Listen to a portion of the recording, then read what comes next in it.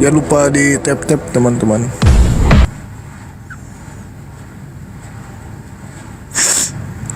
Harus on cam ya. Biar deh. Kena peringatan ini kalau nggak on cam.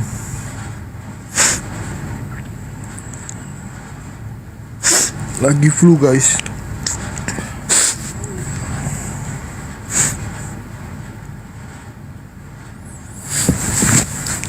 Kemana aja Sadli? Lagi di gunung kemarin.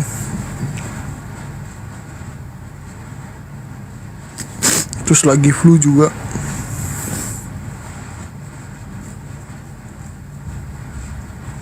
Pas ganti suara ya kayak beda. Enggak lagi flu.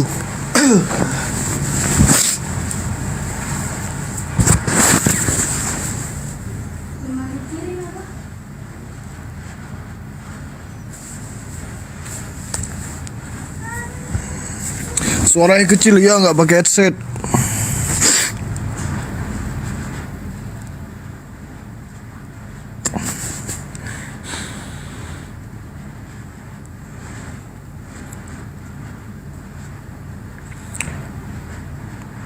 Suaranya kok berat, lagi sakit kak? Yuk. Temanya apa bang? Coba komen. Hostnya sibuk packing-packing, enggak juga. Barangnya sold out. Mungkin minggu depan baru ada. Aduh.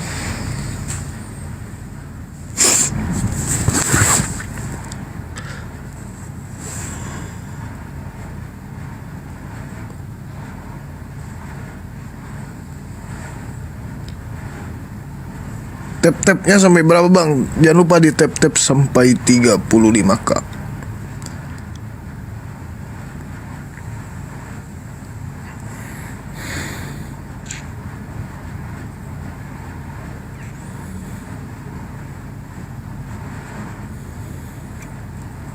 Skincare-nya laris manis, alhamdulillah.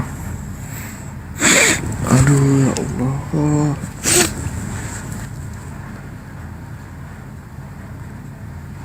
Ya guys, jangan lupa di tap-tap, di share-share sambil kita tunggu Bang Jubah.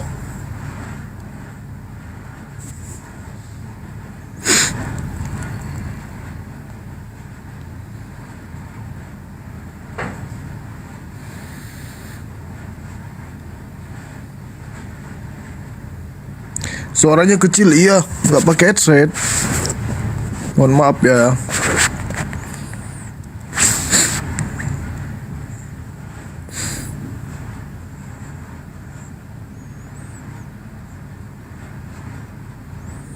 Kemana aja host? Aku di gunung kemarin, jadi nggak live. Kalian tahu sendiri kan, jaringan di sana kurang baik.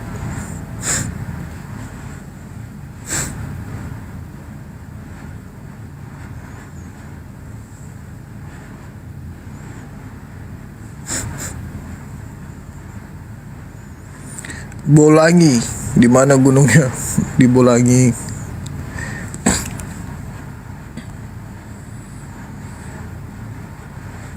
Yuk di tap-tap sampai 35k.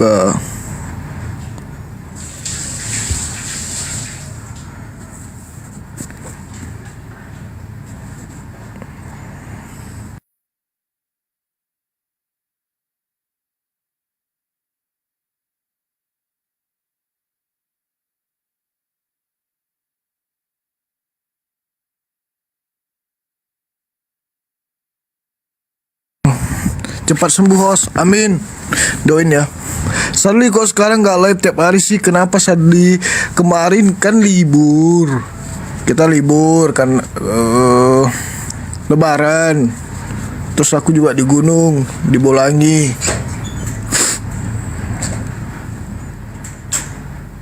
Terus aku tuh banyak kerjaan. Kerjaanku bukan cuma live.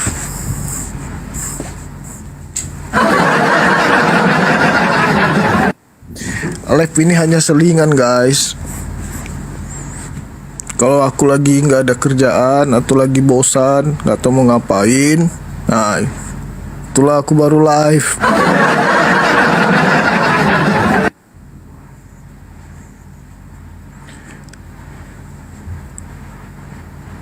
Gurunda mana? Di tap-tap dulu. Di share-share dulu, di tap-tap 35k baru dinaikin Bang Juma. Di Bulangi nggak ada signal kah? Iya, di sana jelek jaringannya.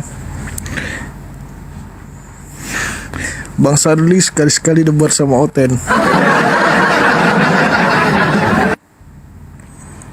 Itu pada Bang Juma baru join. Yoi, semoga lekas sembuh Sadli, amin.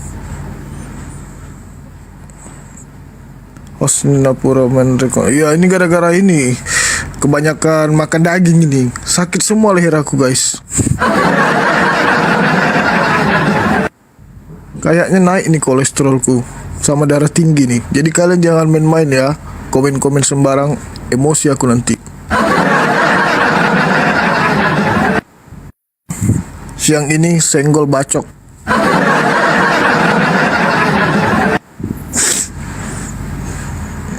Pantun saat nggak ada pantun-pantun, yang ada emosi nih.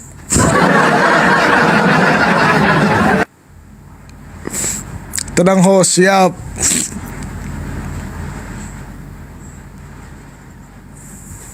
Ngeri kali Bang Sandi. Iya, agak lain aku siang ini. Izin Bang, saya mau cerita demi menyelamatkan. Maksudnya apa? Bang Supri Helmi Tanjung. Request nanti kalau ada Bang Juma aku naikin. Kenapa nih? Demi menyelamatkan kelima anak saya. Nggak takut Sadli marah. Oh baiklah.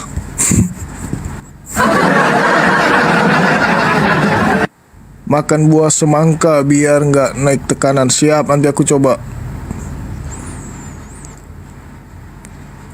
Guys, sambil kita tunggu Bang Juma aja, ini komen lah. Apa bagus tema kita siang ini?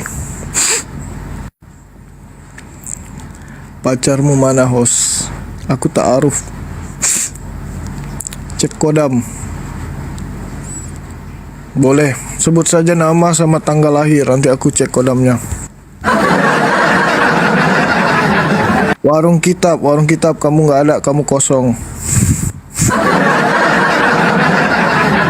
Lagi tulis nama sambil kita tunggu Bang Juma. Cek jodoh, aku aja belum ada jodoh.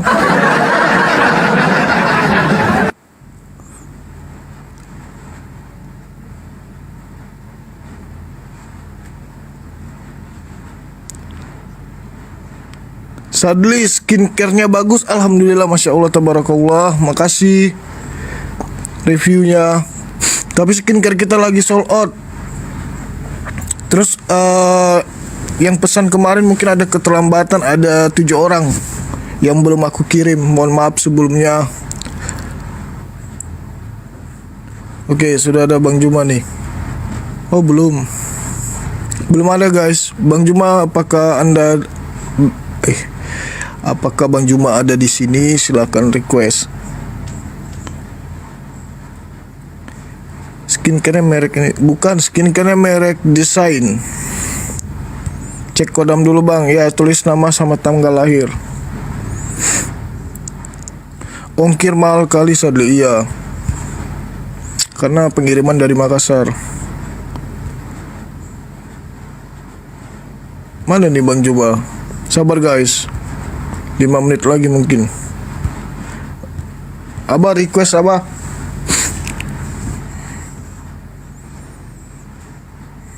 Tema Sadli menuntut THR.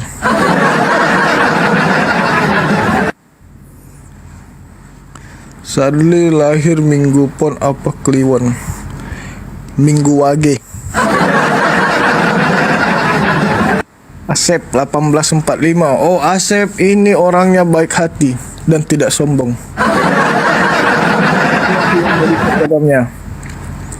Asep 1845. Asep ini orangnya baik hati dan tidak sombong. Siapa lagi? Yuli 1998. Oh, Yuli ini agak pelit dikit dia orangnya. Yuli, kamu banyak makan ya? Ayo, siapa lagi sambil kita tunggu Bang Juma, kita cek kodam.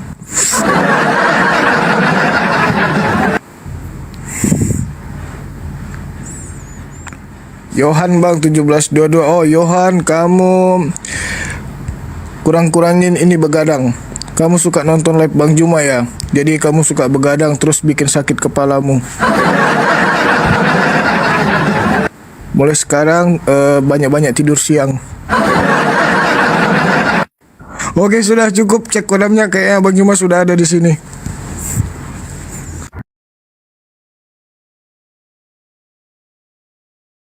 Oke.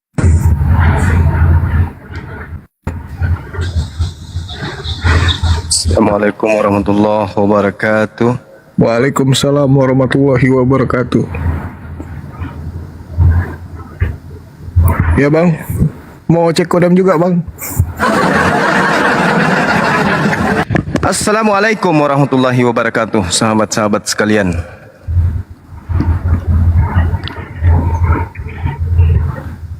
Alhamdulillahi rabbil alamin. Puji syukur sepatutnya kita aturkan sebagai hamba Allah yang diberi nikmat iman dan Islam, sehingga kita menjadi umat yang istiqamah menjalankan hukum-hukum yang ada dalam Al-Quranul Karim dan As-Sunnah, dan untuk membentengi akidah umat Islam dari ronrongan misionaris yang siang malam kemudian mereka tidak tidur, bukan untuk mengajarkan dan menyebarkan kebaikan, tetapi memperangkap manusia untuk jatuh ke dalam kubangan kesesatan, menjadi penghuni api neraka. Salam serta taslim senantiasa kita aturkan kepada junjungan kita baginda Rasulullah Muhammad sallallahu alaihi wasallam, Nabi yang telah mengangkat derajat manusia, memuliakan wanita, menjaga anak yatim piatu, menghormati janda-janda, dan juga menyantuni fakir miskin.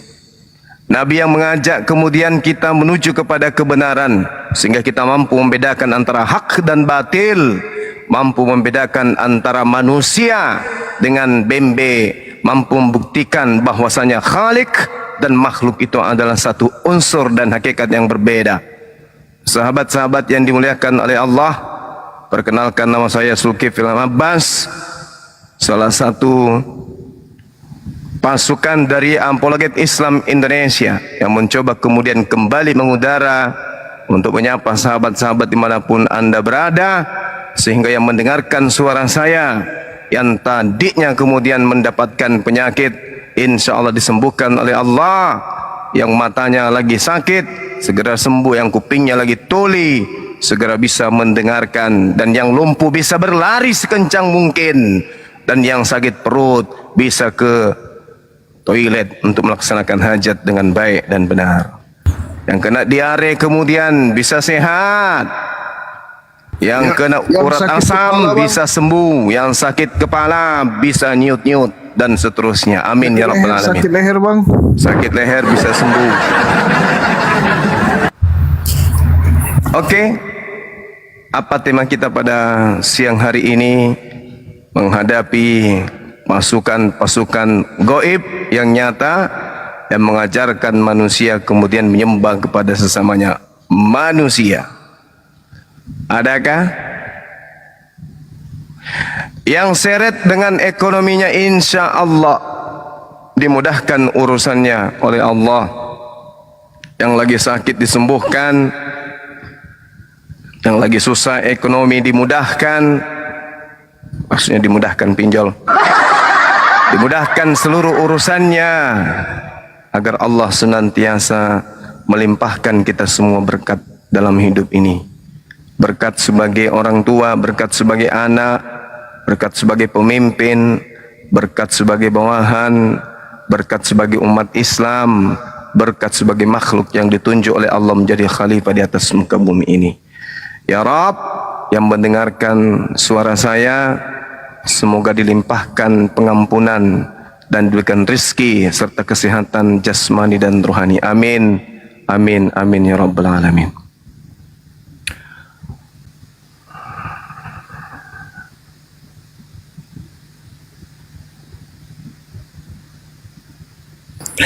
Oke, silakan teman-teman Kristen yang mau naik, silakan request Ini tadi ada Bang siapa nih, Bang Supri. Tadi katanya, "Os, tolong naikin aku. Aku ingin cerita demi menyelamatkan kelima anakku."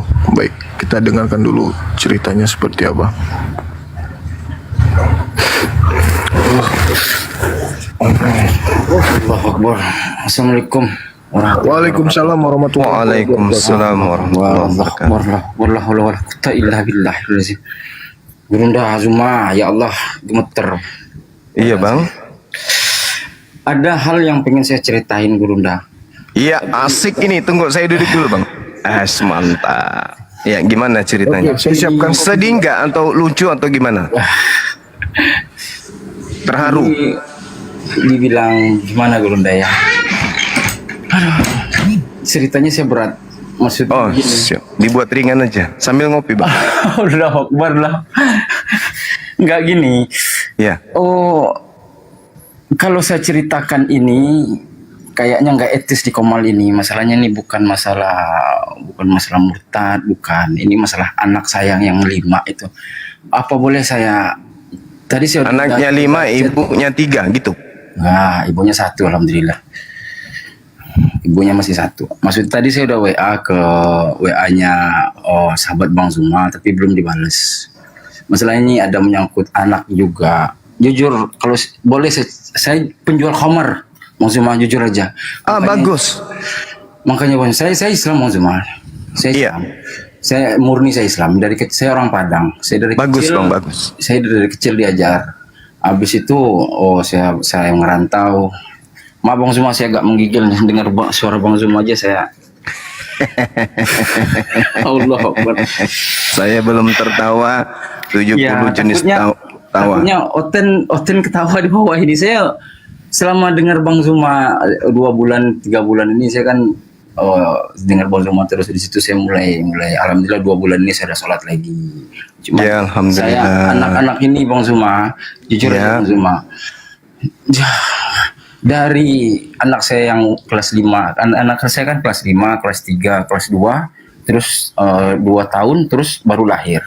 Yang paling gede kelas 5 SD. Jujur aja Bang Zuma, anak saya itu saya kasih makanan haram Bang Zuma. Iya bagus. Itulah. Aduh ya Allah. Keringetan saya Bang Zuma ceritanya. Iya gimana bang? Aduh. Gimana Bang Zuma? Aku bisa nanggepin kayaknya gini, bagaimana Bang nasibnya mungkin anak-anaknya ketika saya berikan sebagai orang tua, memberikan mereka hasil dari Iya.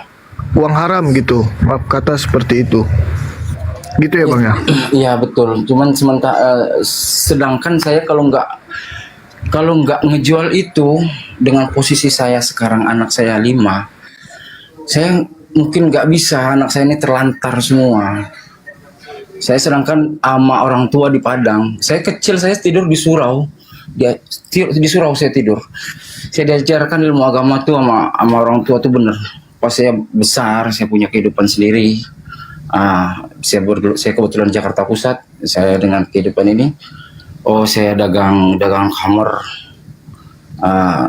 Udah hampir berpuluh tahun lah. Tapi semenjak saya dengar Bang Zuma ini, saya udah mulai ngurangin.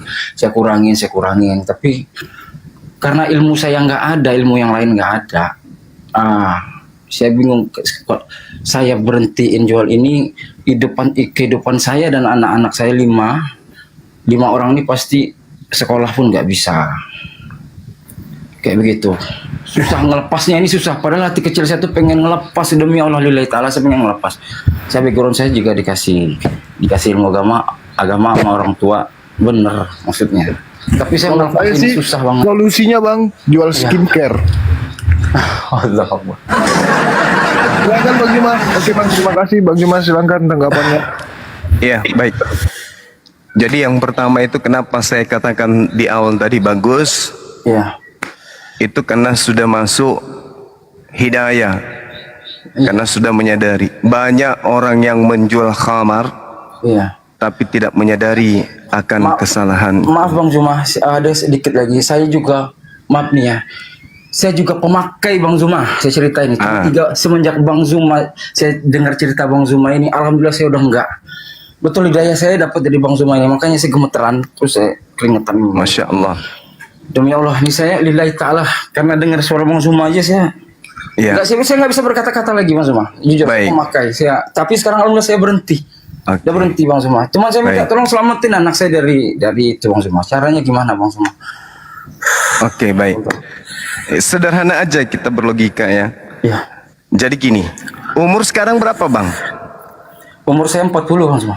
40. Kira-kira Anda mau hidup berapa tahun lagi? Ya Bang Zuma, saya berasa tiap hari ini maut udah semakin dekat Bang Zuma. Nah itu pasti tuh. Ya. Mau menghindar sampai kemanapun, ajal itu semakin mendekat. Jadi ajal itu seperti orang tua renta, ya. Ajal kita itu seperti orang tua renta yang menggunakan surban hitam merangkak berjalan dari belakang. Kemana kita pergi? Ajal itu ikut merangkak dari belakang, tergopoh-gopoh. Ketika kemudian kita singgah di suatu tempat yang penuh dengan kemaksiatan, ajal itu singgah di luar sambil menangis ajal itu. Tapi ketika kemudian kita keluar dari tempat maksiat, lalu berjalan ke tempat ibadah, rumah ibadah, masjid, atau mendengarkan hal-hal baik seperti ini, maka ajal itu kemudian juga menangis dan memohon kepada Allah. Ajal semakin mendekat. Lalu apakah hubungan kita dengan dunia itu berakhir? Tidak, nggak berakhir. Hubungan kita dengan dunia itu tetap aja kemudian berkesinambungan. Apa yang dilakukan oleh anak kita, kita yang bertanggungjawabkan di alam sana. Makanya ada perintah, peliharalah dirimu dan keluargamu dari api neraka. 30 tahun, 40 tahun kehidupan ke depan. Itu kalau kita panjang umur. Bagi Tuhan, itu hanya sedetik pun tidak cukup. Sama seperti kita ketika kita menengok ke belakang. Baru-baru aja kita merasa SMP, SMA, kuliah, masih bujang, belum pernah terbayangkan kemudian punya anak. Tiba-tiba sekarang kegagahan kita berpindah, kekuatan kita berpindah kepada anak-anak kita. Begitu seterusnya. Apa yang terjadi kemudian? Kita nggak ada, anak kita kembali menjadi yang tua, anaknya lagi yang muda. Anak kita menjadi tak ada, cucu kita yang menjadi tua. Kemudian cicit kita menjadi anak. Begitu seterusnya. Nah, yang perlu dipahami di sini adalah ketika kita sudah masuk ke liang lahat, tak ada urusan lagi dengan dunia. Kita tak ada urusan lagi dengan dunia. Tapi perbuatan-perbuatan buruk yang pernah kita lakukan di dunia yang berdampak kepada orang lain itu terus akan mengalir. Begitu juga kebaikan terus akan mengalir. Nah, sekarang yang kita hadapi ketika kita ke liang lahat itu bukan lagi menghadap ke belakang, enggak. Kita sudah berhadapan dengan akhirat.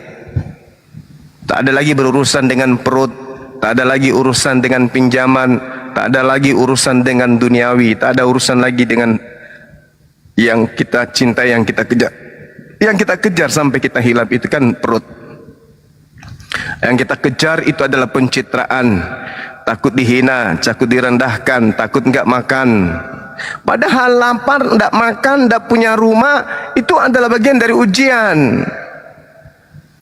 Nah, nanti setelah kita kemudian berpindah ke alam barzah, apa yang kita tinggalkan dinikmati oleh orang lain. Kita hanya berurusan dengan dunia, dengan akhirat saja. Ditanya, mana ibadahmu? Apa yang kau melakukan ketika hidupmu di dunia? Hanya itu terus yang menghantui dan akan membuat kita menjadi menyesal. Makanya, salah satu siksaan kubur itu adalah rasa penyesalan yang begitu dahsyat. Nah, jadi kalau kita meninggalkan anak yang maksiat, ya kita yang membentuk mereka, maka kita akan bertanggung jawab di akhirat. Lalu bagaimana solusinya?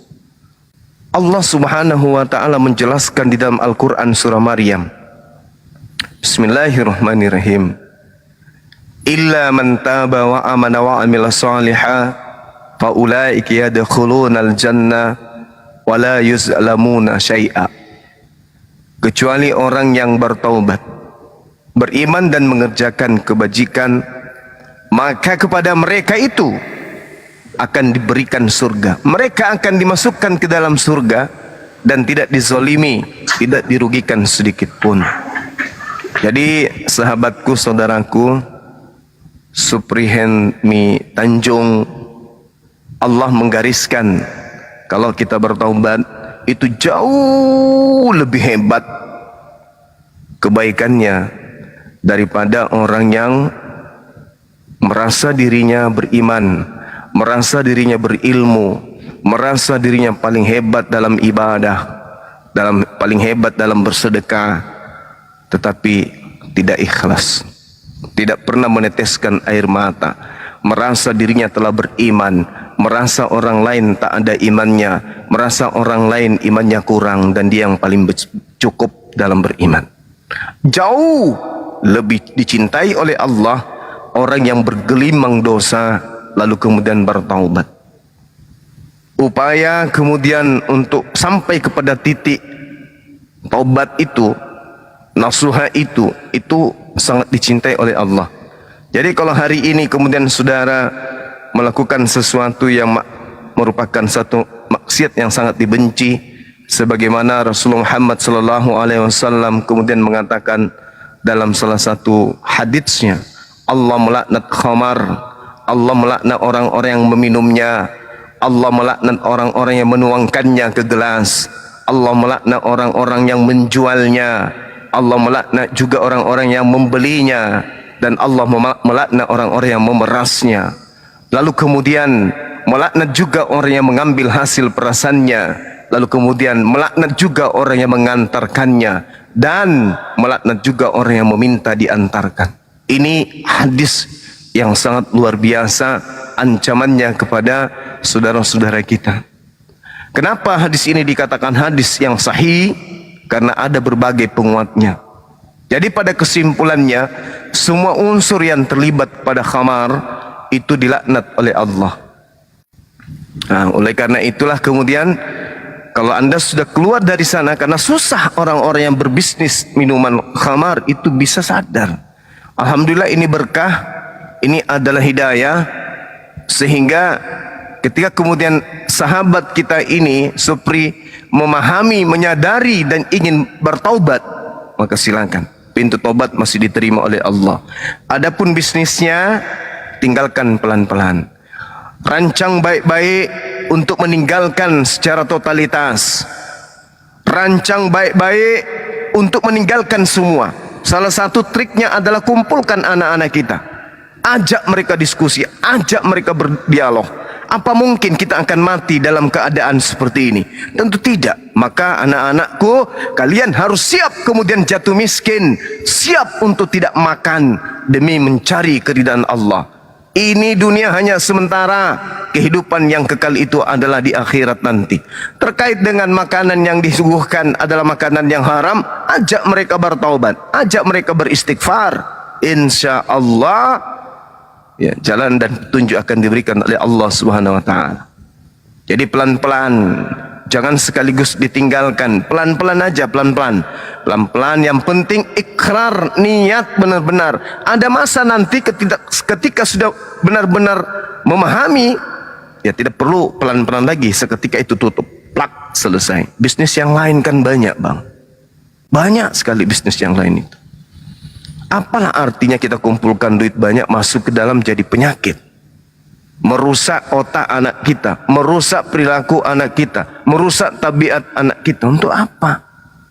Ditinggalkan hal seperti itu. Tapi kalau tidak bisa berlari sekencang mungkin, maka tinggalkan kemaksiatan itu pelan-pelan, pelan-pelan aja, pelan-pelan.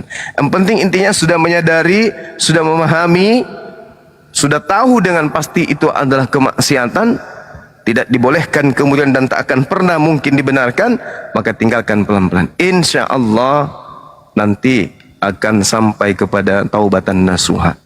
Saya kira begitu, Bang. Bisnis halal itu banyak, jualan cemilan juga bisa, jualan keripik juga bisa, yang penting halal. Daripada Jualan skincare juga bisa bang. Jadi jualan skincare juga bisa, daripada kemudian kita menjual minuman khamar, dampaknya itu bukan cuman ke kita, tapi orang yang meminumnya, dan seterusnya dan seterusnya. Sekira begitu dari saya.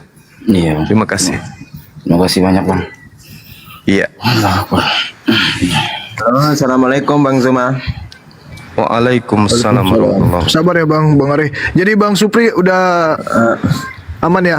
Begini bang, maksudnya gini bang, saya apa bisa bang? Oh, kan tadi bahasa saya menyelamatkan anak bang ya.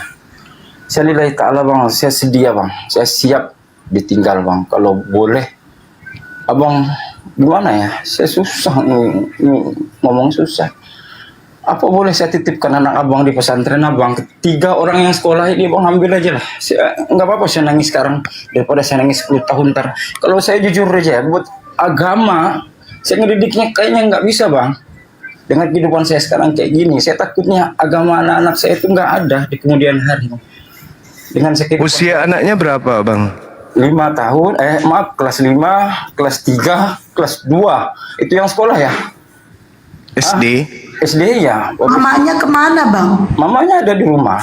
Mamanya ada. Maksudnya ilmu agama ini, saya jujur aja, anak saya itu ilmu agamanya enggak minim sekali karena kehidupan saya kayak gini, hati saya ditutup sama Tuhan buat. Sementara saya dikasih ilmu agama sama orang tua ada dulu. Sedangkan saya sekarang sudah jadi orang tua, ilmu agama enggak bisa dibilang enggak ada saya kasih itu. Setelah saya dengar Bang Zuma ini, makanya saya mulai lagi. Alhamdulillah saya udah sholat sekarang. Biarpun enggak semua, 2, 3 atau 4 saya udah mulai memperbaiki diri. Cuman anak saya ini, anak sudah saya suruh juga sholat pelan-pelan kan. Cuman kayaknya gimana? Saya takut aja di kemudian hari mereka bukan. Ya bang, jangan bikin anak-anak bang, jangan bikin anak banyak-banyak bang. Ya dikasih Allah. Bang rumah KB. Ya begitulah kira-kira cerita. Maksudnya curhat saya begitu. Saya siap ninggalin anak. Assalamualaikum Bang Juma, host dan semuanya. Kalau ada yang Waalaikumsalam. bisa ngasih ilmu agama ke anak saya yang benar, saya siap buat ngasih anak saya di pesantren mana. Biar saya bisa sekarang daripada saya 10 tahun ntar, kata Ustaz Somad 10 tahun ntar nangis di kemudian hari, mending nangis sekarang. Saya dengar itu. Usia anaknya berapa tadi? Yang pertama berapa tahun? 11 tahun. 11 tahun. Iya. 5 orang ya? 5. Yang satunya yang kelas 5, kelas 3, kelas 2, terus 2 tahun setengah, terus sekarang baru lahir yang umur baru 1 bulan. Itu mau dimasukkan ke pesantren apa aja? Pesantren apa aja demi Allah lillahi ta'ala. Biar dia dapat ilmu agama. Abang di mana ini sekarang? Saya lagi di Jakarta bang. Tapi bini mau? Bini saya udah cerita sama bini, udah cerita sama bininya. Bini juga nangis cerita kan. Dek, mending kita nangis sekarang dek, daripada kita nangis terus 10 tahun ntar dengan anaknya. Itu bang, saya cari solusi buat anak saya aja sekarang. Kalau saya, ya bang, 11 tahun ya dengan usia berapa? 11, Ya. terus 9 mau ke 10, terus 8 tahun bang. Mereka itu kira-kira siap misa ya sementara untuk pesantren ya? Bisa bang, bisa bang. Laki-laki Bang, aku semua boleh kan? izin nama dikit bang. Cewek 1, cowok 2 bang. Cewek yang paling gede Oke. bang. Itu yang cewek yang pakai jilbab. Dia itu yang paling tua itu. Itu udah. Nanti tukaran nomor sama host kita, sahabat Bang Suma ya. Iya tadi katanya Bang Supri udah WA saya, cuma belum saya balas Oke, karena kan oke. aku lagi live nih bang. Nanti bilang aja bang ya, bang saya Supri gitu bang ya. Iya bang, siap bang, siap bang. Gila, Ya, siap bang. ini Bang Zuma menurut aku nih Bang Supri ini merasa kayak gagal menjadi orang tua, tapi kan masih ada kesempatan menurut aku. Bukan gagal, Dia mengkhawatirkan masa depan iya, betul, anak-anak. mengkhawatirkan masa depannya anak-anaknya kayak gitu. Tapi kan masih ada kesempatan menurut aku Bang, masih ada panjang waktunya untuk bertobat, untuk menjalani hidup ini. Udah bang, saya udah menyerahkan diri ke Allah bang. Saya udah dalam doa saya tobat bang. Dalam doa cuman saya kan belum sempurna bang. Saya masih dagang itu masih ada bang. Makanya bang, kayak Iya, kayak iya, paham, gimana? paham. Demi Allah bang, kalau anak saya 3 ini ada yang ngatur ilmu agamanya, saya buang bang, langsung saya buang bang, langsung lillahi ta'ala, saya janji sama Allah nih bang, saya janji sama Oke, Allah nih bang, saya buang. Kalau anak saya ini ada yang ngedidik, demi Allah saya bisa nggak apa-apa. Oke, Di baik. situ nggak ada ngaji bang. Nah, panggil ustadz atau pergi ke masjid, anaknya ngaji di masjid gitu. Ada, tapi kan tidur sama minuman sama aja. Iya, nggak masuk. Anak saya itu Nggak masuk. yang kelas 2, oh itu 2 kali dia ngaji. Pertama privat, terus ada di ini juga, ada di musola juga. Udah 2 tahun iqra 1. Siapa paham? Nggak bakalan bisa, karena yang saya kasih duit ke ustadz itu ya duit itu juga. Yang kasih saya kasih duit ke musola ya duit dari itu juga. Saya paham nggak bakalan masuk anak saya. Ya begitu, benar kata Bang Zuma tadi. Iya, iya. Jadi anaknya ini harus memang masuk ke pondok. Iya. Nanti coba kita ini atur dengan teman-teman. Siap, Jadi baik. Oke, saya kira begitu, nanti DM aja Nanti- nomor kontak. WA aja, Bang Supri WA kan sudah WA aku kan. Nanti setelah live mungkin aku balas WA-nya ya. Iya bang, siap bang. Makasih banyak bang ya. Oke Bang, Makasih, Bang semangat Supri. selalu. Ya, assalamualaikum bang. Waalaikumsalam warahmatullahi wabarakatuh. Oke, next kita sambut Bang Juma emang pesantrennya udah buka bang? Kalau pesantren kita belum. Pondok IT usia SMP iya, tapi sementara ini masih nerima perempuan. Pria. Kalau kristolog?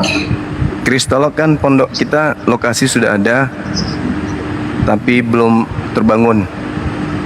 Karena kita nunggu set plan dari arsitek kita, desain ini ya bangunannya. Oke. Oke, Oke, dah, kita izin. sambut dulu ada Arai. Tadi udah disapa sih Arai. Silakan Bang Arai dibuka mic ya. Ya, assalamualaikum warahmatullahi wabarakatuh. Waalaikumsalam warahmatullahi wabarakatuh. Saya mau ngajukan pertanyaan sama Bang Zuma.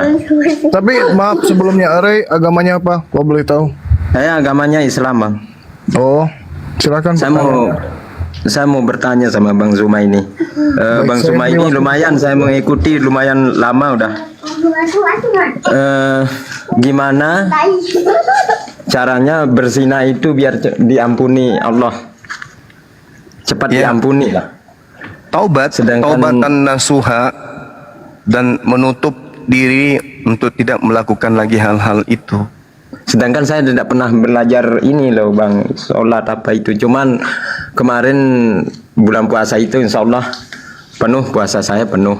Semenjak saya dengar siapa Bang Zuma ini ceramah di TikTok ya, mulai terbenturlah hati saya. Sedangkan saya ini berzina kelas berat Bang. Gimana caranya Bang? Ya sudah, la taqrabuz zina. Jadi jangankan berzina, di Islam itu mendekatinya pun dilarang. Jadi kalau misalnya Bang ini sudah mau ninggalin itu dan menyadari itu adalah sebuah kesalahan, ya jangan lagi diupayakan, jangan lagi melakukan itu. Lalu kayak mana caranya? Karena itu dorongan dari dalam. Ya dibiasakan bahwasanya zina itu adalah sesuatu yang sangat berefek negatif terhadap kita dan juga keturunan kita nantinya. Itu bisa ditinggalkan. diampuni Bang.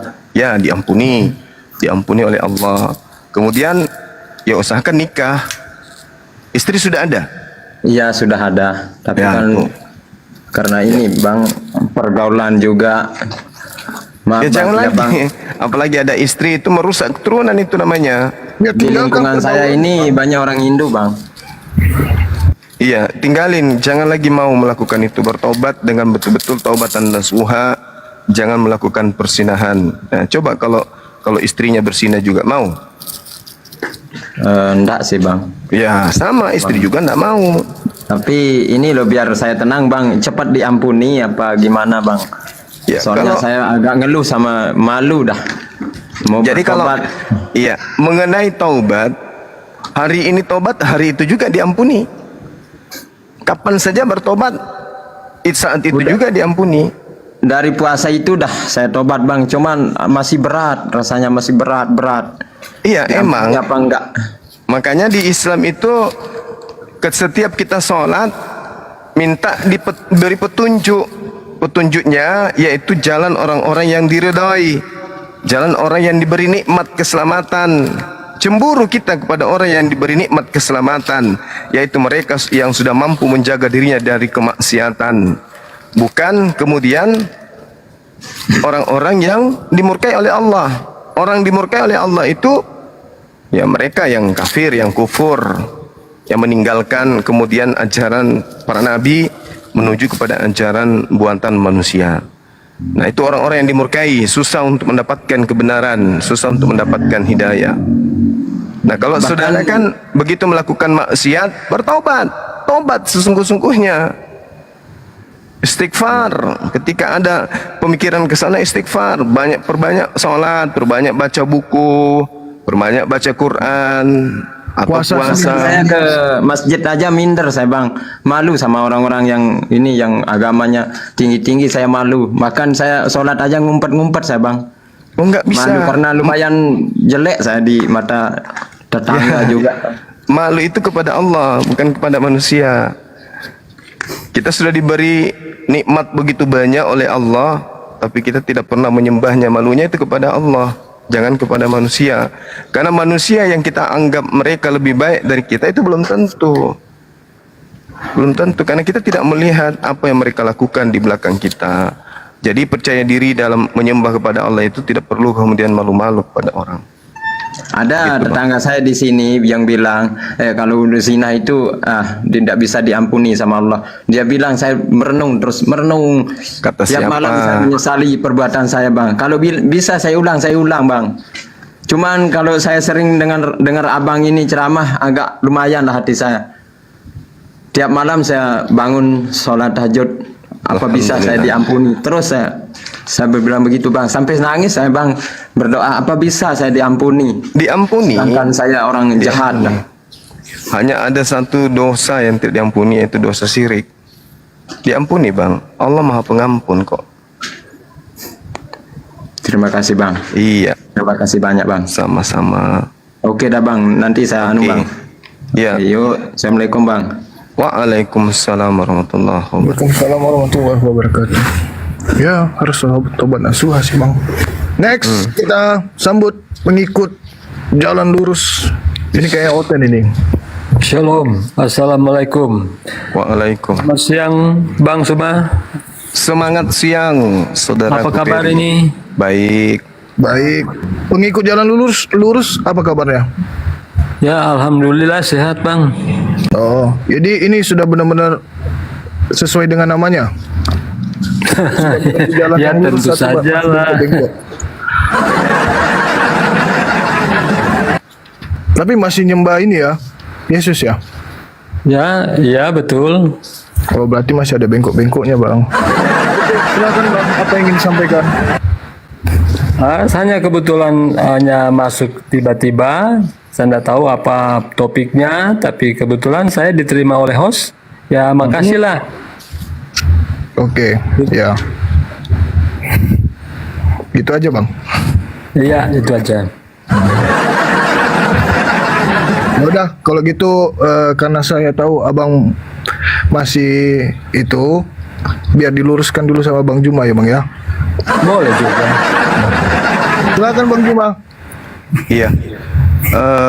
Kita bincang santai saja. Iya, santai. Oke, Ya. santai. Jadi menurut pemahaman kami nih umat Islam ya terkait dengan jalan yang lurus. Jalan lurus itu adalah ketika menerima nabi-nabi Allah yang datang di atas muka bumi ini dan kemudian mengikuti nabi tersebut. Misalnya kaumnya Nabi Musa mengikuti Nabi Musa, kaumnya Nabi Isa mengikuti Nabi Isa, kaumnya baginda Rasulullah Muhammad SAW mengikuti kemudian jalan yang ditunjukkan oleh beliau. Nah, yang menarik di sini adalah ketika Al-Quran mengatakan Bismillahirrahmanirrahim, Kul in kuntum tuhibbunallaha fattabi'uni. Jadi ada perintah untuk mengikuti baginda Rasulullah Muhammad SAW dari hal akidah, dari hal syariat, muamalah dan akhlak. Nah, itu juga terjadi rupanya di pengajaran Yesus atau pengajaran Nabi Isa di dalam Al-Quran. Fattakullah wa ati'un. Jadi di situ Nabi Isa alaihissalam mengajarkan bertakwalah kepada Allah dan taatlah kepada aku.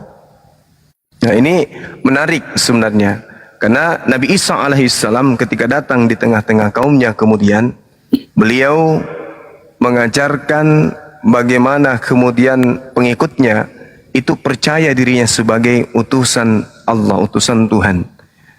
Wa isqala Isa bin Maryam ya bani Israel inni rasulullahi ilaikum musaddiqan lima baina yadayhi minat Taurah.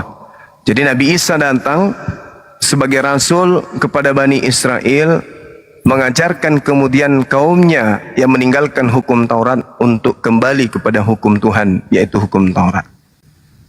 Nah, itu dalam kaidah pengajaran agama Islam terkait para nabi, bercerita tentang jalan lurus. Nah, kalau sejauh saya belajar di dalam ajaran Yesus yang ada di Bible, jalan lurus itu mengajarkan dan mengimani dirinya sebagai utusan tok, tidak lebih.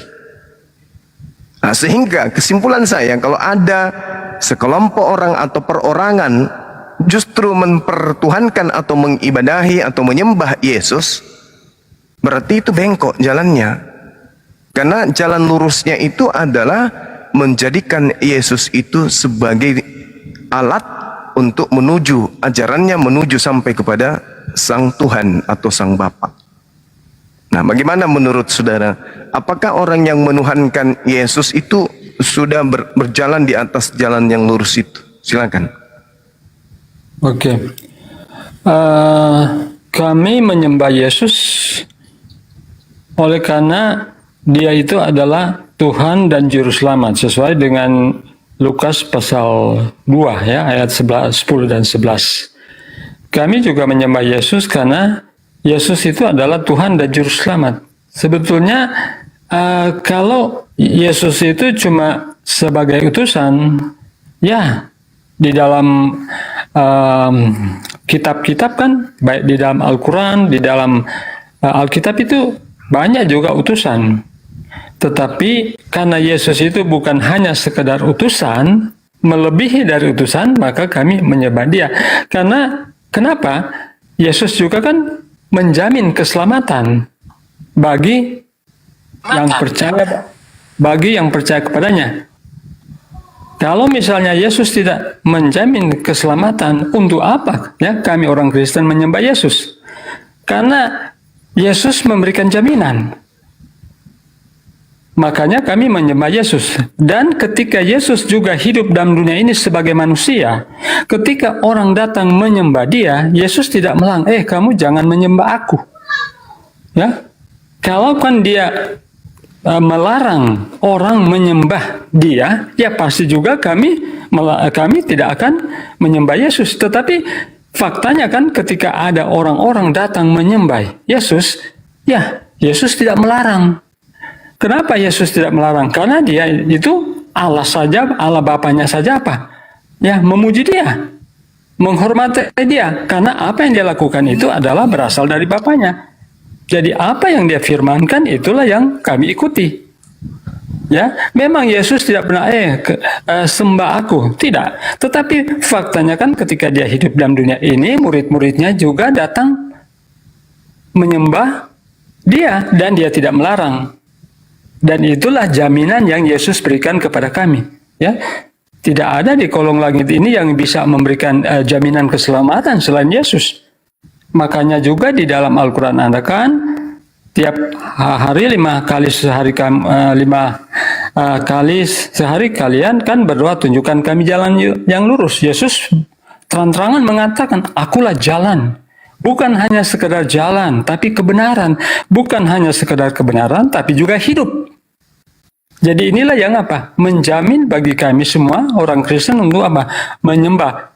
Kalau Dia manusia ya di dunia ini, ketika Dia jadi manusia di dunia ini ya kami tentunya tidak menyembah Dia sebagai manusia. Tetapi kealahannya, karena dia berkuasa di dunia dan di akhirat. Dia terkemuka di dunia dan akhirat. Dia diberi kuasa di dunia dan di surga. Kalau dia punya kuasa di dunia dan di surga, kenapa kami tidak menyembah dia? Ya kan, itu kan menjadi pertanyaan. Tetapi karena dia berkuasa di dunia dan akhirat, maka ya dia patut disembah. Karena dia juga berasal dari atas, dari surga, bukan dari dunia ini. Mungkin itu saja.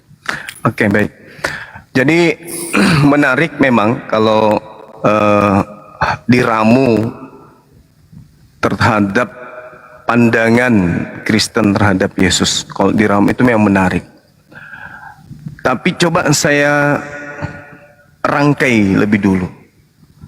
Yesus datang kepada Bani Israel, tidak datang kepada orang Roma. Sekali lagi, Yesus datang kepada Bani Israel, tidak datang kepada orang Roma. Ketika datang kepada Bani Israel, maka berbagai macam karakter Yesus hadapi. Penolakan dengan berbagai cara Yesus temui. Dia diutus kepada Bani Israel. Terjadi interaksi kemudian. Terjadi perbincangan, terjadi dialog, terjadi tanya jawab. Orang Yahudi dari zaman Musa kurang lebih 1400 tahun. Nabi Yesus datang atau Nabi Isa datang. Yesus mengajarkan kemudian kepada mereka, aku ini utusan. Mereka menolak. Yesus mengatakan, kalau kamu tidak percaya kepada aku, kamu tidak akan sampai kepada Tuhannya Musa. Ditolak. Dalam kesempatan yang lain, Yesus mengatakan, percuma kalian itu mengaku-ngaku ahli Taurat, percuma. Tak ada yang sampai kepada Bapa. Akulah jalan, akulah kebenaran, akulah hidup. Kalian tidak akan menemukan kehidupan itu meskipun kalian melakukan apa yang kalian katakan itu benar. Aku ini harus kalian imani sebagai utusan. Musa utusan, tapi sanannya sekarang aku, bukan Musa lagi. Maka jalan untuk sampai kepada Bapa harus melalui aku. Kepada aku telah diberi kuasa dunia dan akhirat. Percuma kalian menyembah kepada Elohim kalau kalian tidak menerima aku sebagai Mesias, sebagai utusan.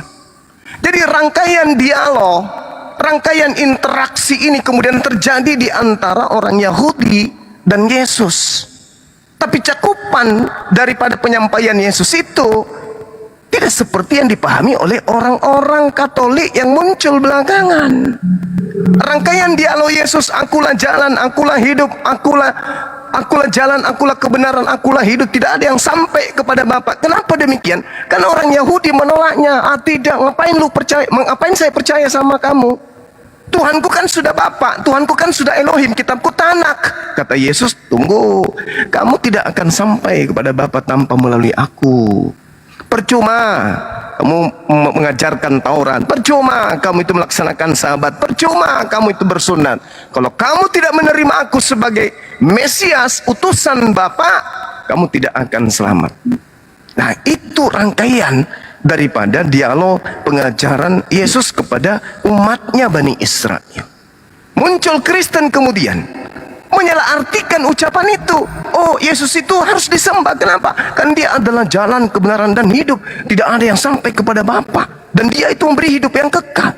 Padahal rasa bahasa, rasa keadaan, nuansa, situasi, kondisi, hal cipta yang ada pada saat keadaan itu terjadi, Yesus mengatakan, tidak ada, akulah kebangkitan dan hidup, tidak ada yang sampai kepada Bapa kalau tidak melalui aku. Jadi Yesus itu kebangkitan. Kenapa dikatakan kebangkitan? Karena orang Yahudi pada saat itu mengalami keterpurukan. Mereka meninggalkan ajaran Musa. Mereka kehilangan arah. Sehingga Yesus mengatakan, barang siapa yang percaya kepada aku, dia akan memperoleh hidup yang kekal. Percaya sebagai apa? Percaya sebagai Mesias, utusan Tuhan, yang memang Tuhan utus untuk Bani Israel. Tapi ditolak. Bukan hanya ditolak saja, di antara mereka ada yang menjual perkataan-perkataan Yesus itu kepada Roma, sehingga orang-orang yang ada setelahnya menganggapnya, oh dia memberikan hidup kekal, berarti dia Tuhan. Padahal bukan seperti itu maksudnya. Maksudnya, kalau kamu percaya kepada Yesus, percaya kepada aku, kamu akan memperoleh hidup yang kekal. Kamu akan dibangkitkan. Karena di dalam Yohanes 3 nomor 16, Tuhan sendiri yang mengatakan itu. Inilah anakku yang inilah begitu besar kasih karunia Tuhan akan dunia ini, sehingga Tuhan menganugerahkan anaknya. Barang siapa yang percaya akan memperoleh hidup, dan barang siapa tidak percaya, dia akan mati dalam dosanya. Nah, artinya bahwa ucapan-ucapan ini untuk Bani Israel, bukan untuk kita. Maksudnya Bani Israel yang percaya kepada Yesus, dia adalah Mesias, dia adalah utusan, maka dia akan memperoleh hidup yang kekal, akan dibangkitkan nantinya. Saya kira begitu, Bang. Tapi sekali lagi, ajaran Kristen kan sudah beda pandang antara pandangan Yahudi terhadap Yesus yang diutus untuk dirinya, dan pandangan Kristen terhadap Yesus yang dipaksakan diutus untuk orang Kristen. Itu beda pasti. Silakan. Oke. Di dalam kisah para Rasul 4 ayat 12, dan keselamatan tidak ada dalam siapapun juga selain di dalam Dia, Yesus ya, sebab di bawah kolong langit ini tidak ada nama lain yang diberikan kepada manusia yang olehnya kita dapat diselamatkan.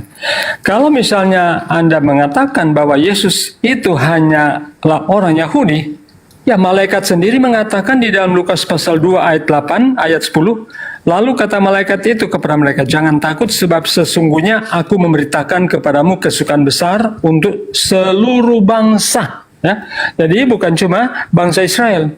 Hari ini telah lahir bagimu juru selamat, yaitu Kristus Tuhan di kota Daud. Ini menunjukkan bahwa Yesus itu untuk semua bangsa. Ya, jadi bukan hanya khusus orang Israel. Memang kan orang-orang Israel atau bangsa Yahudi ini, bangsa Israel itu memang dikhususkan oleh Allah. Dan ya memang itu tidak bisa dipungkiri. Karena dalam Al-Quran Anda juga mengatakan bahwa umat-umat Yahudi itu apa? Dilebihkan dari apa? Bangsa-bangsa yang lain. Makanya ya, kebanyakan kan nabi-nabi itu berasal dari apa? Dari bangsa Israel. Ya, dari Ishak kemari, ya, hanya ya Ibrahim itu adalah dari Ur, ya, dia bukan orang Yahudi, ya. Tetapi kebanyakan itu nabi-nabinya berasal dari apa? Israel, karena memang Israel itu kan adalah bangsa yang dilebih-lebihkan. Itu dalam Al-Quran Anda. Dan Yesus itu memang sebetulnya ada keistimewaan buat orang-orang Yahudi, tetapi apa? Mereka menolak. Mereka menganggap bahwa Mesias itu datang untuk membebaskan mereka dari apa? Dari penjajahan Roma. Padahal Yesus datang itu untuk apa? Untuk membebaskan mereka dari dosa. Bukan saja di dunia ini, tetapi apa? Bahkan akan menyelamatkan mereka. Sesuai dengan juga Matius pasal 24 dan 25. Dia akan datang ya, sebagai raja di atas segala raja. Akan membawa apa? Upah kehidupan yang kekal. Dan di ayat yang lain juga kan Yesus mengatakan di dalam Matius 28 ayat 19 dan 20, karena itu pergilah kamu ke seluruh dunia dan jadikan semua bangsa, bukan bangsa Israel saja Pak, tetapi apa? Semua bangsa muridku, dan baptiskanlah mereka dalam nama Bapa, Anak dan Roh Kudus. Demikian juga di dalam Yohanes 3 ayat 16, karena begitu besar kasih Allah akan dunia ini sehingga apa? Ia telah mengaruniakan anaknya yang tunggal, supaya setiap orang, ini bukan berbicara hanya setiap orang Yahudi ya, tetapi setiap orang. Itu mengindikasikan bahwa Yesus itu semua orang. Merujuk juga pada Lukas pasal 2 ayat 10 dan 11. Ya, malaikat ya yang mengatakan, bukan siapa-siapa, bahwa hari ini telah lahir bagimu apa? Juru selamat untuk semua bangsa ya, kabar baik untuk semua bangsa ini, bukan cuma untuk bangsa Israel. Jadi kalau Anda hanya mengatakan, oh dia hanya utusan untuk orang Israel, oh tunggu dulu, karena ada juga banyak ayat yang mengatakan bahwa dia untuk apa? Semua bangsa. Salah satu ya di Lukas, juga di Matius, ya, juga di ayat-ayat yang lain, ya. Oke, saya kira demikian dulu.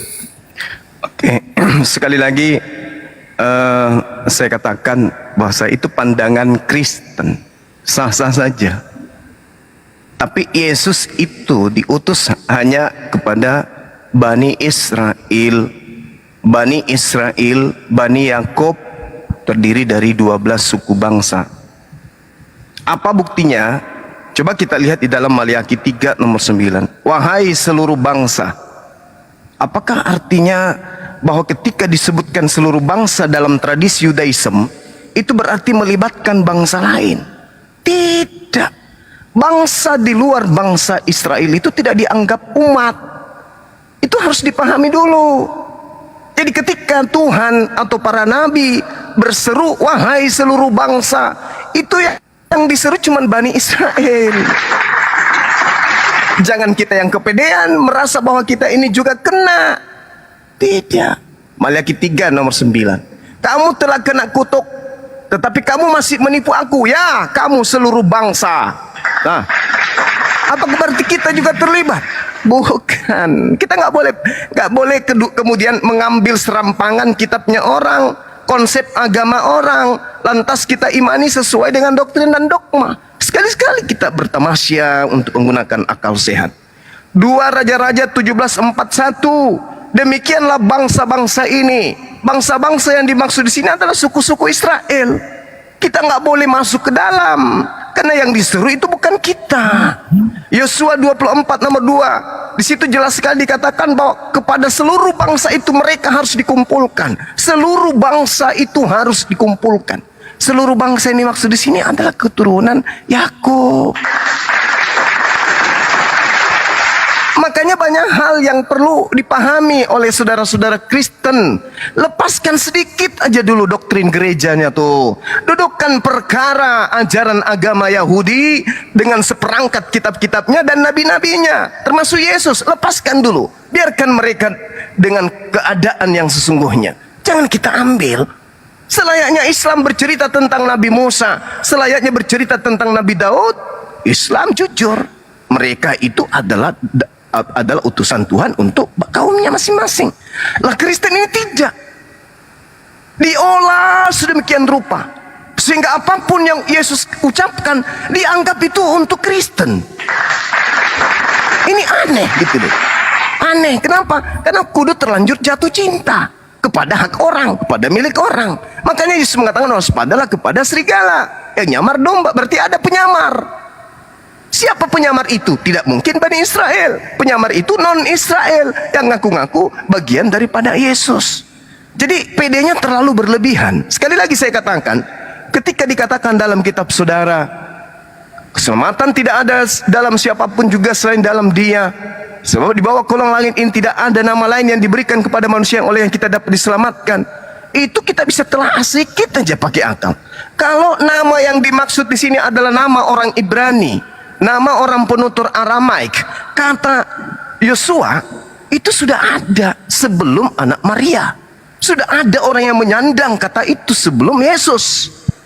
Berarti ini apa ini yang dibahas oleh kisah pewarta nomor 4:12 ini? Apa yang ingin dijajakan di situ? Keselamatan tidak ada di dalam siapapun selain di dalam Dia. Sebab di bawah kolong langit ini tidak ada nama lain yang diberikan kepada manusia. Ini bohong.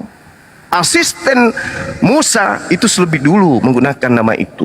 Nah, sekarang berbicara mengenai ucapan-ucapan Yesus terkait dengan jadikanlah, beritakanlah. Perintah itu kepada ke-12 muridnya. Contoh, Matius 10 nomor 5 nomor 6. Itu pesan Yesus. Yesus berpesan kepada ke-12 muridnya. Pergilah, janganlah engkau pergi ke bangsa lain atau ke bangsa orang Samaria, tetapi pergilah kepada domba-dombaku yang tersesat dari umat Israel. Nah, umat Israel ini di mana aja? Umat Israel ini sudah menyebar ke seluruh dunia. Maka beritakanlah Injil kepada seluruh dunia. Kenapa? Karena keturunan Yakub, keturunan Israel sudah menyebar ke seluruh dunia. Bukan berarti maksudnya ke seluruh bangsa lain. Tak ada cerita itu, nggak ada. Itu hanya doktrin dan dogma saja. Jadi ketika diimani, umat Islam mengimani Nabi itu hanya untuk Bani Israel, pengakuan Nabi itu untuk Bani Israel, diambil lagi dari Bible, pengakuan Nabi itu hanya untuk Bani Israel. Itu satu keadaan yang klop satu sama lain. Tapi kalau ketika kita libatkan Kristen, bertentangan dengan ucapan Yesus. Aku diutus hanya kepada domba-domba yang sesat dari umat Israel. Datang Kristen yang bukan Israel ngaku-ngaku dengan berbagai macam propaganda. Terlalu lama bicara, saya turun aja ya. Terlalu lama bicara, saya turun. Oke, silakan Bang, silakan. Ditanggapi. Ya. Silakan. Bangga. Oke. Jadi begini ya. Saya baca. Ada yang mau bicara? Kayaknya dari Kristen juga ini. Putar aja ini. Oke. Bang pengikut 1 menit aja Bang pengikut. Oke, silakan. Oke. Dalam Efesus pasal 3 ayat yang kelima. Yang pada zaman angkatan-angkatan dahulu tidak diberitakan kepada anak-anak manusia, tetapi sekarang dinyatakan di dalam roh kepada rasul-rasul dan nabi-nabinya yang kudus, yaitu bahwa orang-orang bukan Yahudi karena berita Injil. Ulangi, karena berita Injil. Matius 28 ayat 18, 19, 20 tadi. Karena berita Injil turut menjadi ahli waris. Kalau Anda mau sampai ke Palunungi, sampai ke dalam tanah, kalau Anda tidak jadi ahli waris sorga, nol. Harus jadi anak. Harus jadi anak baru bisa menjadi ahli waris. Percuma Anda buang kota siang malam, Anda berbicara kalau tidak jadi anak, pasti tidak menjadi bagian dalam sorga. Anggota-anggota tubuh dan peserta janji yang diberikan dalam Kristus Yesus.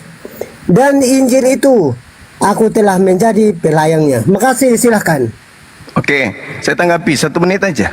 Anda membawa kitab apa tadi? Efesus.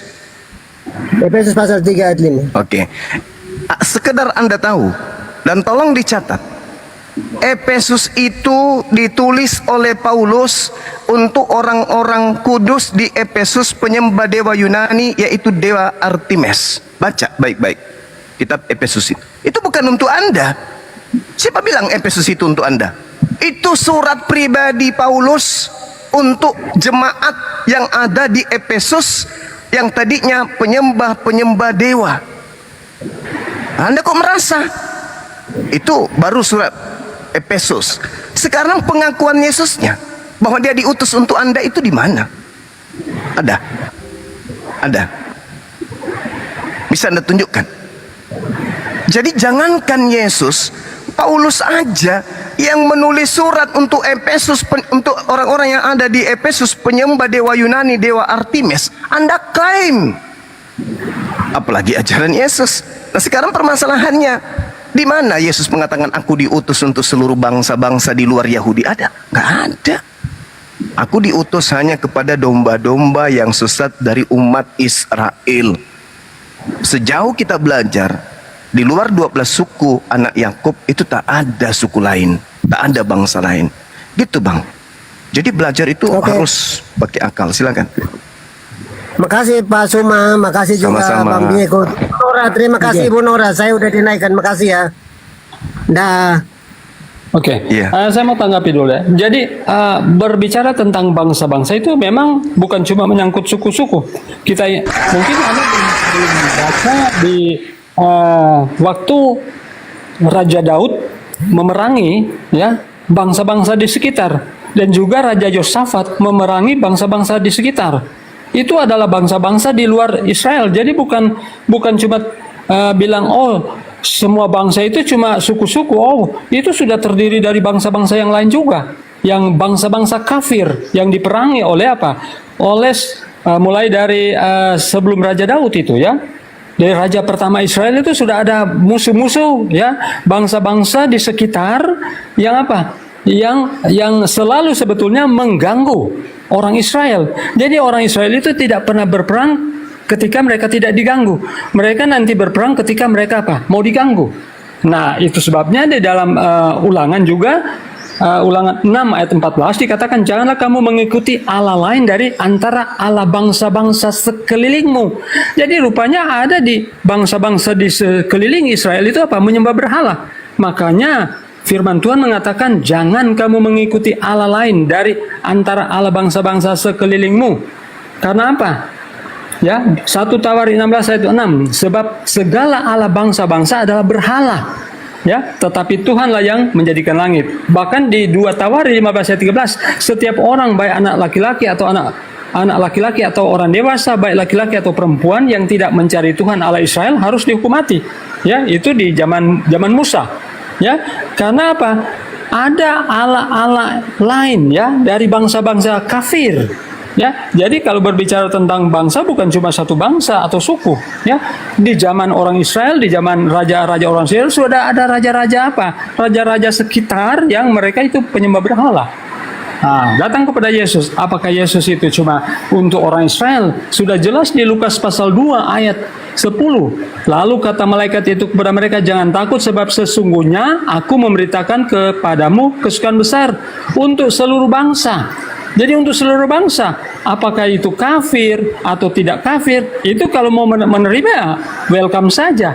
Ya kan, keselamatan itu ditawarkan kepada semua bangsa, semua orang. Makanya di Yohanes 3 ayat 16, barang siapa. Jadi tidak menutup kepada satu suku, satu bangsa, tetapi semua orang. Kalau semua orang kan itu mencakup seluruh dunia. Dikuatkan juga di dalam apa? Matius pasal 28 ayat 19 dan 20. Ini perintah agung Yesus. Karena itu pergilah kamu ke seluruh dunia, bukan ke seluruh Israel, bukan ke seluruh tanah Arab. Makanya juga kan Paulus dia menginjil sampai apa? Sampai di Roma, di Yunani, sampai di ada juga yang sampai ke India. Ada murid-murid Yesus sampai ke India. Karena itu perintah Yesus. Apakah pada waktu itu orang-orang di India itu sudah ada orang-orang Yahudi? Tentunya belum, tetapi inilah perintah agung Yesus. Mereka harus apa? Menuruti. Pergilah kamu ke seluruh dunia dan jadikan semua bangsa. Itulah penginjilan, ya, itulah penginjilan. Karena Injil ini akan diberitakan ke seluruh dunia. Injil kiamat tidak akan terjadi kalau Injil ini belum sampai ke ujung dunia. Itu dalam dalil ya. Karena itu pergilah kamu ke seluruh dunia, jadikan semua bangsa muridku dan baptiskan mereka dalam nama Bapa, Anak dan Roh Kudus. Dan Injil Kerajaan Surga ini akan disampaikan barulah kesudahan tiba. Jadi kiamat itu juga tidak akan terjadi kalau Injil ini belum dikabarkan. Apa itu kabar baiknya? Yaitu apa? Tentang Yesus, tentang kelahirannya, tentang kematiannya, tentang kebangkitannya, dan tentang kedatangannya yang kedua kali. Nah, kenapa kami menyembah Yesus? Karena dia akan membawakan upah. Hanya dia yang akan membangkitkan orang-orang mati di akhir zaman. Tidak ada satu nabi, ya, nabi sebesar Abraham pun tidak akan membangkitkan orang mati di akhir zaman. Nabi sebesar Musa pun tidak akan dapat ya memberikan upah hidup yang kekal di akhir zaman. Hanya Yesus. Ya, nabi sebesar apapun tidak akan menghakimi kecuali Yesus. Makanya ya hanya mereka yang apa percaya kepadanya akan apa mendapatkan kehidupan yang kekal. Jadi kalau berbicara tentang Yesus itu untuk semua bangsa, bukan hanya untuk orang Israel. Saya kira demikian. Oke, baik. Ya, sampai detik ini tidak ada dalil ya Yesus diutus untuk seluruh bangsa. Jadi itu hanya doktrin. Di dalam Mazmur 147 Tuhan memberikan firman-Nya kepada Yakub, ketetapan-ketetapannya dan hukum-hukumnya kepada Israel. Tuhan tidak berbuat demikian kepada segala bangsa dan hukum-hukumnya tidak mereka kenal. Ini dalil. Jadi ketika kemudian dikatakan bahwa Tuhan berfirman kepada Yakub, ketetapannya kepada Israel, ketetapan-ketetapan yang ada untuk Israel keturunan Yakub ini kemudian itu tidak diberikan kepada bangsa-bangsa. Jadi mustahil Yesus untuk seluruh bangsa. Karena Yesus itu datang kemudian untuk menggenapi Torah katanya. Sedangkan Taurat itu hanya untuk bangsa Israel. Itu adalah warisan hak kepunyaan Bani Yakub. Ulangan 33 nomor 4. Makanya Yahudi itu bukan agama syiar. Itu aja poinnya. Yahudi bukan agama syiar, Kristen agama syiar. Padahal Kristen bukan ajaran Yesus. Hanya Kristen mengaku-ngaku sebagai ajaran Yesus. Nah, sekarang kita lihat Maleakhi 3 ketika berbicara mengenai bangsa-bangsa. Jadikanlah seluruh bangsa menjadi muridku. Bangsa yang dimaksud di sini bukan seluruh bangsa yang ada di atas muka bumi. Bangsa yang dimaksud itu adalah bangsa dari Bani Yakub. Bahwasanya aku Tuhan tidak berubah dan kamu Bani Yakub tidak akan lenyap.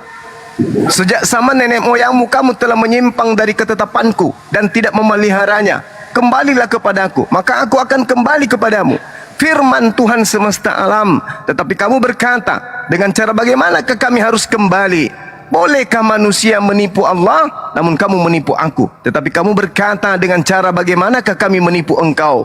Mengenai persembahan persepuluhan dan persembahan khusus, kamu telah kena kutuk. Tetapi kamu masih menipu aku. Ya, kamu seluruh bangsa. Ya, kamu seluruh bangsa. Ini berbicara mengenai perpuluhan seluruh bangsa katanya.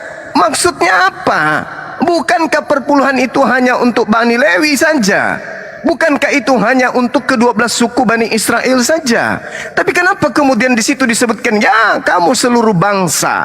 Berarti kalau orang Yahudi berbicara seluruh bangsa, itu tidak memandang bangsa lain. Apa buktinya? Yesus loh, ketemu langsung dengan non-Yahudi. Apa kata Yesus? Tidak pantas makanan yang disiapkan untuk anak diberikan kepada anjing. Berarti di luar bangsa Yahudi itu dianggap anjing. Mereka domba. Yahudi itu domba, Bani Israel itu domba, Bani Yakub itu domba. Yeremia 50:17, mereka lah yang disebut domba. Di luar daripada Bani Israel disebut anjing. Itu fakta. Jadi kalau ada anjing aku domba, itu berarti nyamar. Sederhana kok itu. Betapa kurang cantik dan kurang indah iman ibu itu. Imanmu besar wahai ibu, kata Yesus. Tapi ibu itu tidak berubah posisi menjadi domba. Ibu itu tetap aja anjing yang makan sampah dari yang jatuh dari meja tuannya, majikannya. Jangankan Kristen, ibu ini yang percaya kepada Yesus aja disebut anjing kok. Besar imanmu ibu, jadilah seperti apa yang kau inginkan. Ya sudah jadi, anaknya sembuh. Tapi ketika anaknya sembuh, apakah dia berubah menjadi domba? Tidak, tetap aja dia guguk. Makanya ketika berbicara seluruh bangsa, orang Yahudi berbicara seluruh bangsa, orang Israel berbicara mengenai seluruh bangsa, itu bercerita tentang murid-murid ke-12 anak Yakub. Nah, coba kita lihat dalam Matius 10. Ini pembuktian yang sudah sangat jelas. Tapi teman-teman Kristen ini memaksakan diri, tak ada apa-apa. Memang harus diperjuangkan. Karena kalau saudara mengalah, gulung tikar Kristen itu. Ke-12 murid itu diutus oleh Yesus. Siapa lagi yang mau didengar kalau bukan ini? Muridnya diutus. Kata Yesus, jangan kamu menyimpang ke jalan bang. Waduh, Bang Joma di report teman-teman. Bang sabar ya Bang. Silakan. Bang Joma akan kembali dalam detik ketiga. Jangan lupa di tap-tap, di share-share teman-teman.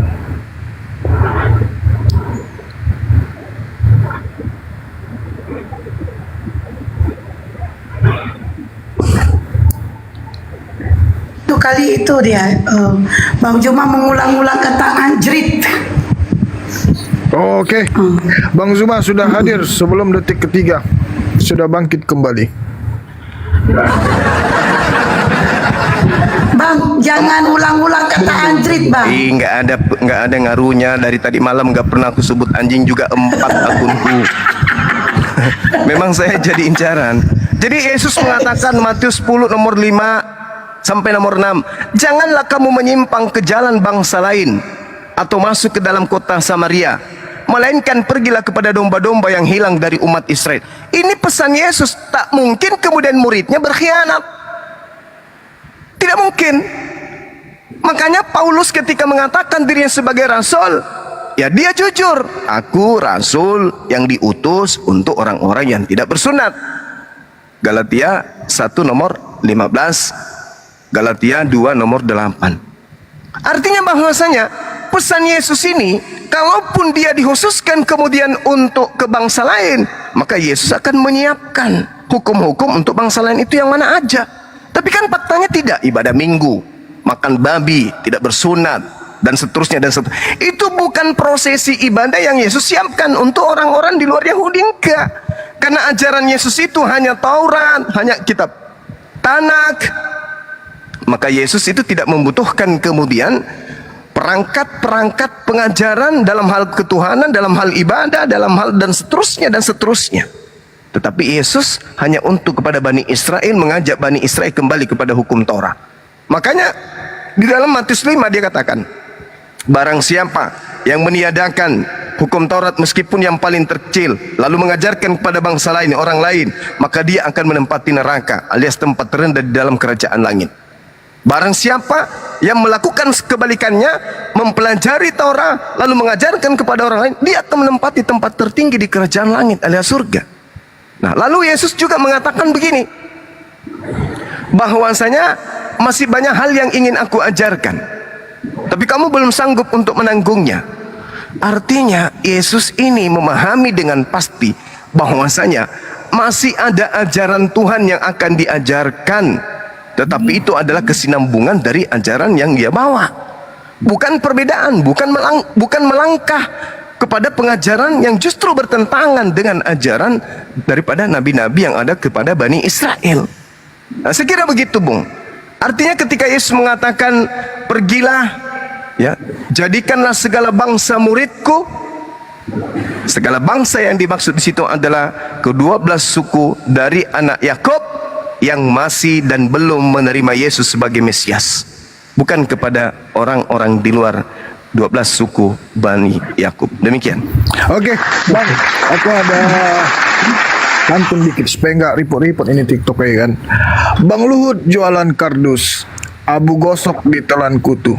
Bang pengikut jalan lurus, besok ganti nama jadi pengikut jalan buntu. Oke, next, silakan Bang. Saya sudah buktikan bahwa Yesus itu bukan hanya satu bangsa saja, bangsa Israel. Kalau Anda mau katakan 12 suku, itu suku Israel juga, ya. Jadi mereka itu bukan termasuk bangsa-bangsa, mereka satu bangsa, tapi terdiri dari 12 suku. Dan Yesus itu bukan cuma 12 suku, tetapi untuk semua bangsa. Makanya dia akan datangkan bukan cuma menghakimi orang-orang Israel, orang Muslim, orang Katolik, ya, orang siapapun akan dihakimi oleh Yesus, ya. Jadi bukan cuma akan menghakimi 12 suku. Ya memang 12 suku itu kan mewakili. Memang mereka itu adalah umat istimewa. Ya itu tidak bisa disangkal. Ya itu memang tidak bisa disangkal. Tidak bisa disangkal karena Al-Quran juga kan mengatakan mereka umat Israel itu dilebihkan dari bangsa-bangsa yang lain. Tetapi bukan berarti Yesus hanya khusus bangsa Israel. Lukas pasal 2 jelas sekali malaikat mengatakan, ya. Lukas 2 pasal 10 jelas sekali. Lalu kata malaikat itu, saya ulang lagi ya, karena ini bukan asumsi, ini firman Tuhan, ya. Lalu kata malaikat itu kepada mereka, jangan takut sebab sesungguhnya aku memberitakan kepadamu kesukaan besar untuk seluruh bangsa, ya, seluruh umat ini, ya, bukan cuma orang Israel. Hari ini telah lahir bagimu juru selamat. Jadi itu adalah juru selamat karena dia juga yang nantinya akan menghakimi. Kalau misalnya juga Anda bilang, oh itu hukum Taurat itu hanya untuk orang Israel. Oh, jangan dulu brother. Kali kita kembali di Kejadian pasal 2, Sabat itu sudah ada. Ya, sejak penciptaan itu, Sabat itu sudah ada. Di dalam hukum Taurat, ya, 10 perintah Allah, salah satunya adalah apa? Ingat dan kuduskan hari Sabat. Dan Sabat itu sudah tertera di pasal Kejadian, kitab Kejadian pasal 2. Ya, demikianlah diselesaikan langit dan bumi dan segala isinya ketika Allah pada hari ke-7 telah menyelesaikan pekerjaan yang dibuatnya itu. Berhentilah ia pada hari ke-7 dari segala pekerjaan yang telah dibuatnya itu. Hukum Sabat itu sudah ada. Ya, jadi itu bukan cuma orang Yahudi. Nah, bagaimana dengan Abraham? Apakah Abraham menuruti hukum Taurat? Ya, pasti dia mengikuti hukum Taurat. Kejadian pasal 26 ayat 5 saya baca ya. Karena Abraham telah mendengarkan firman-Ku, firman Allah ini ya, dan memelihara kewajibannya kepadaku, yaitu segala perintah. Apa itu segala perintah? Itu termasuk hukum Taurat, segala perintah, ketetapan, apalagi, dan hukumku. Anda bisa bayangkan ya, segala perintah, ketetapan, dan hukumku. Apa yang dimaksud dengan hukumku? Ya itu termasuk hukum Taurat. Kenapa diulangi lagi ketika bangsa Israel itu apa? Rupanya bangsa Israel itu sudah melupakan hukum Taurat, ya hukum-hukum Tuhan, karena mereka itu dijajah oleh bangsa Babylon dan juga oleh bangsa Mesir, sehingga apa? Mereka sudah melupakan hukum-hukum Tuhan. Makanya diulangi lagi hukum itu, dikembalikan lagi, diingatkan kembali ya oleh Tuhan kepada apa? Melalui Nabi Musa, supaya mereka apa? Taat kembali lagi kepada hukum-hukum itu. Tetapi berbicara hukum Taurat itu sejak di Eden itu sudah ada, cuma kan belum seperti yang digambarkan di dalam zaman Musa itu dituliskan. Tetapi Abraham pun sudah mengikutinya, ya segala firman-Ku, ya memelihara kewajiban kepadaku, yaitu segala perintah. Kalau berbicara segala perintah itu apa saja? Segala ketetapan dan hukumku. Itu kan berarti Abraham juga sudah menuruti perintah Allah, termasuk di dalam 10 hukum itu. Jadi berbicara tentang hukum ini universal. Sekalipun itu dikhususkan kepada apa? Bangsa Israel. Tetapi bukan berarti hanya bangsa Israel. Karena ketika Allah akan datang, Yesus akan datang, akan menghakimi, pasti berdasarkan hukum. Ya, bagaimana kita mau judge dia kalau tidak ada hukum? Ya, hukum Allah lah yang akan menjadi standar penghakiman yang Yesus akan gunakan. Sudahkah kamu memelihara Sabat? Wah, jangan harap kalau Anda tidak memelihara Sabat akan masuk surga, ya. Jangan harap kalau Anda tidak menguruskan Sabat Anda akan masuk surga, ya. Anda akan dimuntahkan nantinya. Jadi hanya orang yang memelihara hukum-hukum Tuhan akan selamat, ya. Tapi bukan berarti kita bergantung kepada hukum. Karena ingat, kita juga diselamatkan ini oleh kasih karunia Allah, oleh iman kita kepada Yesus. Ketika kita sudah diselamatkan, maka dengan sendirinya kita akan menuruti akan perintah-perintah Tuhan. Jangan makan babi. Saya tidak makan babi. Ya, ingat dan kuduskan hari Sabat. Yesus kebiasaannya pergi ke sinagog pada hari Sabat. Kami orang Kristen Advent juga tiap Sabat pergi. Ya, kemudian mengembalikan milik Tuhan, persepuluhan. Itu juga digunakan. Apa gunanya bagi kami ya? Itu persepuluhan itu digunakan itu ada untuk pendidikan, ada untuk membangun rumah sakit, ada untuk membangun gereja, ada untuk sosial, untuk membantu orang-orang yang memerlukan bantuan. Itu termasuk di dalam perpuluhan. Kalau kami sebagai orang Kristen Advent ya, jadi semuanya itu sudah diatur. Ada itu juga bisa digaji kepada orang-orang yang memerlukan. Seperti guru. Kalau di yayasan itu guru itu dibayar juga oleh sebagian dari persepuluhan. Karena itu memang sudah diposkan, sudah diatur sedemikian rupa agar uang itu tidak digunakan untuk untuk kepelesiran, tetapi untuk penginjilan, untuk bangun gereja, bangun sekolah, rumah sakit, universitas. Makanya coba Anda tanyakan ya di Advent itu ada rumah sakit, ada universitas, ada sekolah-sekolah. Itu semua diguna dari diambil dari persepuluhan itu. Jadi bukan digunakan oleh pendeta ya. Jadi jangan salah paham kalau kami di Kristen Advent. Jadi saya kira demikian, brother. Oke. Baik. Jadi apapun bisa ditiru, apapun bisa diamalkan, apapun bisa dipraktekkan kemudian. Tapi sifatnya ya hukum untuk agama orang, untuk kaum tertentu gitu ya. Silakan aja. Nah sekarang tolak ukurnya, sederhananya kemudian adalah tidak ada pengakuan Yesus. Itu dulu. Kalau saudara tadi mengatakan bahwasanya di dalam Lukas 2 nomor 10, lalu kata malaikat itu kepada mereka, jangan takut, sebab sesungguhnya aku memberitakan kepadamu kesukaan besar untuk seluruh bangsa. Seluruh bangsa yang dimaksud ini kembali lagi kepada apa yang menjadi tradisi Yudaism. Sekali lagi saya katakan, kalau berbicara mengenai Yudaism, ajaran Yudaism itu, ajaran nabi-nabi Yudaism itu bukan untuk bangsa lain. Jadi kalau bercerita tentang bangsa, seluruh bangsa artinya seluruh bangsa dari anak Yakub. Contoh, perpuluhan. Apakah itu untuk seluruh bangsa? Tidak. Perpuluhan itu hanya untuk bangsa Lewi saja. Mengenai bangsa Lewi, sesungguhnya aku berikan kepada mereka segala persembahan perpuluhan di antara orang Israel sebagai milik pusakanya untuk membalas pekerjaan yang dilakukan mereka, pekerjaan pada kemah pertemuan. Ini bukan untuk Advent. Advent ini penumpang gelap yang mengambil hukum Tuhan yang diperuntukkan untuk bangsa Lewi. Mereka ambil pandai-pandaian. Itu terkait dengan politik, ekonomi namanya. Nah, sekarang ketika dikatakan seluruh bangsa, orang Kristen memahaminya itu untuk seluruh manusia. Tapi orang Yahudi memahaminya untuk mereka saja. Sekarang umat Islam harus percaya kepada Yahudi atau percaya kepada orang Kristen yang bukan siapa-siapa dari pengajaran orang Yahudi. Itu dulu poinnya. Lukas 2 nomor 10. Lalu kata malaikat itu kepada mereka, jangan takut, sebab sesungguhnya aku memberitakan kepadamu kesukaran besar untuk seluruh bangsa. Kalau pemahaman Kristen itu betul terhadap dalil ini, berarti Yesus salah.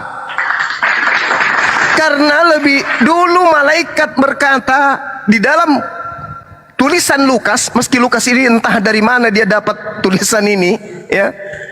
Lukas lebih dulu menceritakan tentang malaikat yang mengaku Yesus untuk seluruh bangsa.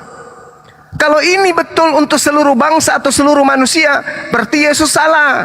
Karena Yesus berikutnya setelah dia dewasa, usia 30 tahun ke atas, Yesus berkata, sesungguhnya aku diutus hanya kepada domba yang sesat dari umat Israel. Loh, kenapa bisa berbeda dengan Lukas 2 nomor 10 perkataan malaikat ini? Kenapa bisa berbeda? Yang membuat berbeda adalah doktrin Kristen. Tapi doktrin Yahudi, Yesus, Yahudi sedang menunggu Mesias. Mesias untuk siapa? Mesias untuk bangsa Israel, bukan Mesias untuk dunia. Enggak ada itu. Mesias yang ditunggu oleh orang Yahudi adalah Mesias untuk mereka tok, bukan untuk dunia. Itu dipahami dulu. Sehingga ketika dikatakan jangan takut sebab sesungguhnya aku memberitakan kepadamu kesukaran besar untuk seluruh bangsa. Bangsa yang dimaksud di sini lagi-lagi 12 suku bangsa dari anak Yakub. Tapi Kristen sah-sah saja. Oh tidak Bang Suma, itu untuk kami, ya silakan dari talu sampai di kubur Anda iman itu boleh, silakan. Tapi ingat, Yesus berkata di dalam Yohanes 12:48. Ini ucapan Yesus. Bahaya ini kalau tidak diimani ini. Karena di dalam Al-Quran juga ada ucapan yang sama seperti ini. Di dalam Al-Quran surah Al-Ma'idah ayat 116 sampai 117. Barang siapa menolak aku dan tidak menerima perkataanku, dia sudah ada hakimnya. Siapa hakimnya di situ? Firman yang telah kukatakan. Firman itulah yang akan menjadi hakimnya pada akhir zaman. Firman yang Yesus katakan itu adalah, aku diutus hanya kepada domba yang sesat dari umat Israel. Mana firman yang Yesus pernah ucapkan? Aku diutus untuk seluruh umat manusia. Jadi orang-orang di luar umat Israel ya tidak nyambung, tidak akan masuk dalam penghakiman ini. Bahkan pengusiran yang ia dapatkan. Yesus nanti akan menghakimi. Muncul dua kelompok. Yang satu Bani Israel, muncul Bani Kristen, muncul juga mereka kemudian. Yesus berkata, iki siapa? Hei bos, bukankah kami telah bernubuat pakai namamu, bermujizat pakai namamu, mengusir setan pakai namamu? Kok kami enggak diakui? Apa kata Yesus? Aku tidak mengenal kalian. Enyahlah daripadaku, kalian semua adalah pembuat kejahatan. Kenapa orang Kristen ini dianggap pembuat kejahatan? Karena nyamar-nyamar sebagai pengikut, padahal tidak melakukan kehendak Bapa. Kehendak Bapa itu apa? Kehendak Bapa, hukum Taurat hanya diberikan kepada Bani Israel. Kehendak Bapa, jangan kau membunuh orang yang tidak bersalah, jangan kau bunuh orang yang tidak berdosa. Kristen datang, Yesus itu dibunuh untuk dosa-dosa mereka. Apakah ada Bapa memberikan kehendaknya seperti itu? Wahai manusia, inilah anakku yang kukasihi, jadikanlah mereka tumbal untuk dosa-dosamu. Oh tidak, anak dikasihi jangan dibunuh. Keluaran 23 itu, jangan kau membunuh orang yang tidak bersalah. Itu perintah Bapa, kehendak Bapa. Kehendak Bapaknya jangan kau membunuh Yesus. Kehendak Bapaknya jangan kau bunuh anakku. Tapi orang Kristen menganggil Yesus Tuhan, bernubuat, bermujizat, dan seterusnya dan seterusnya, tapi melanggar kehendak Bapa. Kehendak Bapa itu jangan kau membunuh Yesus. Itu kehendak Bapa. Amsal 6 nomor 16, 6 perkara yang dibenci oleh Tuhan, bahkan 7 kekejian di dalam hatinya. Salah satunya adalah orang yang menumpahkan darah orang yang tidak bersalah. Nah, Kristen justru hidup di situ. Akibat pembunuhan terhadap orang yang bersalah, Kristen kemudian berjaya. Siapa yang tepuk tangan? Tuhan atau iblis? Tuhan yang nggak mau. Itu kekejian bagi saya, kata Tuhan. Pembunuhan terhadap anak saya yang kukasihi itu, yang mengajarkan kebenaran itu, yang adalah hidup itu menuju kepada saya, itu tidak boleh kau bunuh. Tak boleh, itu kemurkaan. Kejadian Keluaran 23 nomor 7 nomor 8. Di situ Tuhan sangat-sangat murka. Kemudian, jangan kau membunuh orang yang tidak bersalah. Jangan kau membunuh orang yang benar, orang yang tidak akan membenarkan orang yang bersalah. Berarti Tuhan tidak akan pernah melegalkan pembunuhan terhadap Yesus dengan konsep untuk menyelamatkan orang-orang yang memiliki dosa. Tidak mungkin. Jadi terakhir, saudara, barang siapa menolak aku dan tidak menerima perkataanku. Nah, Anda tidak menerima perkataan Yesus. Ketika Yesus mengatakan, aku diutus hanya kepada domba yang sesat dari umat Israel. Apakah Anda terima? Tidak. Anda tidak menerimanya. Anda tidak menerimanya. Lalu Yesus mengatakan, Matius 8 nomor 20, ajarlah mereka melakukan segala sesuatu yang telah kuperintahkan kepadamu. Artinya bukan perintah Paulus, bukan perintah Lukas, bukan perintah gereja, bukan perintah pastor, bukan perintah Katolik, Protestan, dan seterusnya. Tapi perintah yang dimaksud di sini adalah perintah Yesus. Nah, mana perintah Yesus untuk menjadi Advent? Mana perintah Yesus untuk menjadi Katolik? Mana perintah Yesus untuk menyembahnya? Mana perintah Yesus untuk dan seterusnya? Nggak ada. Nggak ada. Perintah Yesus, pergilah kepada, janganlah kau ke bangsa lain atau ke bangsa orang Samaria, tapi pergilah kepada bangsa-bangsa umatku dari Bani Israel. Itu perintah Yesusnya.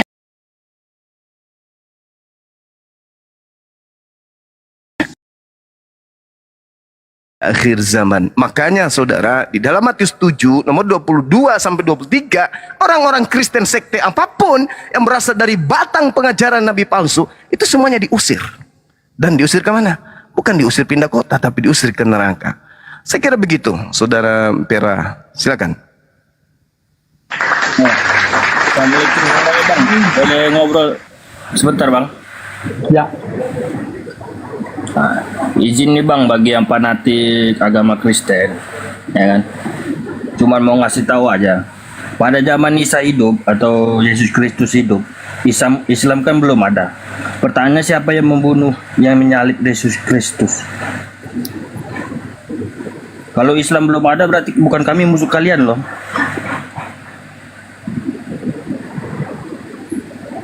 Tolong dicek Bang. Oke, saya mau tanggapi. Ya, yang jelas setahu saya Islam belum ada di zaman Yesus Kristus. Jadi pertanyaan siapa yang hajar atau menyalib Yesus Kristus? Kalau dibilang Islam jangan salah ya, saya udah bilang belum ada. Yang setahu saya sejarahnya itu Roma, Yahudi yang nyalib Tuhan kalian, yang kalian fanatik. Sementara kalian sekarang fanatik kali sama Israel, sementara Tuhan kalian mereka yang nyalip. Tunggu ya Bang, kita lagi masih diskusi. Silakan Bang, pengikut jalan lurus. Oke Bang, itu aja Bang pertanyaannya Bang ya. Saya jadi pendengar setia dulu sebentar. Baik. Terima kasih Bang. Oke, silakan Bang. Bang Suna, jangan percaya kepada Yahudi, ya. Jangan percaya kepada Kristen, tetapi percayalah kepada Alkitab, ya. Percayalah kepada firman Tuhan. Dalam Matius pasal 20 ayat 28, Yesus sendiri mengatakan, sama seperti anak manusia datang bukan untuk dilayani, melainkan untuk melayani dan untuk memberikan nyawanya menjadi tebusan bagi banyak orang. Ini dikatakan bukan bagi orang Yahudi, ya. Sekali lagi, ya, bukan untuk orang Yahudi, tidak dikhususkan untuk orang Yahudi.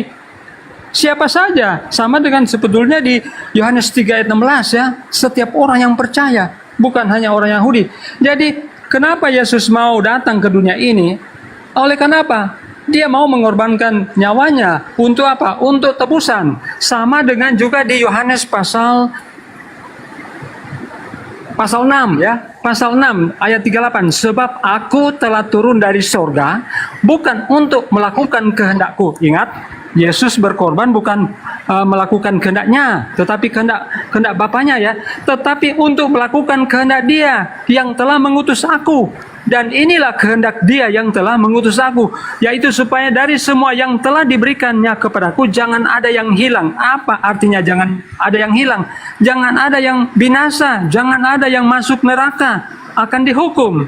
Tetapi supaya kubangkitkan pada akhir zaman. Sebab inilah kehendak Bapakku, yaitu supaya setiap orang yang melihat Anak dan yang percaya kepadanya beroleh hidup yang kekal, dan supaya aku membangkitkannya pada akhir zaman. Tidak ada nabi akan membangkitkan pada akhir zaman kecuali Yesus. Jadi Dia tidak mau supaya ada yang hilang, tidak ada yang binasa. Ya, Dia mau supaya semua orang selamat. Makanya perintah agung Yesus di dalam Matius 28 ayat 19 dan 20 perintahnya. Karena itu, pergilah kamu ke seluruh dunia ini, dan jadikanlah semua bangsa. Jadikanlah semua bangsa, berarti masih banyak yang belum menjadi bangsa pilihan Allah. Makanya Dia perintahkan, pergilah kamu ke seluruh dunia, jadikan semua bangsa. Ini perintah agung Yesus, dan baptiskanlah mereka dalam nama Bapa, Anak, dan Roh Kudus. Jadi ini adalah perintah agung. Makanya kami orang Kristen, ya, kami harus menginjil. Kami harus menyatakan siapa itu Yesus. Dia adalah Tuhan dan Juru Selamat yang nantinya akan menghakimi, ya. Karena ingat, ya, ada juga orang Kristen yang hanya cuma Kristen KTP. Makanya Yesus akan katakan, bukan setiap orang yang berseru kepadaku Tuhan, Tuhan yang akan masuk dalam kerajaan surga, melainkan dia yang melakukan kehendak Bapakku yang di surga. Apa kehendak Bapakku yang di surga? Yaitu menyelamatkan orang-orang yang hilang, ya, orang-orang penyembah berhala supaya mereka tobat. Makanya Paulus diutus ke Yunani. Ada penyembah-penyembah berhala. Ketika mereka tiba di Yunani, mereka katakan, oh, inilah dewa-dewa sudah turun. Kemudian Paulus mengojakkan pakaiannya. Kami adalah manusia biasa seperti kamu, tapi kami datang untuk memberitakan Injil supaya kamu juga meninggalkan kefasikan penyembah-penyembah berhala. Jadi Paulus itu sangat juga berarti, ya, bagi orang-orang Yunani. Mereka bertobat mengikuti Yesus. Ya, inilah salah satu kehendak Bapaknya di surga, supaya tidak ada yang hilang, ya. Dan inilah kehendak Dia yang telah mengutus aku, yaitu supaya dari semua yang telah diberikannya kepadaku jangan ada yang hilang, ya. Hilang ini itu artinya binasa, ya, masuk neraka, tetapi supaya kubangkitkan pada akhir zaman. Jadi hanya orang-orang yang percaya saja kepada Yesus yang akan dibangkitkan. Jangan harap orang yang tidak percaya akan dibangkitkan. Mereka juga akan dibangkitkan, ya. Pasti, tapi ada pastinya, ada tapinya. Yang percaya akan mendapatkan hidup yang kekal, tetapi yang tidak percaya akan mendapatkan hukuman yang kekal. Jadi ini adalah punishment dan reward dari Yesus, dan Yesus akan melakukan itu. Tidak ada nabi-nabi yang lain, tidak ada utusan-utusan yang lain akan melakukan itu kecuali Yesus.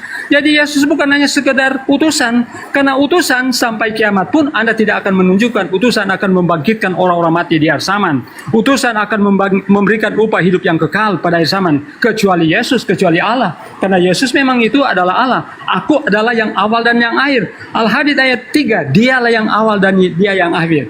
Siapakah yang merujuk pada Dialah yang awal, Dia yang akhir? Kalau bukan Yesus, hanya Yesus yang mengatakan akulah yang awal dan yang akhir, ya. Kalau Dialah yang awal dan yang akhir, pasti Dialah adalah Allah yang patut disembah. Kalau dia adalah Allah yang patut disembah, dia juga berhak memberikan apa? Upah hidup yang kekal. Oke, brother, saya kira demikian. Ya, mimpi indah itu memang bagus. Apalagi iblis itu kan, paling lihai menyesatkan manusia. Nah sekarang, apa yang Anda jual ini? Anda ingin supaya orang itu hidup kekal, dibangkitkan oleh Yesus. Itu mimpi. Yesus tidak pernah mengatakan, aku akan membangkitnya di akhir zaman. Yesus tidak pernah ucapkan itu. Kalau yang mengucapkan itu adalah orang yang hidup di gedung lantai 14 kantor lain, iya, betul. Saya pun tahu kalau itu. Bahwa yang menjanjikan membangkitkan orang di akhir zaman itu adalah orang-orang yang ada di lai. Kenapa? Original teksnya tidak mengatakan seperti itu. Yesus hanya mengatakan tentang Tuhannya. Makanya di sana ada kata anestemi. Tidak ada seorang pun yang datang, yang dapat datang kepadaku jikalau ia tidak ditarik oleh Bapa yang mengutus aku, dan ia akan bangkit pada akhir zaman. Bukan aku bangkitkan pada akhir zaman, itu penambahan lai. Lembaga lupa ayat Injil. Anestemi itu artinya bangkit atau bangun. Bukan aku akan membangkitkan, gak ada itu cerita. Itu hanya penambahan-penambahan orang-orang yang tidak terkenal dan tidak dikenal, yang kerasukan setan yang ada di lembaga kitab Anda. Tidak ada seorang pun yang dapat datang kepadaku jikalau ia tidak ditarik oleh Bapa yang mengutus aku, dan ia akan bangkit pada akhir zaman. Itu terjemahan yang betul. Yohanes 6 nomor 44. Kita mundur. Yohanes 6 nomor 39. Dan inilah kehendak Dia yang telah mengutus aku, yaitu supaya dari semua yang telah diberikannya kepadaku, jangan ada yang hilang, tetapi supaya ku bangkitkan pada akhir zaman. Mendengarkan ini, wow, keren. Yesus membangkitkan orang di akhir zaman. Jadi orang yang tidak berilmu, orang yang awam, orang yang tidak tahu tentang kristologi, itu bisa murtad. Tapi sebenarnya itu adalah penambahan-penambahan yang orang-orang yang ada duduk di lai.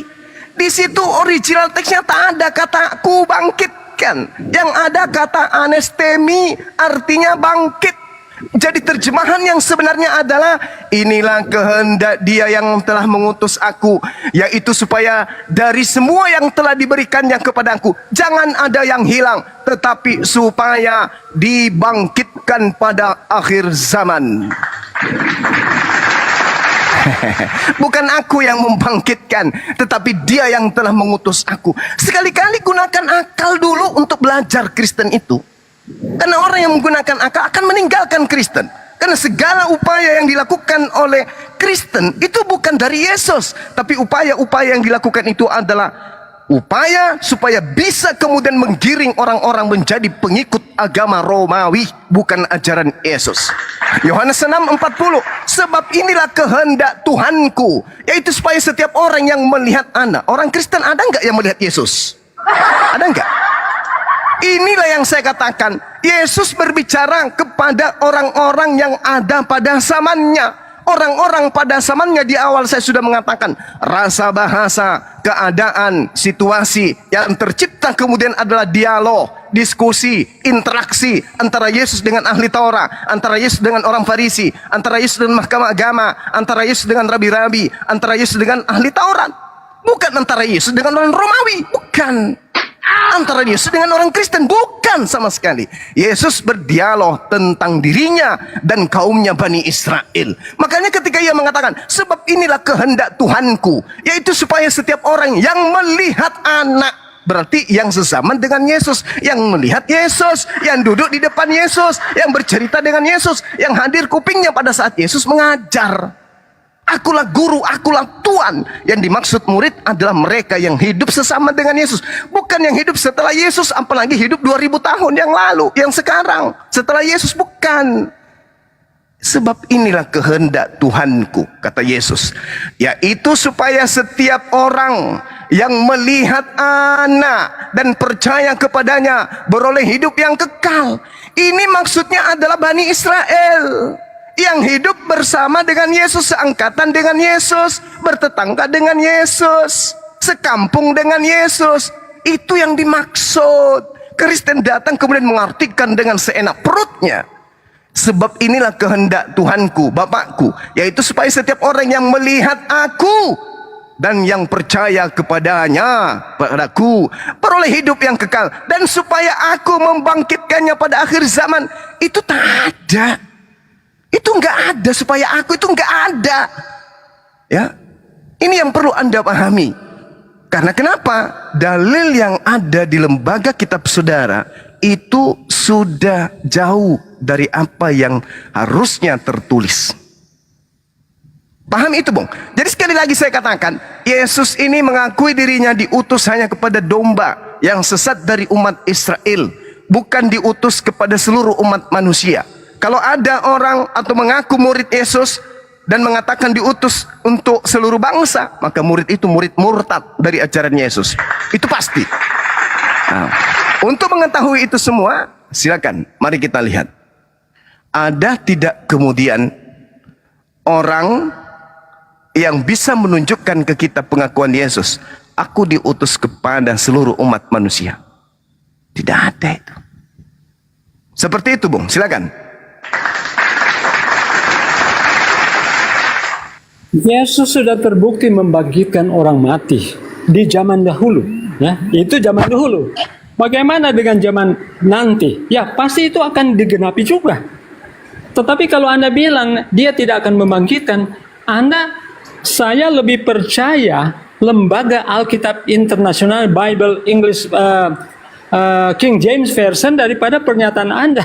Ya, saya baca ya di kitab bahasa Inggris ini, lembaga Alkitab dunia ini, ya. Di dalam ayat 38 ya, saya mulai dari ayat 38 ya, ayat 38 ya. Ini hanya membuktikan bahwa Anda bilang tidak ada kata membangkitkan ya. Anda bilang di situ tidak ada kata yang membangkitkan. For I came down from heaven not to do mine own will, but the will of him that sent me. Ayat 39. And this is the Father's will which had sent me, that all of which he had given me should lose nothing, but should raise it up again at the last day. Jadi yang akan membangkitkan ya Yesus, karena kuasa itu sudah diberikan kan kepada Yesus ya. Ini raise him up, raise it up, itu membangkitkan. Siapa yang akan membangkitkan? Segala kuasa sudah diberikan kepada Yesus. Siapa lagi yang diberikan kuasa oleh Bapaknya selain Yesus? Tidak ada satu oknum ya Bapa memberikan kuasa kepada siapa? Si A, si B, si Nabi A, si Nabi B, kecuali Yesus. Makanya dia yang akan membangkitkan, brother. Ya.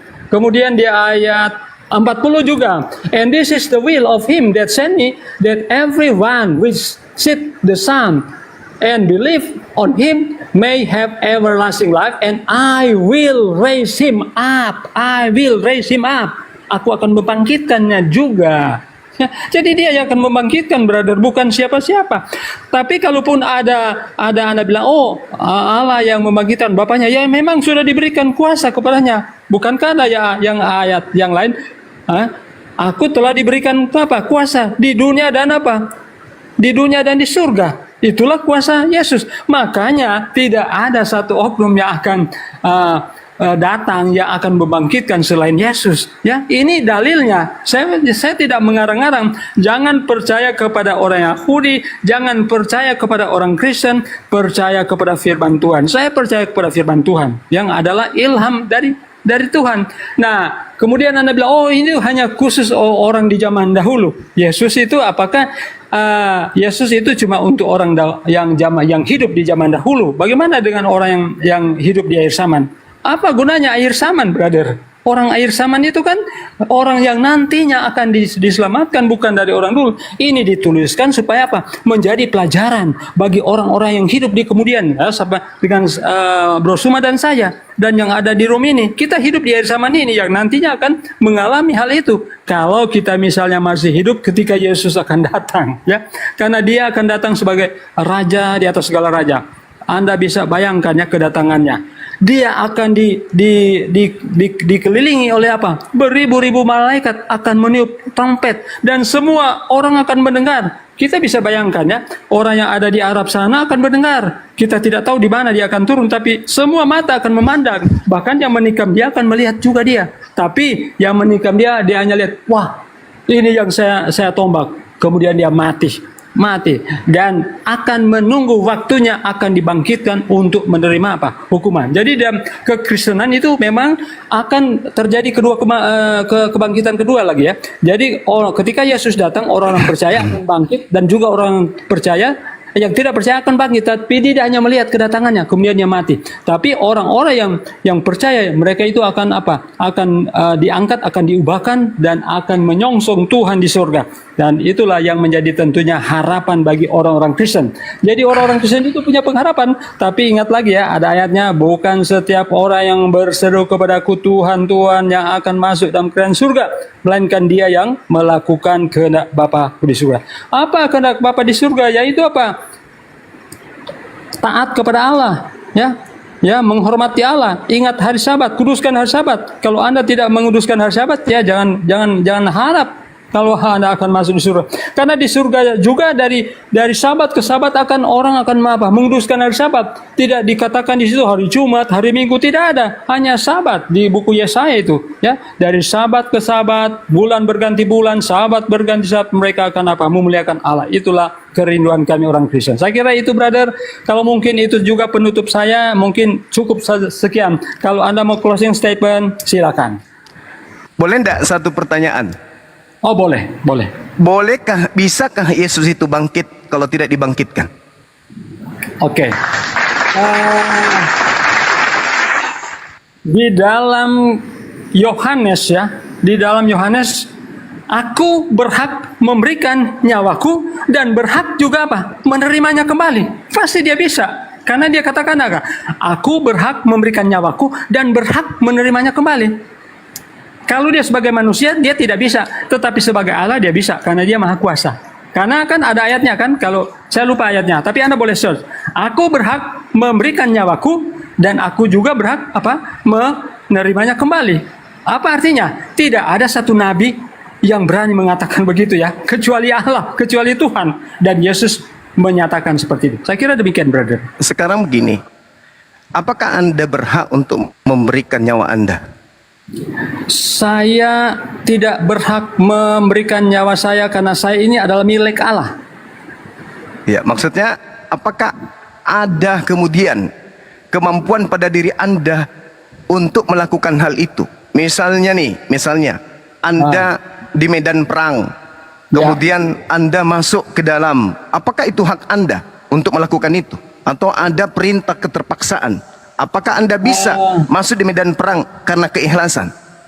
Kalau pengorbanan ya, kalau mau membantu orang ya, kalau saya terpanggil untuk membantu orang menyelamatkan dia, misalnya dia sudah mau tenggelam ya, ini sementara peperangan ya, kemudian saya mau bantu, itu kan tergantung dari kata hati saya. Apakah saya berani mau menolong dia? Itu juga tergantung dari pribadi kita. Mungkin saat ini saya bilang, oh saya berani. Tapi belum tentu kan ketika kita dihadapkan kepada yang nyata, perang, apakah saya berani? Ya belum tentu juga. Iya, jadi semua orang itu punya hak untuk menyerahkan nyawanya. Siapapun tidak bisa dilarang. Orang-orang yang mau ikhlas kemudian menyerahkan nyawanya, bisa. Itu tidak ada yang larang. Dan itu bukan status sebagai Tuhan. Kita lihat di dalam 1 Korintus 15. Tetapi andai saja Yesus tidak dibangkitkan, berarti dia dibangkitkan. Itu dulu. Kemudian di dalam kisah pewarta juga diceritakan, Yesus inilah yang dibangkitkan oleh Allah.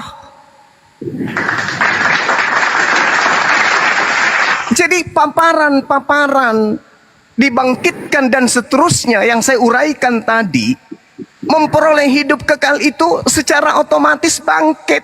Bukan Yesus yang membangkitkan. Artinya Yesus mengajarkan begini loh caranya untuk memperoleh hidup yang kekal itu. Artinya semua manusia akan bangkit dari kematian. Tak ada yang tidak bangkit. Semuanya. Tidak ada yang menjadi mayat selamanya.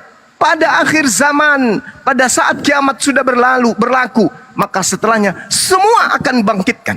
Tidak ada yang tidak dibangkitkan. Manusia mana yang tidak dibangkitkan kemudian? Manusia semuanya bangkit. Mau Islam, mau Katolik, mau Protestan dan seterusnya, mau Hindu, ateis, semua akan bangkit dari kematian. Tidak ada yang tidak. Lalu apa maksud daripada aku akan membangkitkan? Kalau itu kita ikuti irama saudara. Yang akan dibangkitkan itu adalah mereka yang kemudian masuk ke dalam surga. Itu yang dimaksud. Bukan bangkit dari kematian. Oh, saya mati lalu Yesus memanggilkan. Bukan. Yang dimaksud dibangkitkan dari kematian adalah mereka yang tidak masuk ke dalam neraka, melainkan mereka yang masuk surga. Nah sekarang apa syaratnya masuk surga? Menurut Yesus, melakukan kehendak Bapa. Mana kehendak Bapa? Tunjukkan ke kita. Supaya kita itu menyembah Yesus. Mana kehendak Bapa? Wahai manusia, aku Bapa menghendaki kalian menyembah utusanku. Mana itu tertulis? Ada kehendak Bapa. Sembahlah Yesus, jadikanlah anakku sebagai sembahan selain daripada aku. Yesus itu adalah aku sendiri. Sembahlah dia, ibadahilah dia. Mana kehendak Bapa supaya kita mengibadahi Yesus? Bapa cuma mengajarkan supaya kita percaya kepada dirinya. Ketika Yesus mengatakan aku diutus hanya kepada domba yang sesat dari umat Israel, ya percaya. Kalau tidak dipercaya berarti Anda tidak mengikuti kehendak Bapa. Kehendak Bapaknya supaya percaya kepada Yesus. Yesus mengatakan, aku diutus hanya kepada domba yang sesat dari umat Israel. Percaya ke enggak? Orang Kristen tidak percaya. Kalau orang Kristen percaya kepada Yesus, mustahil menjadi Kristen. Mustahil. Justru karena mereka menjadi Kristen, karena tidak percaya kepada Yesus, tapi percaya kepada Pak Paulus yang mengajarkan hal ini semua sehingga orang Kristen menjadi Kristen. Tidak ada ajaran Yesus yang bisa mengantarkan kita menjadi Advent. Tak ada. Tak ada ajaran Yesus yang bisa mengajarkan kita sampai kepada Katolik. Tak ada. Tak ada. Ajaran Yesus hanya mengajarkan kita sampai kepada praktisi Torah.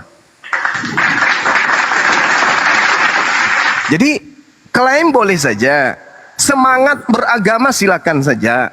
Tapi apalah artinya kalau itu hanya angan-angan kosong? Apa buktinya angan-angan kosong? Sederhana, pondasi awalnya. Mana kehendak Bapa agar manusia mempertuhankan, mengibadahkan dirinya kepada Yesus? Perintah Tuhannya ada enggak? Kehendak Bapaknya ada enggak?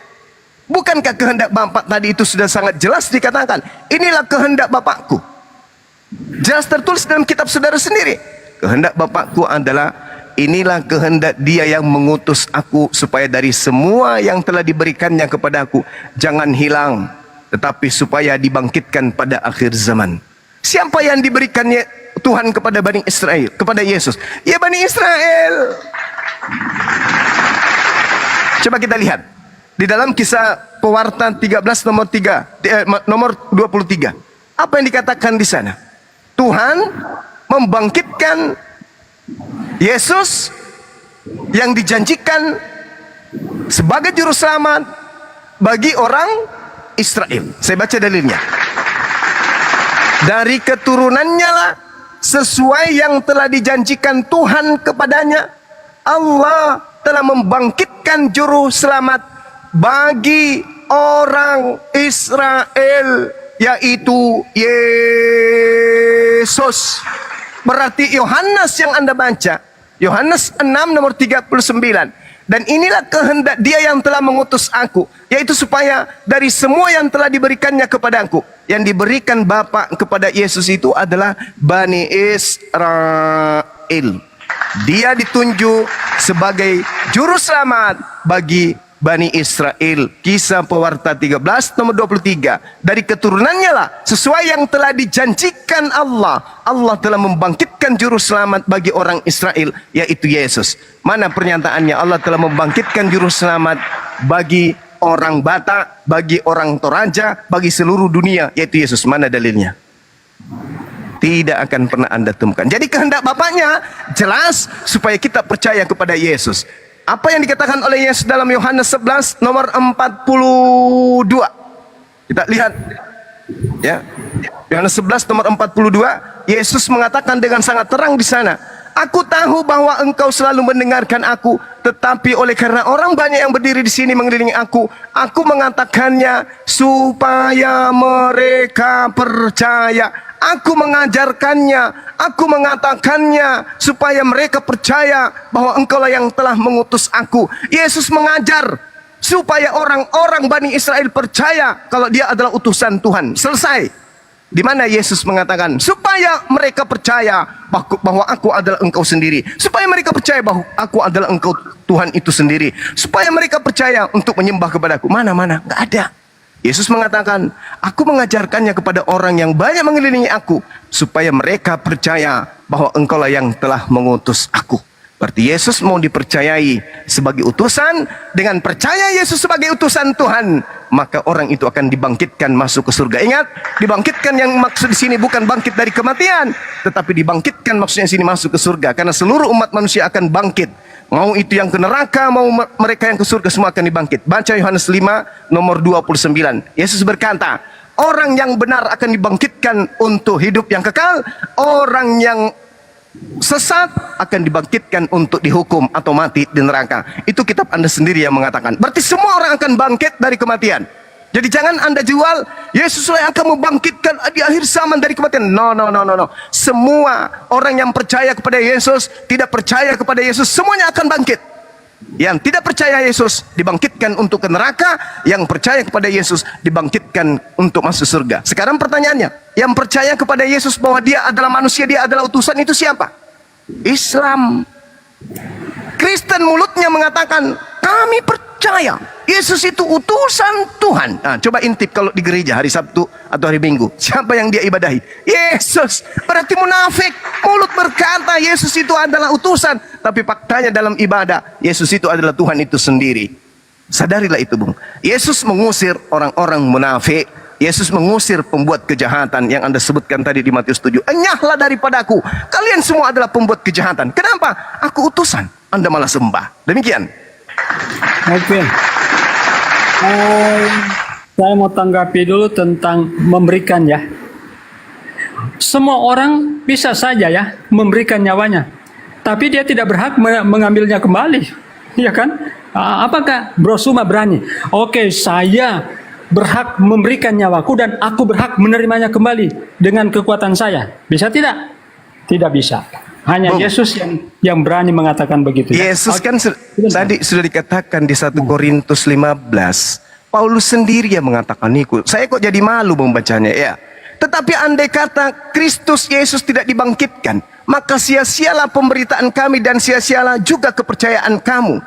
Lebih daripada itu kami ternyata berdusta terhadap Tuhan, karena tentang dia kami katakan bahwa ia telah dibangkitkan, padahal ia tidak membangkitkannya. Artinya Yesus ini ketika Anda mengatakan aku berhak menerimanya kembali, yes. Apa Anda pikir orang yang ada di alam kubur itu tidak punya hak menerima rohnya kembali? Semua kita punya hak untuk menerima roh kita kembali nanti. Tidak ada yang tidak. Tidak ada yang menjadi mati selamanya, enggak ada. Semua manusia punya hak untuk menerima rohnya kembali, sehingga mereka hidup, baik mereka yang ke neraka maupun mereka yang ke surga. Jadi ungkapan-ungkapan Yesus yang kayak begini tidak dipahami, itu sangat lemah pemahaman kita. Berarti aku berhak memberikan, berhak menerima. Sama seperti yang saya jelaskan tadi, kita punya hak untuk menerima itu. Kenapa? Tuhan sendiri yang menjanjikan, siapa yang melakukan kebenaran, beramal saleh, perbuatan baik, beriman, dia berhak masuk ke dalam surga. Artinya kita punya hak untuk menerima jatah itu, kan itu janji. Itu janji. Jadi gak usah dijual yang kayak gitu-gitu aja. Dijual dong pernyataan Yesus yang mengatakan kehendak Bapa adalah kalian agar menyembah aku. Itu yang betul. Karena tadi kita sudah menguraikan kehendak Bapa itu kayak mana. Inilah kehendak Bapakku, yaitu supaya setiap orang yang melihat anak, artinya setiap orang yang melihat, artinya orang-orang Yahudi pada saat itu wajib hukumnya kemudian beriman kepada Yesus, bahwa Yesus itu adalah utusan Tuhan, Mesias untuk mereka. Itu intinya. Itu intinya. Bukan dalam arti kata kehendak Bapa agar seperti yang Anda mau. Tidak, kehendak Bapa itu jelas.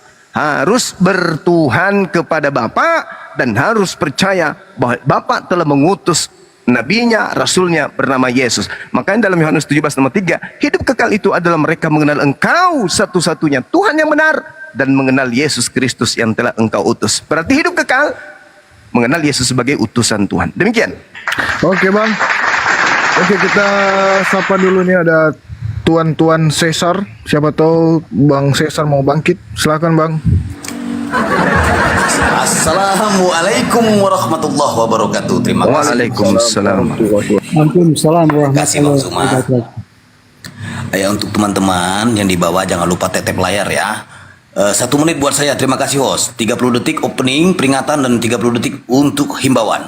Sekali lagi saya ingatkan untuk narasumber Tritung, Kristiani harap diskusi bawa akal menggunakan dalil data sesuai dengan tekstual dan boleh merujuk ke teks original. Jangan asumsi karangan bebas, ujungnya nanti blunder kena tebas. Jangan menjual isi biblos dengan dogma doktrin sejengkal, akhirnya total jadi produk gagal. Boleh terangkan sesuai paradok, tapi terima kenyataan jika ketabok.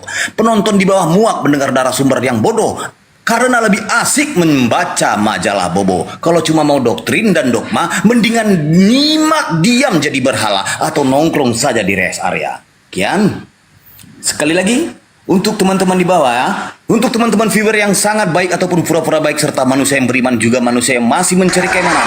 Saya Kaisar Nero. Kaisar Nero Claudius Pewarta. Pasal live kencangkan tap-tap layar sampai 1M. Ingat, tap-tap layarnya sampai 1M. Tap-tap layar, share sampai ke langit 7, Oranon, dan jangan lupa follow akun host, narasumber di atas, dan saya sendiri, Kaisar Nero. Untuk saudara yang mau naik, jangan tantrum kesurupan, serangan jantung, gangguan kejiwaan. Harap diskusi dengan dasar pengetahuan menggunakan dalil dan data. Paparkan dengan baik, narasi, literasi, kolerasi, komparasi, tidak menggunakan diksi, asumsi, logikal fallacy, kontrasepsi, cekcokologi, apalagi geoblokologi. Narasumber memberi dedikasi, viewer penonton di bawah mendapatkan edukasi. Diskusi tanpa pakai urat, tanpa hujat menghujat, tanpa ajaran sesat. Cukup bermanfaat dan selalu untuk diingat. Inspiratif, tidak mengenal kontradiktif, dan pastinya bukan provokatif. Selamat datang di kebenaran bagi yang menerima, dan selamat bingung buat kalian yang masih kebingungan. Sekian. Terima gaji, stay Luar tune. biasa kebangkitan. Kontrasepsi. Kontrasepsi katanya tadi. Ada pula kontrasepsi. Bang Suma. Ya, silakan. Jadi manusia itu tidak bisa bangkit sendiri di akhir zaman. Allah yang akan membangkitkan, Yesus yang akan membangkitkan. Tidak ada satu dalil bahwa manusia itu bangkit sendiri di akhir zaman. Tidak ada. Coba Anda tunjukkan satu dalil. Manusia itu akan bangkit sendiri. Di dalam Al-Quran, Allah akan membangkitkan. Di dalam Alkitab, Yesus yang akan membangkitkan. Tidak ada manusia akan bangkit sendiri, brother. Sampai kiamat Anda tidak bisa menemukan satu ayat, bahkan manusia itu akan bangkit sendiri di akhir zaman. Tidak ada. Bahkan di dalam Alkitab maupun Al-Quran itu tidak ada. Tetapi siapa? Di Al-Quran Anda, Allah yang akan membangkitkan. Ya, Yesus akan membangkitkan di Alkitab kami. Karena Yesus itu juga adalah Allah. Oke? Ada dalilnya. Ya, Cesar, saya tidak berbicara, bukan tidak berdasarkan dalil, tapi saya berbicara tentang kebangkitan itu dengan dalilnya. Tapi kalau Bang Suma mengatakan orang itu akan bangkit tanpa dibangkitkan, wah itu tidak berdasarkan dalil, ya. Anda tidak akan menemukan bahwa manusia itu akan bangkit tanpa dibangkitkan. Manusia itu di akhir zaman akan dibangkitkan oleh Allah. Yesus akan membangkitkan orang-orang mati di akhir zaman. Ada dalilnya, berdasarkan dalil. Tapi kalau ada manusia akan dibangkitkan di akhir zaman, bangkit sendiri itu tidak ada. Ya, tidak ada. Itu Pak, zombie. Kalau bangkit sendiri zombie. Iya. Jadi saya paham kalau itu, saya ngerti. Makanya tadi saya mengatakan semua manusia akan dibangkitkan, bukan membangkitkan diri masing-masing. Semua manusia itu akan dibangkitkan, mau yang ke neraka, mau yang ke surga, semua akan dibangkitkan. Jadi apa fungsi Yesus membangkitkan ini? Percuma. Sebab manusianya akan dibangkitkan semuanya. Barang siapa yang percaya dan tidak percaya, semuanya akan bangkit dari kematian. Jadi bangkit yang dimaksud Yesus bukan bangkit dari kematian seperti orang yang akan dihakimi, tidak. Bangkit yang dimaksud Yesus adalah orang-orang ini akan masuk ke dalam surga. Nah, syarat untuk memperoleh itu adalah mengimani Yesus sebagai utusan Tuhan. Tidak usah Anda agung-agungkan Yesus membangkitkan orang dari kematian. Bukan di situ poinnya. Untuk apa Yesus membangkitkan orang dari kematian, dari alam kubur? Untuk apa? Toh semuanya akan bangkit. Semuanya akan dibangkitkan. Jadi kalau Anda mengatakan Yesus yang membangkitkan, lah, jadi yang lain siapa yang membangkitkan?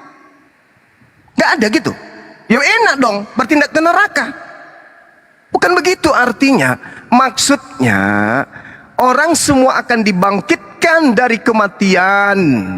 Lalu yang bangkit menuju surga itu adalah orang yang percaya kepada Yesus. Yang bangkit ke neraka orang yang tidak percaya kepada Yesus.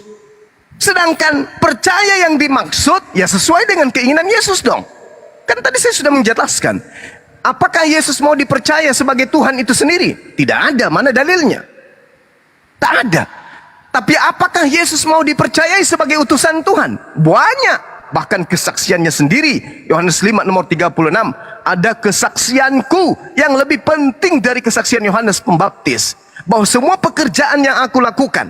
Membangkitkan Lazarus, membuat air menjadi anggur, bla bla bla bla bla bla bla dan seterusnya. Pekerjaan-pekerjaan, mujizat-mujizat, kekuatan-kekuatan, tanda-tanda itu semuanya bersaksi tentang aku bahwa Bapaklah yang telah mengutus aku. Selesai. Berarti semua mujizat yang Yesus lakukan, pekerjaan itu semuanya bersaksi kalau dirinya itu utusan.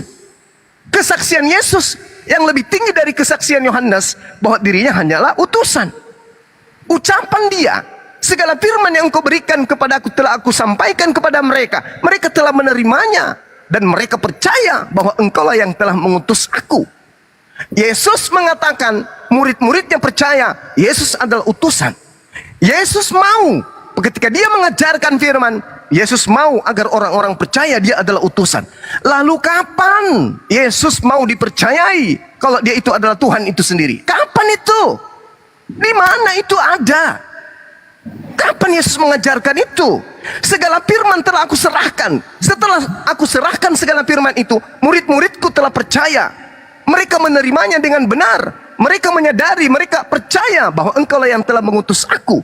Berarti menurut pengakuan Yesus, seabrek firman yang telah diberikan Yesus kepada muridnya, menjadikan muridnya sampai ke finish. Murid-murid percaya Yesus itu utusan, Yesus itu Mesias, Yesus itu Rasul, Yesus itu Nabi. Selesai. Begitu juga Yesus. Yohanes 11:42. Aku tahu engkau selalu mendengarkan aku ya Bapa. Kepada orang-orang yang banyak yang mengerumuni aku di sini, aku telah mengatakannya kepada mereka supaya mereka percaya bahwa engkaulah yang telah mengutus aku. Yesus mau agar Yesus dipercaya sebagai utusan Tuhan. Yesus menyampaikan firman Tuhan, berhasil. Murid-muridnya percaya dia adalah utusan Tuhan. Yesus bersaksi bahwa segala pekerjaan yang lakukan, pekerjaan itu yang bersaksi juga bahwa Yesus adalah utusan Tuhan. Jadi segala sesuatu, ruang lingkup kurikulum pengajaran Yesus dan murid-muridnya satu hati satu kata. Yesus itu adalah Rasulullah. Yesus itu adalah utusan Allah. Yesus itu adalah Mesias yang datang di tengah-tengah Bani Israel. Lalu kapan Yesus mau dipercayai menjadi Tuhan itu sendiri? Kapan itu terjadi? Kapan? Di mana Yesus mau dipercayai sebagai Tuhan itu sendiri? Di mana? Memperoleh hidup itu artinya dibangkitkan ke jannah, ke surga. Hidup kekal itu adalah mereka percaya engkau satu-satunya dan aku juga dipercaya sebagai utusanmu. Itu konsepnya hidup yang kekal. Hidup kekal itu maksudnya dibangkitkan masuk ke dalam surga, bukan bangkit dari kubur. Orang kafir, orang ateis, orang munafik, orang taat, orang saleh, orang beriman, semuanya akan dibangkitkan. Tapi ada lagi kebangkitan yang aslinya bangkit, yaitu surga. Nah, syarat masuk surga apa? Percaya kepada Yesus bahwa Yesus adalah Rasul. Sementara Anda percaya kepada Yesus, Yesus itu adalah Tuhan itu sendiri. Hei, agak tuh sekira sederhana Bung ya. Silakan Anda gunakan akal saudara. Sekali-sekali kalau selama ini yang Anda paparkan kan doktrin dogma, nikmatnya iman aliran kepercayaan bernama Advent itu seperti itu. Tapi tolong sekali-kali gunakan akal dan data. Saya kira begitu sementara. Di sini sudah azan. Saya mau pamit ibadah dulu 10 sampai 15 menit. Silakan sahabat-sahabat yang lain dinaikkan. Terima kasih Saudara Fira. Saudara. Oke, makasih Ya, brother. silakan. Sebelumnya masih ada tapi Tunggu. Pengikut jalan lurus, saya tambahi. Tadi Anda menyinggung nama saya. Saya ini jarang ngomong. Ngomong ya. Tadi Anda ngomong gitu ya. Ini saya kasih satu beberapa jawaban ya. Jangan berdongeng tentang Tuhan yang mati terkapar lalu bangkit sendiri dan membangkitkan seperti berputar-putar. Jika data dan dalil tidak ada, bagaikan mencari ketiak ular. Dari nenek moyangku pintar pakai legging sampai nenek moyangku menjadi pro player Mobile Legend, tidak pernah ada kutemukan konsep tuntung yang keren dan hak paten. Ingat itu, sampai personel Slipknot menjadi boyband opa-opa Korea, tidak akan pernah ada kata-kata konsep 3 menjadi 1 jiwa atau 1 menjadi 3 bagaikan Naruto membelah raga. Segala firman sudah dibacakan Zuma, tapi Anda masih memutarbalikkannya. Satu pertanyaan yang ditanyakan, tapi Anda mengutarakan 11 jawaban. Tapi semua yang Anda ceritakan itu cita-cita dan angan-angan. Sekian, stay tune. Oke, saya jawab ya. Di dalam dalilnya, ya saya bacakan dalilnya ya, supaya kita jangan ada dusta di antar kita. Ya, saya bacakan sekali lagi ya. Yohanes pasal 6 ayat 38 mulai. Sebab aku telah turun dari sorga, bukan untuk melakukan kehendakku, tetapi untuk melakukan kehendak Dia yang telah mengutus aku. Dan inilah kehendak Dia yang telah mengutus aku, yaitu supaya dari semua yang telah diberikannya kepadaku, jangan ada yang hilang, jangan ada yang binasa, jangan ada yang masuk neraka ya, tetapi supaya aku bangkitkan pada akhir zaman. Coba Anda tunjukkan satu dalil dalam Al-Quranmu. Apakah ada satu oknum yang bisa membangkitkan orang di akhir zaman kecuali Allah? Aku adalah yang awal dan yang akhir. Al-Hadid ayat 3, dialah yang awal, dia yang akhir. Apakah ada yang mengatakan, siapa yang berfirman, aku adalah yang awal dan yang akhir? Siapa yang berfirman di Al-Hadid ayat 3, dialah yang awal dan yang akhir? Jangan melebar sampai ke sana, jangan melebar. Anda tidak memahami isi Al-Quran. Jangan melebar sampai ke sana, saudaraku. Sekarang Anda membacakan tadi. Saya pertanyaan satu sama saya pertanyaan, coba Anda jawab. Apa arti kehendak? Apa definisi kehendak? Silakan. Kehendak yaitu keinginan yang harus Keinginan Allah. Ya, keinginan Allah. Ya, betul. Keinginan Allah, kehendak Allah. Bukan Menuruti keinginan hukum. si Yesus. Keinginan Allah menuruti hukum. Yaitu Menuruti 10 hukum. Ya, betul. Sama manusia. Ya. Ini siapa yang Pak, didengar ini? saya pendukung Siapa Bapak yang ini. mau didengar ini? Hah? Siapa yang mau didengar Saya ini? dulu dengan Kaisar, Ibu. Saya dulu dengan Kaisar. Ayo. Yang saya pertanyakan, kehendak itu apa? Keinginan ya? Keinginan siapa itu Kehendak sekarang? adalah keinginan yang diinginkan oleh Bapa di surga. Oleh Bapa. Kenapa sama si Yesus Anda bilang? Kenapa Anda framing Ya, Yesus? Oke, karena apa yang Yesus lakukan itu adalah kehendak Bapaknya di surga.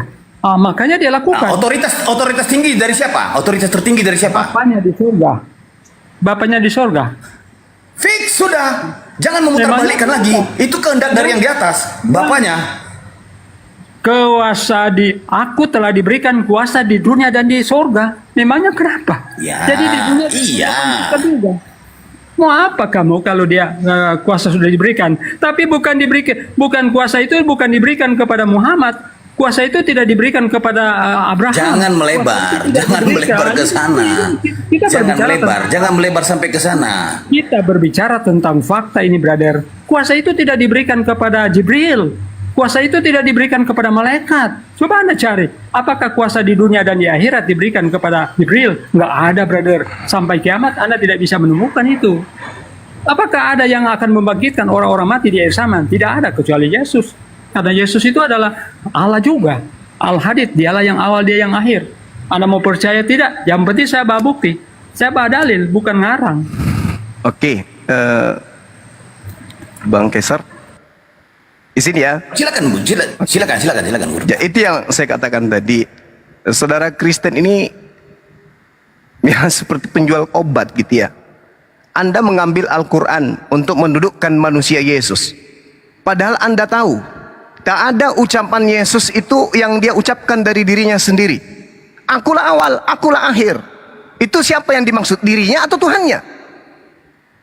Dirinya atau Tuhannya? Di dalam kitab Wahyu yang Anda bawa, Inilah wahyu Yesus Kristus yang dikaruniakan Allah kepadanya. Kalau dipaksakan kita wahyu ini sebagai firman Tuhan, oke. Tapi ternyata Yesus ini menerima wahyu. Sama seperti Nabi Muhammad. Innani anallah. Sesungguhnya aku ini adalah Allah. Tidak ada Tuhan selain aku. Berarti kalau saya mengikuti pola pikir saudara, Nabi Muhammad itu adalah Allah. Tidak ada Tuhan selain Nabi Muhammad. Tapi sangat disayangkan, apa yang diucapkan oleh Nabi Muhammad itu adalah firman yang diperintahkan oleh Allah untuk ia sampaikan. Sama seperti Yesus, apa yang Yesus ucapkan keluar dari mulutnya itu adalah wahyu yang dikaruniakan Allah kepadanya, bukan dari dirinya sendiri. Yohanes 12 nomor 49. Aku tidak berkata-kata dari diriku sendiri. Apa yang aku katakan adalah apa yang diperintahkan untuk aku katakan dan aku sampaikan. Nomor 50-nya. Dan firmannya itu adalah hidup yang kekal. Bukan Yesus yang hidup yang kekal, tapi firman yang keluar dari mulut Tuhan yang diperintahkan untuk Yesus sampaikan kepada Bani Israel. Coba kita lihat. Jangan kamu takut. Aku adalah yang awal, akulah yang akhir, dan yang hidup, dan yang telah mati. Apa ini? Yesus mengaku, aku yang hidup dan aku yang telah mati. Pencipta alam semesta tidak pernah mengalami kematian. Yesus hanya mengutip ucapan Tuhan. Inilah wahyu Yesus Kristus yang dikaruniakan. Itu satu. Yang kedua, mari kita lihat dari sisi lainnya. Siapa penulis kitab wahyu ini? Ini kebohongan yang nyata. Ada kebenaran, ada kebohongan di dalamnya. Apa bukti kebohongannya? Kita lihat pengakuan Yesus. Adalah lebih baik aku pergi. Sebab kalau aku tidak pergi, maka roh kebenaran itu tidak akan datang kepadamu. Ternyata Yohanes atau penulis daripada kitab Wahyu mengaku bahwa dia menerima kesaksian yang diberikan oleh Yesus. Dengan kata lain, yang datang ke Pulau Patmos memberitakan semua tulisan Yohanes, penulis Yohanes ini, itu adalah Yesus. Sedangkan Yesus mengatakan, yang datang setelahku adalah roh kebenaran, bukan aku. Yohanes 16 nomor 7. Adalah benar yang kau katakan, lebih baik aku pergi, sebab kalau aku tidak pergi, roh kebenaran itu tidak akan datang, yaitu penghibur. Berarti yang datang setelah Yesus bukan Yesus. Yang datang setelah Yesus adalah seorang penghibur. Seorang penghibur. Seorang yang disebut sebagai roh kebenaran. Nah, sedangkan Yohanes mengaku bertemu dengan Yesus. Kebohongan. Yesus berpesan di dalam Matius 24 nomor 15, sang pembinasa keji itu membolak-balikkan kemudian kebenaran dan membungkam hukum untuk mengajarkan sesuatu yang tidak diajarkan oleh Tuhan. Coba Anda lihat, kata Yesus, camkanlah. Dia ucapkan sampai 2 kali loh. Camkanlah. Sudah aku katakan terlebih dahulu kepadamu, apabila ada orang yang mengaku bertemu dengan aku di padang gurun, bertemu dengan aku kemudian di dalam bilik, jangan kau percaya. Berarti Yesus mengajarkan jangan percaya kepada orang yang menulis di Pulau Patmos dengan mengaku bertemu dengan aku. Enak dia, seenak perut dia mau menulis, Yesus berkata, EGP. Yang penting saya percaya kepada Yesus. Bahwa ketika ada orang mengaku bertemu dengan Yesus, kata Yesus, jangan kau percaya. Percaya dong saya kepada Yesus. Saya tidak mau percaya ketika ada orang Kristen atau orang Islam pergi ke Mekah, bertemu dengan Yesus, bermimpi salat tahajud, kemudian dia bertemu dengan Yesus. Saya tidak percaya. Kenapa? Yesus telah memberikan pesan, jangan kau percaya, jangan kau terima, jangan kau imani. Sebab aku datang nanti di akhir zaman dengan ditandai cahaya bersinar dari timur sampai ke barat. Jadi kami nggak percaya pemberitaan tentang Yesus datang, berfirman kepada Lukas, berfirman kepada Markus, berfirman kepada Yohanes, berfirman. Kami tak percaya. Kenapa? Kami lebih percaya ucapan Yesus. Jangan kau percaya ketika ada orang mengaku bertemu dengan aku. Ada Mesias di sini, ada Mesias di sana. Jangan kau percaya, sebab kedatanganku nanti ditandai di akhir zaman. Ibarat laksana kilat yang menyambar dari timur sampai ke barat. Itulah tanda-tanda kehadiranku di dunia. Jadi tanda-tanda yang dikatakan bertemu dengan Yesus di padang gurun, siapakah engkau Tuhan? Akulah Yesus. Oh, nonsen, jangan dipercaya. Kata siapa? Kata Yesus. Di mana tertulis? Matius 24 nomor 15 sampai nomor 23. Nah tuh, saya kira begitu. Sampai nomor 27, sorry. Saya kira begitu sebagai penutup dari saya. Silakan sahabatku yang ingin melanjutkan karena saya mau ibadah. Salam satu Tuhan, salam tauhid, salam satu Tuhan. Jayalah Islamku, jayalah Indonesiaku. Assalamualaikum warahmatullahi wabarakatuh. Waalaikumsalam. Waalaikumsalam. Mau tanggapi. Jadi Bro Suma, jangan Anda samakan Muhammad dengan Yesus. Wah, jauh itu. Bagaikan langit dan bumi perbedaannya. Muhammad kan dia saat ini dikubur, tetapi Yesus itu sudah di surga. Dan Di dia surga, guys. juga Di akan surga, Bang membangkitkan Cuma. Muhammad nantinya. Yesus yang nantinya akan membangkitkan Muhammad dan akan menghakimi Muhammad. Semua di langit ini akan bertekuk lutut kepada Yesus. Iya, Coba yes. cari. Adakah satu Haleluya. oknum yang akan menghakimi ya dunia Nggak ada, ini? nggak ada. Tidak ada. Tidak ada. Kecuali Yesus. Hanya Yesus. Semua akan tertekuk lutut. Coba Ya. Anda baca di Matius, ya. Coba Anda baca di Matius. Anda bilang ini wahyu, ini karangan. Oh, jangan seperti itu, brother. Ya, memang Yesus kan katakan kalau ada orang mengatakan, oh ada Yesus di bilik, memang jangan percaya. Tetapi wahyu ini adalah wahyu dari Tuhan, dari Allah. Jadi kami harus percaya. Kami bukan tidak ada dasar. Kami bukan tidak ada standar. Ya, ini standarnya Bible. Ya, itu adalah firman yang tentunya akan menuntun kita kepada apa? Kebenaran yang sejati. Ya, kebenaran yang sejati hanya Yesus Kristus. Karena Yesus Kristus yang akan membangkitkan. Adakah satu oknum yang akan membangkitkan orang mati di akhir zaman?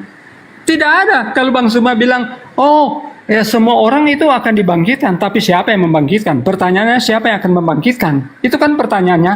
Poinnya di situ. Siapa yang akan membangkitkan? Yang membangkitkan adalah Allah. Di dalam Al-Quran yang membangkitkan Allah. Dan di dalam Alkitab kami adalah Yesus. Karena Yesus itu adalah Allah. Aku adalah yang awal dan yang akhir. Al-Hadid ayat 3. Kalau saya mau tanya kepada jujur ya. Pernahkah Allah SWT berfirman, aku adalah yang awal dan yang akhir? Pernahkah Allah berfirman, aku adalah yang awal dan yang akhir? Kalau tidak, pertanyaan saya, siapa yang berfirman di Al-Hadid ayat 3? Dialah yang awal dan dialah yang akhir. Silakan dijawab, brother. Kaisar, boleh jawab. Siapa yang berfirman di Al-Hadid ayat 3? Dialah yang awal, dialah yang akhir. Sebentar ya, kita baca dengan baik ya. Jangan Anda potong-potong ya, jangan Anda potong-potong ataupun Anda giring opini Anda. Dibaca dengan baik-baik di situ. Silakan Anda baca. Anda baca dengan baik. Oke. Apa yang tertulis di situ? Al-Hadid ayat 3 ya, saya baca. Di situ ada tanpa permulaan ya. Ingat ya, tanpa permulaan. Jangan Anda potong-potong. Al-Hadid ayat Anda saja yang baca. 57 ayat 3 itu ya, 57. Dialah yang awal, yang akhir, yang sahir, dan yang batin. Dan dia maha mengetahui segala sesuatu. Itu ayatnya. Lanjutkan. Dialah yang awal, yang akhir, yang sakir, dan yang batin. Dan dia maha mengetahui segala sesuatu. Ayo. Yang berfirman ini siapa? Pernahkah Allah SWT berfirman, aku adalah yang awal, yang akhir, yang sakir, dan yang batin? Pernah? Anda lanjutkan. Baca, itu ayatnya itu. Satu ayat.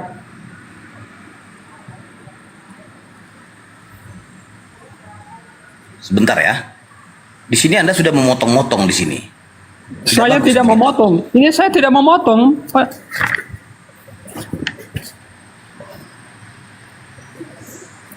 Saya tidak memotong ini. Apakah ada ayat selanjutnya? Saya lihat dulu. Ayat 3.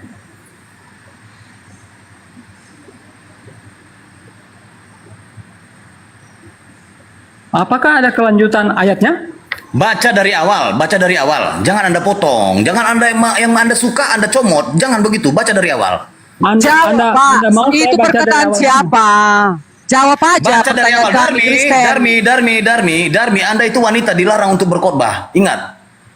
Ini perkataan siapa? Intinya itu. Ini firman dari siapa? Pernahkah Allah SWT Baca dari awal. Anda membawa opini, Anda baca dari awal. Jangan hanya yang Anda potong di situ. Coba Anda baca dari awal. Maksud Anda baca awal dari mana? Ayat Baca berapa? Al-Hadid itu dengan full. Ayat berapa? Mulai dari ayat berapa? Anda comot Enggak, sesuka hati. Saya tanya, oke saya ikuti. Anda mau saya baca dari ayat berapa? Halo. Baca dari awal. Dari Baca dari ayat awal, berapa? dari 1 sampai 29. Oke, 1 ya. sampai 29. Oke, saya baca. Apa yang di langit dan di bumi? Al-Hadid 1 sampai 29, ingat. Oke, ya saya akan baca. Apa yang di langit dan yang di bumi bertasbih kepada Allah. Dialah yang maha perkasa, maha bijaksana. Ayat 2. Miliknya lah kerajaan langit dan bumi. Dia yang menghidupkan dan mematikan. Dan dia maha kuasa atas segala sesuatu. Ayat 3. Dialah yang awal, yang akhir, yang sakir, dan yang batin. Dan yang maha mengetahui segala sesuatu. Ayat berapa ya? Ayat 4. Saya baca di ayat 4. Dialah yang menciptakan langit dan bumi dalam 6 masa. Kemudian dia bersemayam di atas arsy. Dia mengetahui apa yang masuk ke dalam bumi dan apa yang keluar dari dalamnya. Apa yang turun dari langit dan apa yang naik ke sana. Dan dia bersama kamu di mana saja kamu berada. Jadi, dan dia bersama kamu di mana saja kamu berada. Jadi, dia di sini. Stop di situ. Stop di situ. Stop di situ. Pertanyaan sama saya, Yesus tewas nggak? Oke, dia itu mati, memangnya kenapa? Jadi jangan Anda samakan. Saya tanya lagi, Yesus tewas nggak? Dia mati sebagai manusia, betul. Memangnya kenapa? Sederhana pertanyaan saya, Yesus tewas nggak? Iya, dia mati sebagai manusia. Itu jawaban saya. Dia bersama-sama sampai sekarang atau enggak? Saya tanya. Kenapa? Kenapa Anda gagu? Kenapa Anda Baca dia Matius tewas, iya, dia tewas. Oke, Dia masih saya baca. bersama-sama Anda nggak sampai sekarang? Oke, saya baca Matius ya. Saya baca Matius. Oke. Saya baca Matius. Lucu Anda itu. Ya, sebentar. Jangan dulu. Senang, brother. Matius 28 ayat 19. Tidak senang. Melawan Anda itu Karena cukup dengan pergilah, kayak anak-anak tuh. jadikanlah semua bangsa muridku Anda dan comot-comot baptislah semuanya. mereka di dalam nama Bapa dan Anak dan Roh Kudus. Dan ajarlah mereka melakukan segala sesuatu yang telah kuperintahkan kepadamu. Dan ketahuilah, aku menyertai kamu senantiasa sampai pada akhir zaman. Hah? Siapa yang membangkitkan? Siapa yang menyertai kamu sampai akhir zaman? Sama kan ini? sampai sekarang masih. Yesus. Dari mana korelasinya itu sama? Ini dalilnya, Dari mana brother. itu korelasinya sama? Saya tanya, di mana yang samanya? Anda kan mau bertanya, di mana Yesus? Di mana korelasi yang sama? Coba Anda tunjukkan korelasi yang sama di mana? Mana dalilnya? Allah SWT berfirman, aku adalah yang awal dan yang akhir. Itu saja. Kalau tidak, saya akan pamit. Mungkin budarnya akan Kenapa Anda lanjut. pamit? Saya bilang, saya mau tanya sama Anda, Yesus tewas, Allah tewas. Saya sudah katakan dia mati sebagai manusia. Makanya ada ayat dengan matinya sebagai manusia. Darmi, Anda wanita, Anda dilarang berbicara. Oh Di tidak. gereja Anda tidak. dilarang, dimanapun Anda dilarang, jangan berbicara. Kita berbicara. Sekarang yang pertanyaan saya sederhana. Itu bukan. Masa jangan pergi, jangan pergi. Kita debat, kita diskusi. Oke. Berdiskusi dengan saya satu-satu. Saya nggak mau campur-campur dengan wanita. Saya mau pamit. Kemana mau pamit? Kenapa Boleh pamit? lanjutkan dengan- Saya mau mencari korelasi Anda. Saya kejar Anda. Saya kejar. Aku kejar itu. Diam. Aku Ini tidak saya mau berdebat titip. dengan wanita. Aku Ini tidak mau berdebat dengan wanita. Saya hanya mau titip, saya mau Kenapa? titip. Cari dalil dalam Al-Quranmu, Allah SWT pernah berfirman, aku adalah yang awal dan yang akhir. Itu titipan saya. Memenjarakan Saya boleh, mau pamit. berdiskusi nggak boleh. Jangan pergi. Ya, ada Jangan salah pergi. kata. Jangan pergi. Jangan pergi dulu. Aku ada mewakili. Kenapa Anda pergi? Saya bilang Maaf ya, Yesus saya itu mau pamit tewas. ya. Kenapa Tuhannya Bos, tewas? makasih. Kenapa pergi? Aku menjawab, Bang. Aku menjawab. Izin ya Darni ya. Saya tidak mau berdebat dengan wanita. Loh, memenjarakan boleh. Kalau memenjarakan wanita Siapa? boleh. Saya tidak pernah memenjarakan wanita. Itu Anda memfitnah kemarin saya. aku lapor penjarakan si Darni. Kok bisa? Siapa itu siapa? Bukan saya itu. Siapa ini? Itu Siapa kok bisa itu? diskusi? Anda memfitnah lagi. Kalau Ya, Anda bukan kenapa memfitnah. ini suka memfitnah Itu ya? ada Suka videonya memfitnah, ya? itu, ada videonya. Ada videonya. Kami Kenapa simpan itu. Tante? Aku waktu berdiskusi sama, tunggu dulu. Aku berdiskusi sama Umi saya tidak mau Ripa. berdiskusi dengan wanita. Saya tidak mau nggak berdiskusi dengan berani. wanita. Masa Sekian. takut sama ibu-ibu? Aduh, gimana sih? Saya menghormati Bukan, wanita. Tante Darni. Saya Derni menghormati bukan si wanita. Kaisar saya. ini. Si Kaisar ini bukan takut sama ibu-ibu, hanya saja dia memang ada orang menghargai, saking menghargainya dia tidak mau berdiskusi dengan perempuan. Ada seperti itu. Bukan dia Selamatkanlah takut. aku. Selamatkanlah aku Kaisar. Kalau kau sayang pada aku. Ngapain Tante Derni mau diselamatkan dari mana? Emang Tante Derni lagi kebakaran? Tapi kalian kan mau menobatkan orang. Kalian bilang kan kalian itu sempurna. Siapa Kami yang kafir. menobatkan orang? Kami hanya mau meluruskan, ya, meluruskan. Itu tadi Tante Ya, mengatakan luruskanlah aku. lapor-lapor siapa? Luruskanlah aku. Luruskan aku. Aku kan udah bengkok. Luruskanlah kenapa dia lari. Si Kaisar kok nggak mau? Kan sudah dibilang si Kaisarnya tidak mau, paham nggak bahasa Indonesia? Si Kaisarnya tidak mau, bukan tidak mau, bukan. Jadi ngapain aku kalian naikkan ke atas kalau kalian nggak mau berdiskusi sama perempuan? Kenapa nggak kalian Kan ada turunkan aja lah? aku yang nggak mau diskusi kan Oh, Kaisar. Aku kita. Ayo kita. Diam semua para lelaki. Tunggu dulu. Ayo kita dua. Tante Derni, aku tanya dulu tadi, kenapa Oke. Tante bilang di bahasa lapor-lapor? Siapa yang melaporkan? Gini, waktu aku diundang Julius di roomnya kemarin, aku kan udah lama nggak mau diskusi, udah malas karena takut berdosa, nanti jadi emosi, nanti jadi menghujat kan begitu. Nah, Dokter Akal kan jarang live nih, dia baru mau live kali. Diundanglah ibu, tapi ibu nggak mau diskusi ya. Aku bilang kita hanya ngobrol-ngobrol santai bu, kata si Dokter Akal. Oke, naik. Ternyata Bang Luga di atas, Bang Luga di atas. Akhirnya udah singkat cerita kami sudah asik-asik, tiba-tiba Umi Ripa naik Umi Ripa. Aku mau berdiskusi sama Bu Darnia katanya. Oke. Habis itu singkat cerita berdiskusi duluan lah si Umi kan, si Ripa 5 menit. Oh Tuhan kalian rasis, Tuhan kalian memperbudak, Tuhan kalian ini dan macam lah itu ya kan. Namanya setelah Umi Ripa, giliran Ibu Darni 5 menit. Nah saya katakanlah begini. Karena silap kata-kata ibu di situ, datang di bawah penonton 15.000 orang. Salibkan si Darni, penjarakan si Darni, laporkan si Darni. Kenapa bisa dilaporkan? Kalau di sini diskusi kok kalian nggak kasih, kok nggak mau sih? Siapa tadi? Siapa itu tadi? Bang apa itu? Kaisar. Biasanya sama aku udah baik. Biasanya sih Kaisar Oke, baik gini sama Tante aku. Tante Derni. Makanya kenapa orang-orang mengatakan lapor, tangkap. Karena Tante membawa suatu perkataan tidak ada datanya. Jadi Nah, kalian kalau kami membawa ini data? Kalau kalian membawa data, kalian hujat jelas kami membawa data. Mana jelas itu? Siapa bilang itu jelas? Jelas. Assalamualaikum Mama, apa yang mau Tante tanya? Hah? Waalaikumsalam. Ayo. Apa yang mau Tante tanya? Oke, Apa aku mau Tante duluan ya. tanya? Aku ya. Iya, silakan. Aku. Diam ya. Jangan ada yang bicara 2 menit. Siapa yang bicara? Tapi lama kali 2 menit. Saya mau ngomong sebentar. Tokan. Udah. Saya mau 2 ngomong menit sebentar. lama kali. Saya Oke, mau ngomong baik. sebentar. Diam dulu. Mananya? Silakan. Darni, saya mau ngomong sebentar. Ya. Darni, apa sebab Bang Cesar tidak mau berdiskusi sama Anda? Oleh karena Bang Cesar itu tahu kalau Kristen itu paling bodoh kalau diikut berdiskusi, makanya dia nggak mau layani kamu. Kamu kalau berbicara di dunia terbalik. memang pintar, tapi kalau bicara Yang baik. masalah agama Kristen itu paling bodoh. Oh, kalian Paham juga kau? lebih bodoh. Kalian lebih Paham bodoh kau, lagi. ente? Kalian lebih bodoh. Itu begini. Macam mana kayak gini? Turun. Bahasa apa ini? Saya turunkan. Bahasa apa ini? Saya Itu. turunkan. Udah. Ya, kalau orang kayak gitu saya turunkan. Oh ya, turun ke tenang Kenapa kayak Tante. gitu? Aman kok di sini. Ya. Ngapain? Nah, gak usah kau Ngapain 2 menit kita tiktokan diskusi? aja. Ya, kalau bahasa kayak gitu saya turunkan. Udah cepet. Aku yang bertanya ya. Bertanya ya. Pertanyaan. Jadi dulu jawab dulu di mana kami ini ya berkata tidak membawa data, itu yang tadi kita ini bahas. Tante kan saya bilang Tante Derni. Udah aku. Yang kalian tak bawa data. Tante kan bilang.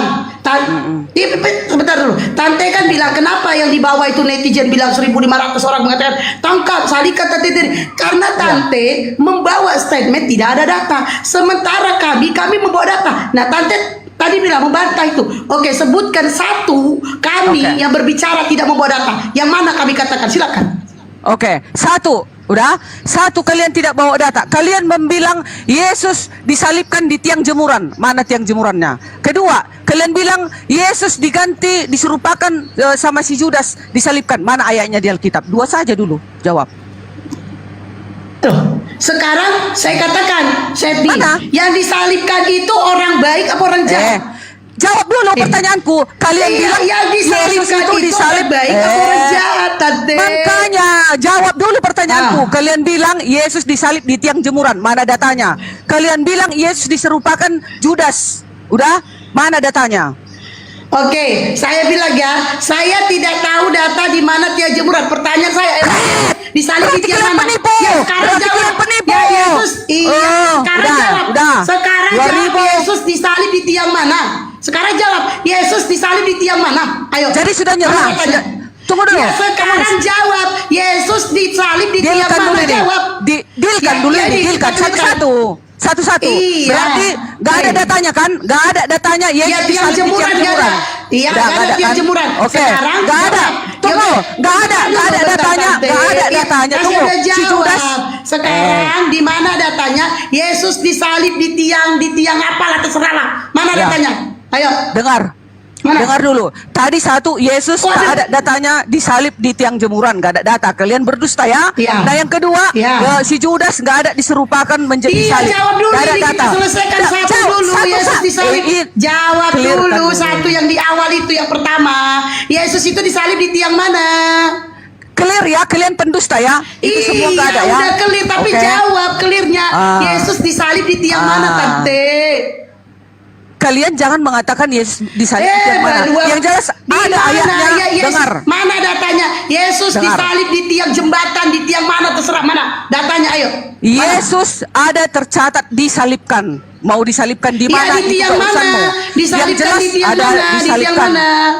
Yang jelas dia Iya, di disalibkan. tiang mana? Kalau menurutmu di mana disalib? Kalau menurutmu di mana disalib? Di laut kah? Lah kok malah Atau di nanya? api? Kutanya kau dulu, di mana kalau disalib? Di laut atau di api? Di mana? Kan Berarti Tante di- tadi kan? kita clearkan Dengar di dulu. ujung. Nah, Berarti kalau tunggu saya dulu, bilang kau dia ini jemuran, bisa. Tante Dah. marah. Nggak Kalau ada saya dalilnya. bilang Mana dia jemuran, dalilnya? Tante marah. Mana Makanya dalilnya? kasih tahu tiang Mana dalilnya? Gak ada. Yang penting ada di dalam Alkitab Ya, ditulis. Oke, dalilnya Tunggu. tiang jemuran nggak ada. Sekarang jawab di tiang mana Yesus disalib, Tante? Lain kali jangan lagi kalian mengatakan Yesus disalib di tiang jawab jemuran. dulu di tiang Berarti mana? kalian pendusta, penipu. Ya ampun. Nah, itu. Di tiang Tangkap mana? berarti. Di tiang mana? Tangkap. Jawab dulu. Yesus Tangkap. disalibkan di tiang Tangkap. mana? Oke. Berarti di tiang jemuran betul dong. Tiang jemuran Mana kan? Mana datanya? Ya udah, Mana datanya? Mana datanya? Ya udah, Apa? mana datanya Yesus disalibkan di tiang mana? Cepat. Ada Jawab. ayat Yang Yesus. istrinya. Ibu-ibu arisannya kita ini dulu ya, kita pending ini ada Bang Juma. Ya gitu. Jadi terkait dengan ungkapan teman-teman ya bahwa Yesus itu disalib di tiang jemuran itu maksudnya itu adalah simbol Kristen itu mirip tiang jemuran itu maksudnya. Gak ada itu, gak ada. Kalian penipu, gak ada itu. Gak ada. Tunggu dulu. Tunggu dulu. Bu. Makanya. Yesus Tunggu itu dulu, Bang Juma. Oh, Bang Juma. Kami Di kan dalam- mencintai Yesus, Bang Juma. di dalam Jadi kalian kita- jangan dong Sabar perolok-olok dulu. Yesus kami. Ya kami nggak mengolok, kalian yang mengolok Ya. Yesus. Mana ada kami olok Yesus? Loh, nanti kita bahas itu. Siapa yang mengolok dan menghina Yesus, Islam atau Kristen. Jadi kita luruskan dulu nih. Kata salib Apanya itu, pembahasan kita ini? Apanya pembahasan kata salib kita? itu tidak ada di Kristen. Hanya Kristen Indonesia yang menggunakan kata salib. Itu dulu. Di Kristen itu yang ada cross. Sedangkan cross ini atau stauros ini itu tidak berbentuk salib. Kalau strauss atau cross itu berbentuk jemuran. Itu dulu yang Anda pahami. Kalau dikatakan salib itu adalah tiang yang berdiri tegak tanpa ada penambahan kiri dan kanan. Nah, sedangkan simbol Kristen ketika berbicara mengenai tempat Yesus digantung, itu ada penambahan kiri kanan. Sehingga nampak seperti jemuran, bahkan nampak seperti tiang listrik. Nah, sekarang mana buktikan? Original teks kitab saudara menggunakan kata salib ada enggak? Kan tidak ada. Nah, lalu dari mana orang Kristen mengambil salib ini seperti bentuk tanda tambah itu dari mana? Kalau itu yang Anda gunakan, Yesus tidak boleh disebut disalib, berarti Yesus disebut digantung. Itu betul. Karena kalau disalib itu artinya dia hanya menggunakan satu pohon naik berdiri tegak, lalu kemudian orangnya digantung di atas, bukan di leher, bukan di tangan, tapi di bawah pusat. Makanya salib. Salib itu bahasa Arab, kata salab atau istilah itu jelas itu. Artinya ketika berbicara mengenai kata salib ini, itu berbicara mengenai tulang punggung. Berarti orang yang dihukum dengan diikat di atas satu pohon, ikat bagian punggung, sulbi, salib. Itu kata salib itu dari bahasa Al-Quran. Nah, sedangkan simbol Kristen bentuk cross. Mirip tiang jemuran, mirip tiang listrik. Bukan berarti Yesus di tiang listrik atau di tiang jemuran. Itu justru Anda yang harus mempertanggungjawabkan. Karena kalau berbicara mengenai salib, itu hanya berbicara mengenai tiang. Nah, sekarang mari kita lihat original teksnya. Di mana ada kata salib dalam original teks? Pasti mengarahkan kepada pohon, atau berbicara kayu, atau berbicara tiang. Tidak pernah berbicara mengenai kayu yang berbentuk cross, berbentuk silang seperti itu. Nggak ada itu. Anda lah yang mengolok-olok Yesus dengan menggantungnya seperti orang yang ada di tiang jemuran. Padahal Yesus itu tidak begitu. Kalau berdasarkan Al-Quran, salib berarti dia hanya berdiri satu pohon aja, satu tiang aja. Dan ternyata Al-Quran lebih benar daripada simbol Kristen. Di mana ada kata salib di dalam kitab saudara? Coba kita tunjuk. Aku? Oke. Iya, Saya, silakan. Bang Juma. Iya. Kita sekarang Bang Juma tinggal Oke. di Indonesia. Ya, Oke? itu alasan dibuat-buat tunggu. itu pasti. Jangan potong-potong. Udah. Kita Silakan. sekarang tinggal di Indonesia. Jadi Alkitab bahasa Aramik atau bahasa Yunani atau bahasa Grikanya sudah ditranslatekan ke bahasa Indonesia. Karena Bang Juma kita tinggal di Indonesia, berarti kita membahas tentang Alkitab yang berbahasa Indonesia. Bang Juma juga kalau bahasa Arab kurasa nggak tahu, ya kan? Paling sepotong-potong. Jadi nggak usah kita lari ke ranah bahasa Arab. Kita tetap di dalam bahasa Indonesia. Di mana ayatnya bahwasanya kata salib itu ada di dalam Alkitab? Ada, banyak. Penyalipan, ini bukunya, ayatnya ada. Kalau aku bicara nggak congor, aku bicara sesuai dalil. Matius 26 ayat 47. Yesus ditangkap.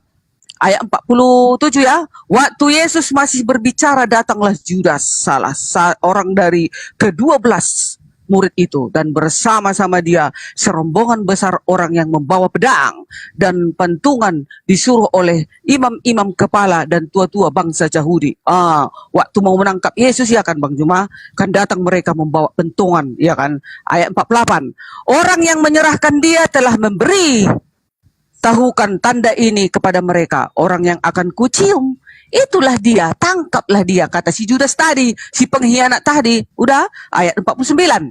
Dan segera ia maju mendapatkan Yesus dan berkata, salam Rabi, lalu mencium dia. Nah, ayat 50. Tetapi Yesus berkata kepadanya, hai teman, untuk itukah engkau datang? Maka majulah mereka memegang Yesus dan menangkapnya. Ayat 51. Tetapi seorang di antara mereka yang menyertai Yesus mengulurkan tangannya, menghunus pedangnya dan menetapkannya kepada hamba imam besar sehingga putuslah telinganya. Ayat 52. Maka kata Yesus kepadanya, masukkan pedang itu, kembalikan ke dalam sarungnya, sebab barang siapa menggunakan pedang akan binasa oleh pedang, kata Yesus. Lalu Bang Juma ayat 53, atau kau sangka bahwa aku tidak dapat berseru kepada Bapakku supaya ia segera mengirim lebih dari 12 pasukan malaikat membantu aku? Bisa seharusnya kan Bang Juma? Bisa seharusnya, katanya semua pasukan-pasukan Yahudi itu hancur semuanya Bang Juma. Kenapa tidak dilakukan Yesus Bang Juma? Hanya harus harus menggenapi kitab Taurat, ya kan? Harus menggenapi nubuatan-nubuatan yang tertulis di kitab itu. Oke, ayat 54. Jika begitu, bagaimanakah akan digenapi yang tertulis dalam kitab suci? Itu kata Yesus Bang Juma. Nah, jika begitu, bagaimanakah akan digenapi yang tertulis dalam kitab suci yang mengatakan bahwa harus terjadi demikian? Itu Bang Juma, harus terjadi. Bukan gak bisa ditamparkan Yesus semua itu semua. Sekali hembus itu, dead, mati semuanya. Ayat 55 Bang Juma. Pada saat itu Yesus berkata kepada orang banyak, sangkamu aku ini penyamun, maka kamu datang lengkap dengan pedang dan pentungan untuk menangkap aku. Padahal tiap-tiap hari aku duduk mengajar di bait Allah dan kamu tidak menangkap aku. Kenapa kalian datang ke sini beramai-ramai? Kan katanya. Nah, di ayat 56 Bang Juma, di sini nanti ada kata salib ya Bang Juma. Kita kan sekarang mencari kata salib. Ayat 56. Akan tetapi semua itu terjadi supaya genaplah yang ada tertulis dalam kitab nabi-nabi. Lalu semua murid itu meninggalkan dia dan melarikan diri. Maksudnya melarikan diri bukannya tidak mereka sudah memberikan semua kekuasaan kepada Yesus karena udah dibilang semua ini harus tergenapi sayangku, udah gitu sama murid-muridnya. Bisanya mereka ini kuhancurkan barang 1 menit, tetapi tidak, ini harus digenapi kata Yesus Bang Juma. Matius 26 ayat 57 Bang Juma. Yesus dihadapkan ke mahkamah Bang Juma. Baru di Matius 26 ayat 62, lalu imam besar itu berdiri dan berkata kepadanya, tidakkah engkau memberi jawab atas tuduhan-tuduhan saksi-saksi ini terhadap engkau? Kan diam Bang Juma Yesus. Kenapa? Harus tergenapi katanya Bang Juma. Ayat 63. Tetapi Yesus tetap diam. Lalu kata imam besar itu kepadanya, demi Allah yang hidup, katakanlah kepada kami, apakah engkau Mesias? Katanya, anak Allah atau tidak? Katanya. Lalu ayat 64 Bang Juma. Jawab Yesus, engkau telah mengatakannya. Akan tetapi aku berkata kepadamu, mulai sekarang kamu akan melihat Anak Manusia duduk di sebelah kanan yang Maha Kuasa dan datang di atas awan-awan di langit. Itu nanti yang datang mau membangkitkan itu Bang Juma, yang sesuai dengan kalian bahas tadi sama kawanku Advent tadi. 65 Bang Juma. Maka imam besar itu mengoyakkan pakaiannya dan berkata, ia menghujat Allah. Untuk apa kita perlu lagi saksi lagi? Sekarang telah kamu dengar hujatannya, katanya. Ayat 66. Bagaimana pendapat kamu? Mereka menjawab berkata, ia harus dihukum mati, katanya, ya kan? Baru ayat 67. Lalu mereka meludahi muka Yesus dan meninjunya. Orang-orang lain memukul dia. Ayat 68 Bang Juma. Dan berkata, cobalah katakan kepada kami, hai Mesias, siapakah yang memukul engkau? Matius 26 ayat 69. Sekarang tentang penyalipannya ada di mana? Betul dikatakan. Di sini Bang Juma. Matius 27 ayat 1. Yesus diserahkan kepada Pilatus. Tadi kan sudah terjadi ditangkap Yesus, dipukul, dan segala macam, ya kan? Sekarang ayat 27, Matius 27 ayat 11. Yesus dihadapkan ke Pilatus. Ayat 27-nya, ayat 27, Yesus diolok-olok. Matius 27 ayat 32, Yesus disalibkan. Ada Bang Juma ya? Ada ayatnya Bang Juma. Matius 27 ayat 32, Yesus disalibkan. Matius 27 ayat 31, sesudah mengolok-olok dia, mereka menanggalkan jubah itu daripadanya dan mengenakan pula pakaiannya kepadanya. Kemudian mereka membawa dia keluar untuk disalibkan. Ada lagi disalibkan Bang Juma. Matius 27 ayat 32. Ketika mereka berjalan keluar kota, mereka berjumpa dengan seorang dari Kirene yang bernama Simon. Orang itu mereka paksa untuk memikul salib Yesus. Nah, yang dari Kirene itu disuruh memikul salib Yesus itu, Bang Juma. Matius 27 ayat 35. Sesudah menyalibkan dia, mereka membagi-bagikan pakaiannya dengan membuang undi. Nah, itu ada tertulis di dalam Mazmur atau Yesaya Bang Juma. Perjanjian lama sebelum kedatangan Yesus ribuan tahun yang silam sudah dinubuatkan. Maka dibilang Yesus tadi harus genaplah nubuatan itu, katanya Bang Juma. Terus Bang Juma ayat 38. Bersama dengan dia disalibkan 2 orang penyamun, seorang di sebelah kanan dan seorang di sebelah kirinya. Ayat 40 Bang Juma. Sabar yang Bang Juma, udah mau siap ya.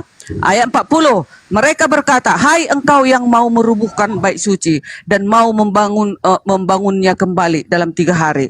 Selamatkanlah dirimu jikalau engkau anak Allah. Turunlah dari salib itu, katanya Bang Juma. Baru ayat 42.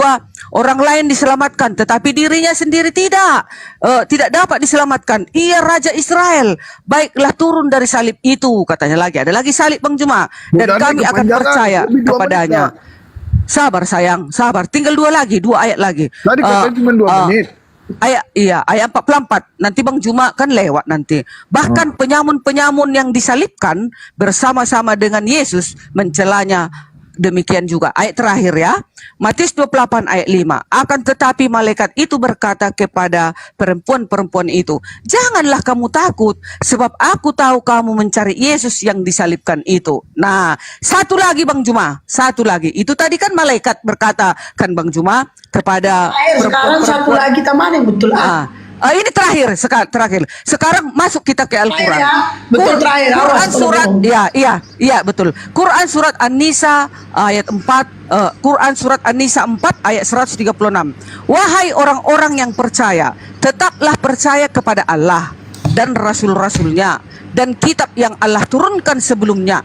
Barang siapa yang kafir kepada Allah, mulai malaikat-malaikatnya, kitab-kitabnya, rasul-rasulnya, dan hari kemudian, maka sesungguhnya orang itu telah sejauh-jauhnya. Berarti kalian harus percaya dong malaikat.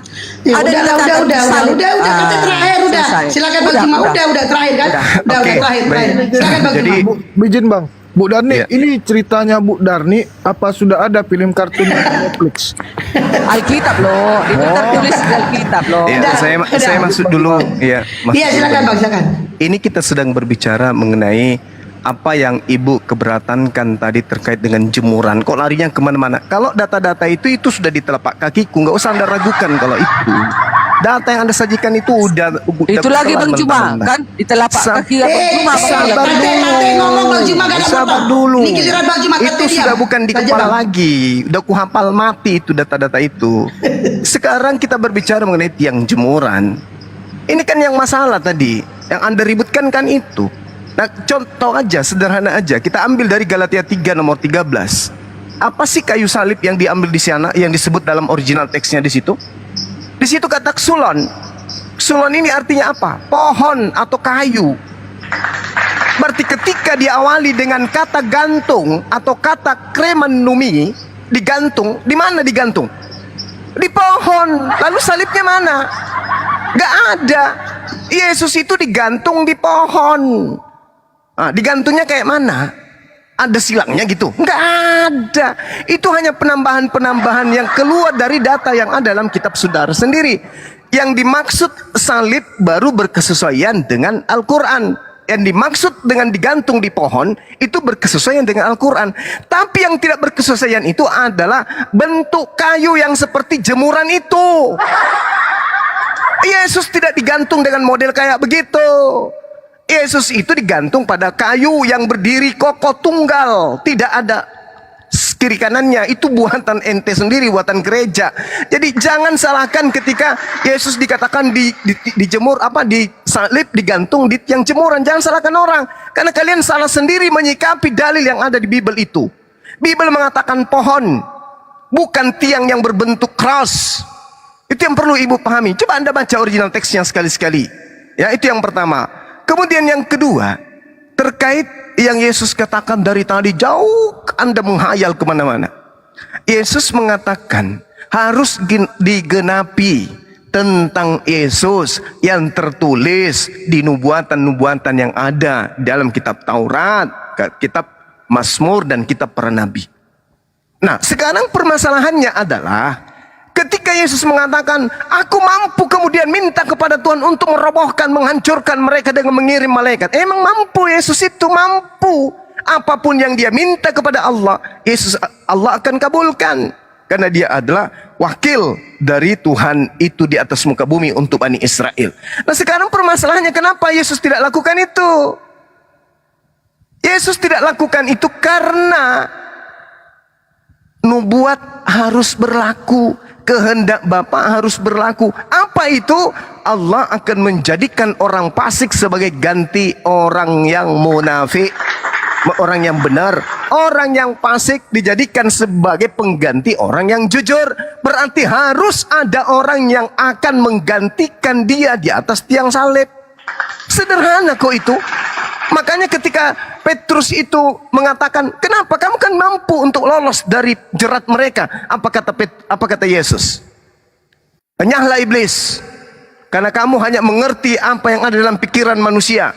Kamu tidak mengerti apa yang ada dalam pikiran Tuhan. Pikiran Tuhannya apa? Tuhan akan menyelamatkan hambanya yang dikasihi. Tuhan akan menyelamatkan hambanya yang benar. Siapa dia? Yesus. Jadi Yesus memang harus terancam. Yesus memang harus teraniaya. Yesus memang ini harus kemudian diambil sebagai orang yang harus mereka hukum. Lalu diselamatkan. Lalu ada yang menggantikan. Itu yang menjadi kehendak Tuhan. Contoh, Amsal 21 nomor 18. Amsal 11 nomor 6, nomor 7, nomor 8. Mazmur 37 nomor 28, nomor 38, nomor 40, nomor 33 dan seterusnya. Memang harus terjadi di mana ada oknum yang akan digiring untuk digantung, tetapi kemudian Allah menggantikan orang itu dan diselamatkan. Itu Bible. Makanya Yesus mengatakan anak manusia memang harus pergi. Coba Anda baca Lukas 24 nomor 44. Apa yang diterangkan di sana? Memang anak manusia harus pergi sesuai dengan apa yang tertulis tentang dirinya di dalam kitab Taurat. Nah, kalau saya nuntut ke ibu, mana yang tertulis di Taurat tentang Yesus harus mati? Ada? Nggak ada.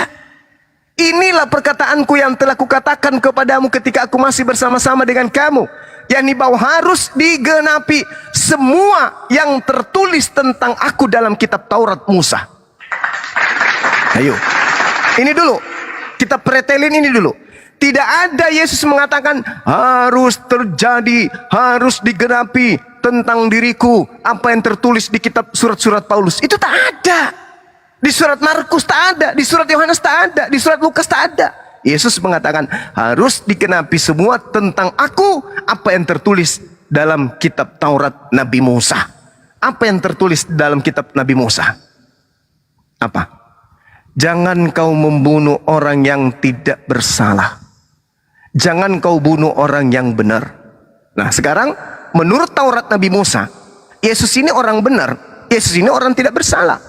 Menurut Taurat Nabi Musa, bolehkah Yesus dibunuh? Itu dulu.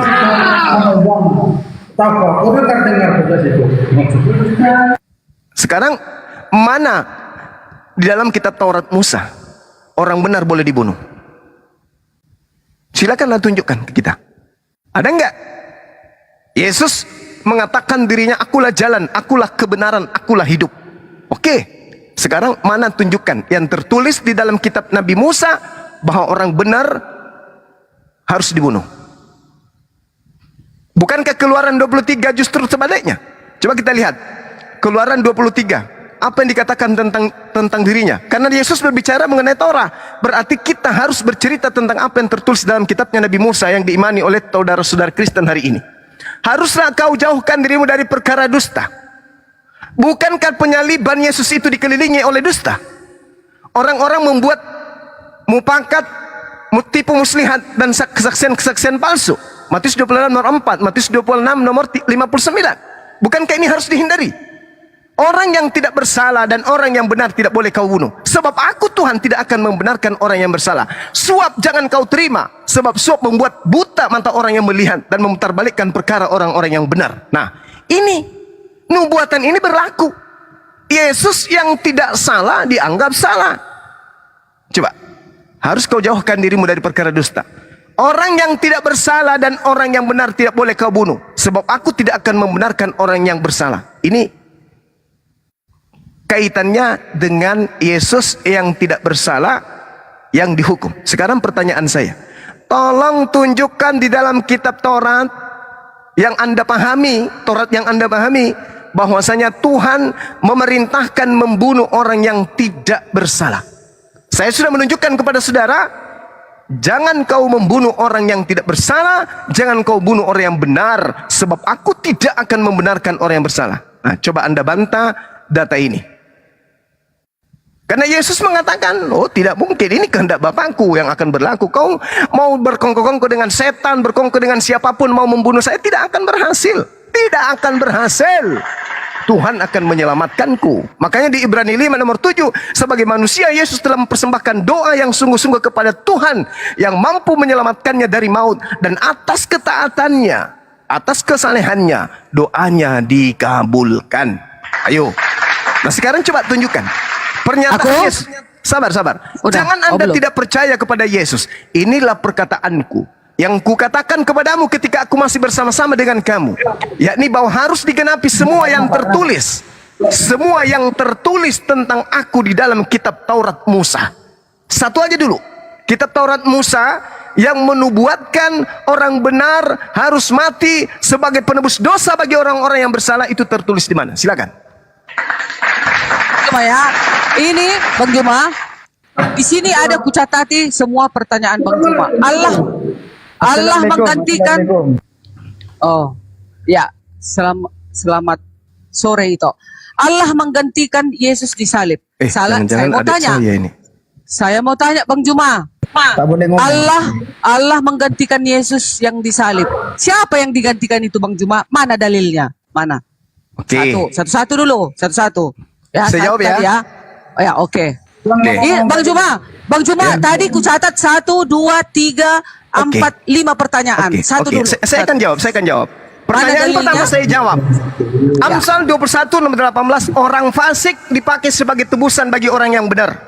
Siapa yang fasik antara Yudas dan Yesus? Jawab. Judas yang fasik. Oke. Dan pengkhianat sebagai pengkhianat sebagai ganti orang yang jujur. Siapa yang pengkhianat antara Yesus dan Yudas? Oh, udah pasti Judas dong. Nah, kalau begitu, kitab nabi-nabi yang Yesus maksudkan berlaku enggak ini kepada Yesus? Nah, itu makanya Abang Juma harus kuajari. Itu. Jawab dulu, enggak usah sombong. Tunggu dulu. Orang fasik dipakai sebagai tebusan bagi orang yang benar dan pengkhianat sebagai ganti orang yang jujur. Bang Juma yang ganteng, bukan begitu maksudnya Alkitab kami Bang Juma. Ya ini kitabnya orang Yahudi kok kitab Anda. Kami juga Bang Juma. Buktinya Bang Juma nggak marah orang Yahudi kami pakai. Ini iya karena Anda menggunakan Septuaginta, nggak ada hubungannya. Amsal 21 nomor 18, orang fasik dipakai sebagai tebusan bagi orang yang benar dan pengkhianat sebagai ganti orang yang jujur. Ini Yesus mengatakan apa yang dinubuatkan tentang dirinya di kitab para nabi harus terjadi. Yesus adalah orang benar, Yudas adalah orang fasik. Yesus orang yang jujur, Yudas orang yang pengkhianat. Oke, ku jawab Bang Juma. Terus silakan. Nah, kenapa Yesus yang tersalib? Yesus itu sudah dinubuatkan para nabi dan tunggu dulu, dan Allah juga mengatakan inilah pertanyaan saya aja yang satu itu Anda tidak jawab loh. Tunjukkan di Taurat bahwa Yesus itu harus menjadi korban. Di mana di Tauratnya Nabi Musa Yesus harus menjadi korban untuk orang yang bersalah, sedang dia adalah orang yang benar. Tadi kan sudah ditunjukkan kemarin 23 nomor 7 nomor 8. Orang yang tidak bersalah, orang yang benar jangan kau bunuh. Nah itu nubuat untuk Yesus. Nah sekarang mana nubuatannya? Orang yang benar harus kau bunuh untuk orang yang bersalah. Mana silakan. Nah, nggak ada nubuatan orang benar dibunuh karena sesuai dengan hukum. Tunggu, bukan Bang Jumad, aku dulu dong. Jadi di hukum ke-6 jangan membunuh, itu maksudnya itu hukum itu untuk sesama manusia. Tetapi penyalipan Yesus bukan itu artinya Bang Juma. Penyalipan Yesus ini adalah sebagai bukti untuk menyelamatkan, menebus manusia itu, memperdamaikan manusia itu kepada Sang Pencipta. Bagaimana ceritanya bisa mendamaikan sementara itu melanggar firman Tuhan? Jangan kau membunuh Yesus. Enggak ada ditulis seperti itu Bang Juma. Yang ditulis jangan membunuh untuk sesama manusia. Kalau Yesus itu beda, itu untuk menggenapi nubuatan Bang Juma. Nah itu buatan Kristen, itu karangan kalian. Sekarang Lukas 24:44 itu tolong dicerna pakai akal. Inilah perkataanku, kata Yesus. Inilah perkataanku. Aku Yesus sedang berkata, yang kukatakan ini kepadamu ketika aku masih bersama-sama dengan kamu, yakni bahwa harus digenapi semua yang tertulis tentang aku dalam kitab Taurat. Nah, mana di dalam kitab Taurat? Sabar. Mana di dalam kitab Taurat? Bunuhlah orang yang benar untuk menyelamatkan orang yang bersalah. Yang ada di Taurat, Keluaran 23 nomor 7, jangan kau membunuh orang yang benar. Yesus itu orang benar, berarti Yesus tidak boleh dibunuh.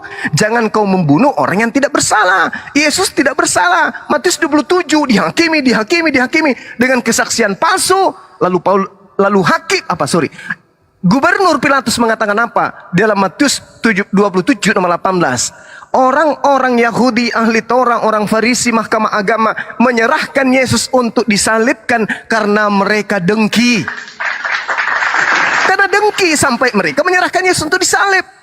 Bukan karena nubus dosa, bukan karena ada di dalam Taurat, tidak ada. Makanya saya katakan, ketika Yesus mengatakan dalam Lukas 24, harus digenapi tentang aku apa yang tertulis di dalam Taurat.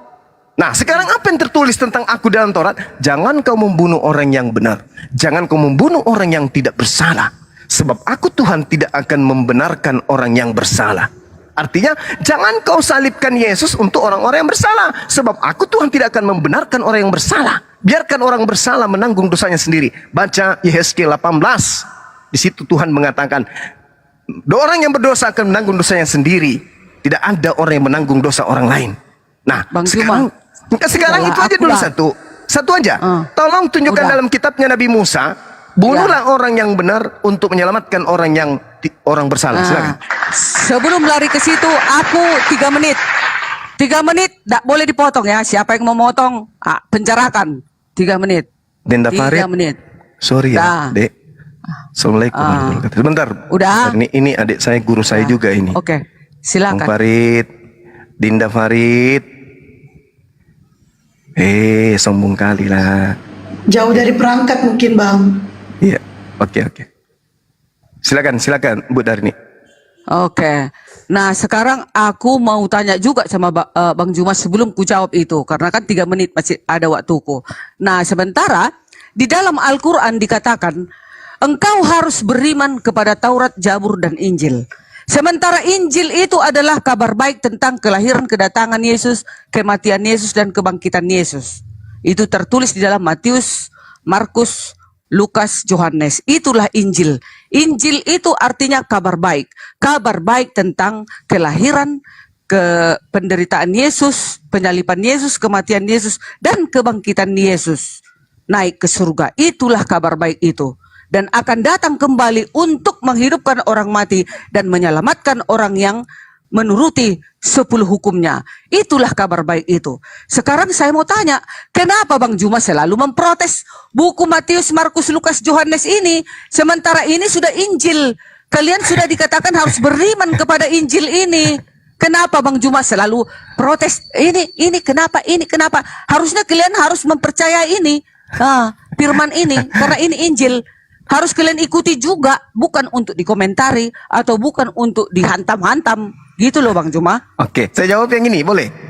Bolehlah, silakan. Ya. Jadi Injil yang dimaksud Al-Quran itu bukan Injil buatan Barat.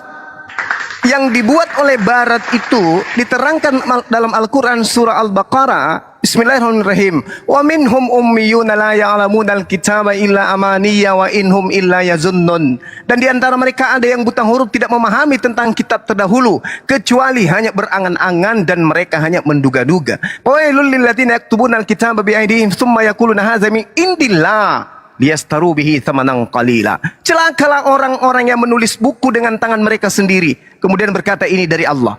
Itu yang dimaksud adalah kitab ibu. Apa pembuktiannya? Ketika berbicara mengenai kitab Injil, Al-Quranul Karim mengatakan inni abdullah antaniyal kitaba wa ja'alani nabiyan. Nah, Nabi Isa menerima kitab, menerima ketetapan dari Tuhan. Mana ketetapan itu? Di dalam Yohanes 17:8.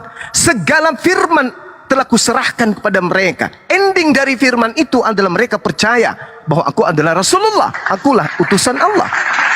Itu endingnya, Yohanes 17:8. Kemudian coba Anda lihat di dalam Markus 14:1.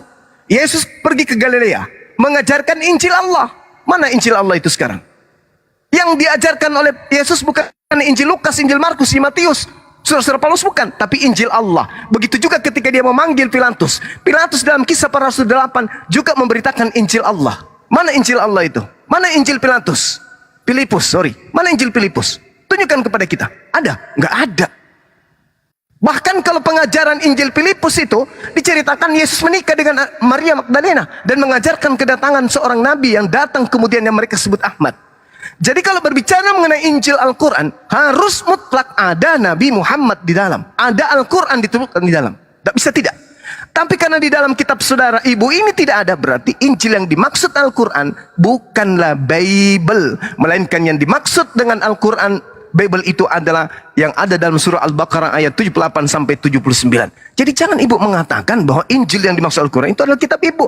Jangankan Al-Quran, sabar. Jangankan Al-Quran. Pertanyaan. Yesus aja tidak mengenal kitabnya orang Kristen itu. Bang Juma, pertanyaan, ya kan? Tadi Bang Juma bilang Matius, Markus, Lukas, Yohanes itu bukan Injil. Nah, sekarang Injil yang benar itu yang mana? Mana isinya Injil yang kalian pelajari dari Al-Quran itu? Mana Injil itu? Oke. Coba bacakan apa Bu Injil itu. Terni, sekali lagi saya katakan, Injil yang diwahyukan oleh Allah kepada Nabi Isa itu bukan diturunkan kepada kami umat Islam, itu diturunkan kepada umatnya Nabi Isa, Bani Israel. Jadi kalau mau minta kepada mereka. Tapi jangankan Anda dikasih, yang ada di tangan Anda itu cuma coretan-coretan orang yang tidak dikenal. Anda harus jujur bahwa dulu itu tidak dikenal siapa penulis buku Lukas, buku Matius, buku Yohanes. Nanti belakangan baru ada kesepakatan, ini tulisan Yohanes, ini tulisan Markus, ini tulisan Paulus dan seterusnya. Bahkan sampai hari ini kitab Ibrani tidak diketahui siapa penulisnya. Sampai hari ini, sampai detik ini. Ya, jadi ketika Anda bertanya, mana Injil itu? Ya, kami tidak bisa menunjukkan karena Injil itu bukan kitab kami. Kami hanya beriman Allah mengutus Nabi Isa diperlengkapi dengan ketetapan-ketetapan hikmat Injil. Apa hikmat Injil itu? Pengajaran Nabi Isa yang cakupannya tentang Taurat. Nah, itu dia. Makanya Nabi Isa tidak membawa hukum baru. Nabi Isa hanya melanjutkan kemudian meneguhkan kemudian hukum yang Nabi Musa bawa kepada Bani Israel. Makanya hukum Taurat itu hanya untuk Bani Israel. Dengan demikian Yesus hanya untuk Bani Israel. Berbicara mengenai kehendak Bapa itu hanyalah perjanjian lama, Taurat. Kitab Tanakh itu kehendak Bapa. Sedangkan perjanjian baru itu kehendak Kristen. Oke, Bang Juma. Itu. Tuh, stop. Ya, silakan. Stop Bang Juma. Oke, Bang Juma. Nah, Injil itu diturunkan kepada Isa, kan kata Bang Juma. Tanyalah sama Isa, kan gitu. Sementara Allah mengatakan engkau harus beriman kepada Taurat, Zabur, dan Injil. Bagaimana caranya beriman? Setauku Bang Juma, beriman itu percaya. Setelah sudah percaya, kita ajarkan kepada anak-anak kita ajarkan kepada keluarga kita, kepada umat, dan kepada seluruh orang yang ada di sekitar kita. Mana? Harusnya kalian tahu dong. Injil yang kepada Isa itu, kami tahu. Inilah Injil. Itulah tentang kelahiran, kedatangan Yesus, kedatangan, kematian, penyalipannya, kebangkitannya, dan naik ke surga, dan akan kembali. Dan semua tentang mulai dari Kejadian sampai Maliaki dan sampai Wahyu. Itu adalah Injil Allah. Nah, itu yang harus kita pelajari. Nah, di situ semua tercangkup semua tentang 10 hukum, yaitu kasih kepada Allah, kasih kepada sesama manusia, Bang Juma. Jadi Bang Juma, kita ini sebenarnya nggak usah kita datang dari agama ini, kita jangan datang dari agama ini, tetapi kita harus datang dari perintah Allah. Apakah agama kita itu sudah menuruti perintah Allah? Contoh, kayak orang Bang Juma, adakah kalian ajarkan 10 hukum? Ada? 10 hukum itu hukum untuk Bani Israel, Bu Tarni. Tidak loh Abang Ganteng. Baca Ulangan 33 nomor 4. Aduh, malu-malu ini nih, Masya Allah. Bang Juma yang malu-maluin. Bang Juma, kutanya Bang Juma dulu. Apa landasan perintah Allah? Apa landasan pemerintahan Allah? Kutanya Bang Juma. Apa sih, Bu Darni? Apa landasan pemerintahan Allah kita itu? Apa Bang Juma? 10 hukum dong. Ya jelas 10 hukum. Itu untuk Bani Israel. Enggak, seluruh manusia 10 hukum. Oke, saya bacakan Ulangan Seluruh 33. manusia. Ulangan 33 nomor 4. Anda membantah Tuhan memang karena Anda itu anti Tuhan. Bang Juma yang membantah Tuhan. Hukum 10 untuk kita, Bang Juma dan mana dalilnya? Dan semua. Ini saya bacakan dalil dulu. Ini saya bacakan. Saya bacakan dalil dulu ya. Tunggu, Nanti- ini dalilnya nanti- satu titik, satu iota. Jangan kau robah hukum. Paulus mengatakan hukum Taurat penuntun bagi kamu sampai Yesus datang. Ya itu dirubah setelah Yesus datang dirubah kan? Udah sabar Bu Darni, sabar. Giliran saya berbicara kan. Musa telah memerintahkan hukum Taurat kepada kita. Kita itu siapa? Itu bangsa Israel. Jawab. Kata kita di situ itu siapa?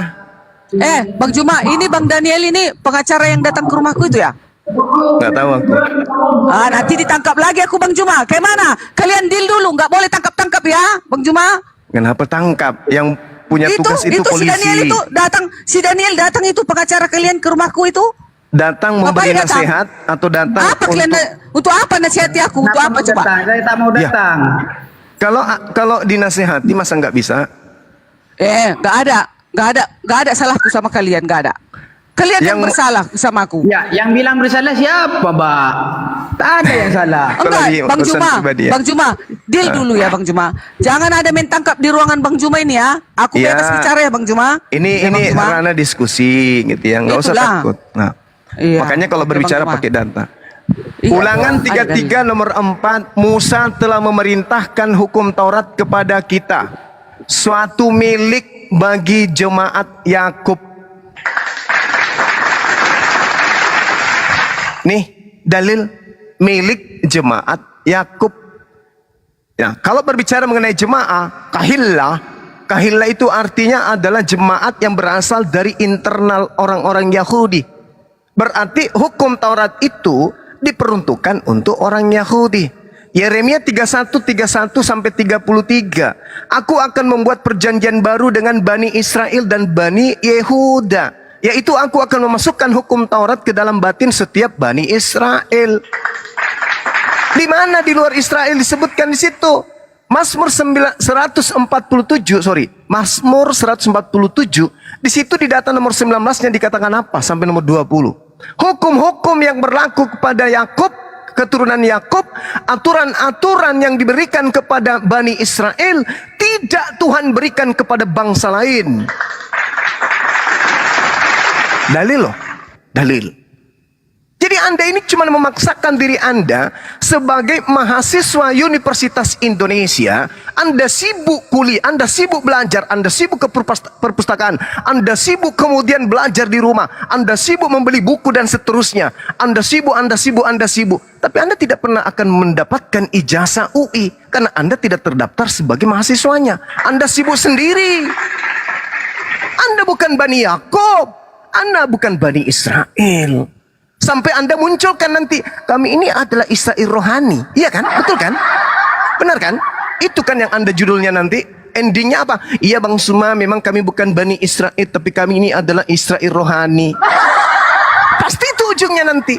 Karena memang tidak ada jalan Anda bisa mendapatkan ijazah UI, sedangkan mendaftar aja kagak. Yang masuk di Universitas Indonesia itu hanya yang ada hubungan darah dengan Pak Rektor. Semisal keturunan rektor, anaknya, cucunya, dan semua yang menjadi stafnya, yang menjadi dosennya, yang menjadi sapamnya, sampai kepada tukang parkir, itu semua harus ada hubungan nasab dengan Pak Rektor.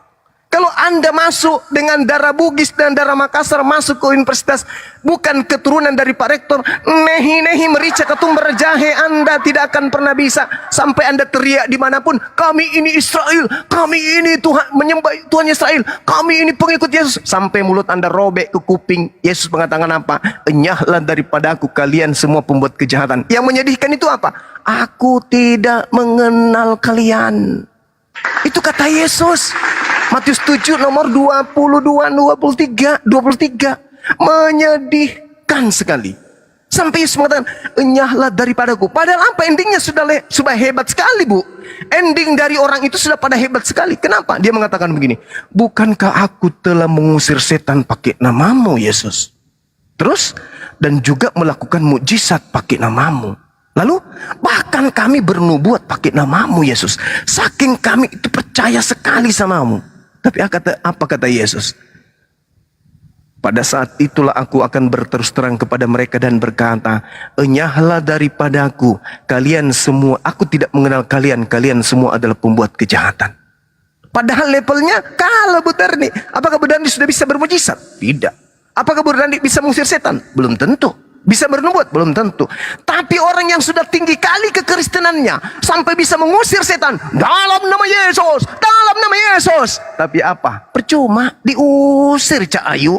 Enyahlah daripadaku, aku tidak mengenal engkau. Stop, Kurang Bang apa Juma. lagi? Aku- Kurang akulah- apa lagi coba? Orang sudah mampu mengusir setan pakai nama Yesus. Orang sudah mampu bermujizat pakai nama Yesus. Tapi toh masih diusir. Kenapa? Karena mereka tidak melakukan kehendak Bapa. Apa kehendak Bapa? Hukum Taurat hanya berlaku bagi Bani Israel. Itu kehendak Bapa. Oke. Imani Baik, itu. Bang Juma. Usap dada, Aku- telan liur, minum air 1 gelas. Oh ternyata Aku- hukum-hukum Tuhan itu hanya untuk hak milik kepunyaan Bani Yakub, bukan kepada saya. Begitu Bu Darni. Ya, aku Bang Juma, dengar. Bang Juma tadi di dalam apa Isa meneguhkan hukum Taurat kan Bang Juma bilang. Yes. Isa aja meneguhkan hukum. Udah, Yesus juga 1.1 iota jangan kau robah. Kan katanya. Betul. Nah, tunggu dulu. Di dalam Yesaya, Abang Juma tahu siapa Yesaya? Yesaya itu adalah Nabi Nabi. Yesaya ribuan tahun yang silam. Di dalam Ya. Yesaya 42 ayat 4 dikatakan, ia sendiri tidak akan menjadi pudar dan tidak akan pernah Bahaya ini kalau Anda bawa Yesaya sampai 42. ia menegakkan hukum di bumi. Bayangkan, tunggu Bang Juma. Sampai ia menegakkan hukum di bumi. Bukan Lanjut, denial. Kau Bang Juma. Lanjut. Enggak, aku sambil bersemangatnya ini blokir. Iya, iya. Tenanglah, udah kekenalnya aku siapa kan. Nah, Yesaya mengatakan ia sendiri tidak akan menjadi pudar dan tidak akan patah terkulai sampai ia menegakkan hukum di bumi, bukan di Israel Bang Juma, bukan di Bani Israel, tapi di bumi. Mana Ya. itu di bumi Bang Juma? Sampai ke Pancur Batu, ke Medan, ke Sibolga, ke Barus, ke Orang Batak, ke Nias, Ya. ke mana lagi? Seluruh suku Bang Juma. Oke. Nah, segala pulau mengharapkan pengajarannya. Jadi hukum ini Bang Juma, maaf ya Bang Juma, Ya. kita semua agama Islam, agama Advent, agama KBP, agama Katolik, itu yang buat adalah manusia. Tetapi mari kita telusuri semua agama ini, apakah menurut hukumnya ini landasan pemerintahan Allah kita ini, apakah betul? Kalau sudah betul, itulah kebenaran Bang Juma. Nggak berani aku bilang Advent benar Bang Juma. Tapi lihat, intip. Perhatikan, apakah sesuai dengan 10 hukum Allah, landasan hukum Allah itu? Kalau sudah sesuai, nah mari kita tinggal menunggu kedatangannya agar kita dijemput. Apa isi-isi 10 hukum itu? Kasih kepada Allah, kasih kepada sesama manusia. Sungguh luar biasa hukumnya Bang Juma. Kenapa kita protes? Jangan dong. Hukum itu adalah sempurna katanya. Ada juga ayatnya dikatakan ini. Mazmur udah berkali-kali ku katakan, tapi nggak apa-apa lah. Jangan kalian bilang hanya untuk Bani Yakub, Bani Israel. Awalnya memang Bani Israel. Lalu untuk seluruh umat di bumi, makanya harus ditegakkan di muka bumi ini 10 hukum. Udah? Luar biasa. Apa sih mau kita lawan tentang hukum? Bagus kan itu? Disuruh kita agar suci hidup kita. Nah itulah kehendak Bapak. Makanya siapa yang merombak-rombak itu, enyahlah kau Bang Juma, Diarni. Karena kau robah-robah hukumku. Katanya Bang Juma, itu yang dia nyahkan Bang Juma. Ada orang Kristen kan Bang Juma. Tunggu satu lagi Bang Juma. Ada orang Kristen Bang Juma. Dia merombak-rombak hukum. Udah dibilangnya, kuduskanlah hari Sabat. Pergi di hari Senin, pergi di hari Selasa. Menguduskan hari Sabat itu digantinya menjadi hari Senin, hari Selasa, hari Rabu, hari Minggu dan seterusnya. Hari Jumat kayak kalian kuduskan hari Jumat, kayak yang lain hari Minggu, ada hari ini. Tetapi kan melawan Tuhan itu. Enyahlah kau semua, hai pembuat kejahatan. Itu Bang Juma. Itu nanti yang dienyahkan Bang Juma. Memang iya, ada orang Kristen. Apalagi kalian Bang Juma sama sekali menukar hari Jumat. Bang Juma, sorry ya Bang Juma. Oke, nggak apa-apa. Gitu. Baik, Iya. giliran saya Bu ya. Berbicara mengenai Sabat, yang merubahnya itu Anda Bu Darni. Hari Sabat itu hanya untuk Bani Israel, Anda rubah untuk seluruh umat manusia. Anda mengatakan jangan dirubah, Anda yang merubahnya. Saya kasih bukti. Berfirmanlah Tuhan kepada Nabi Musa, katakanlah kepada orang Israel, Saya ulang, katakanlah kepada orang Israel, demikianlah akan tentang hari Sabatku.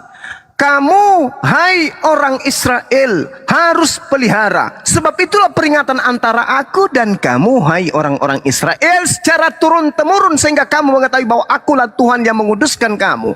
Haruslah kamu pelihara hari Sabat, sebab itulah hari kudus bagimu. Mu di sini adalah Bani Israel. Siapa yang melanggar kekudusan hari Sabat itu, pastilah ia akan dihukum mati. Sebab setiap orang yang melakukan pekerjaan pada hari Sabat, orang itu dilenyapkan dari antara bangsanya. Bangsa yang mana? Bangsa Israel.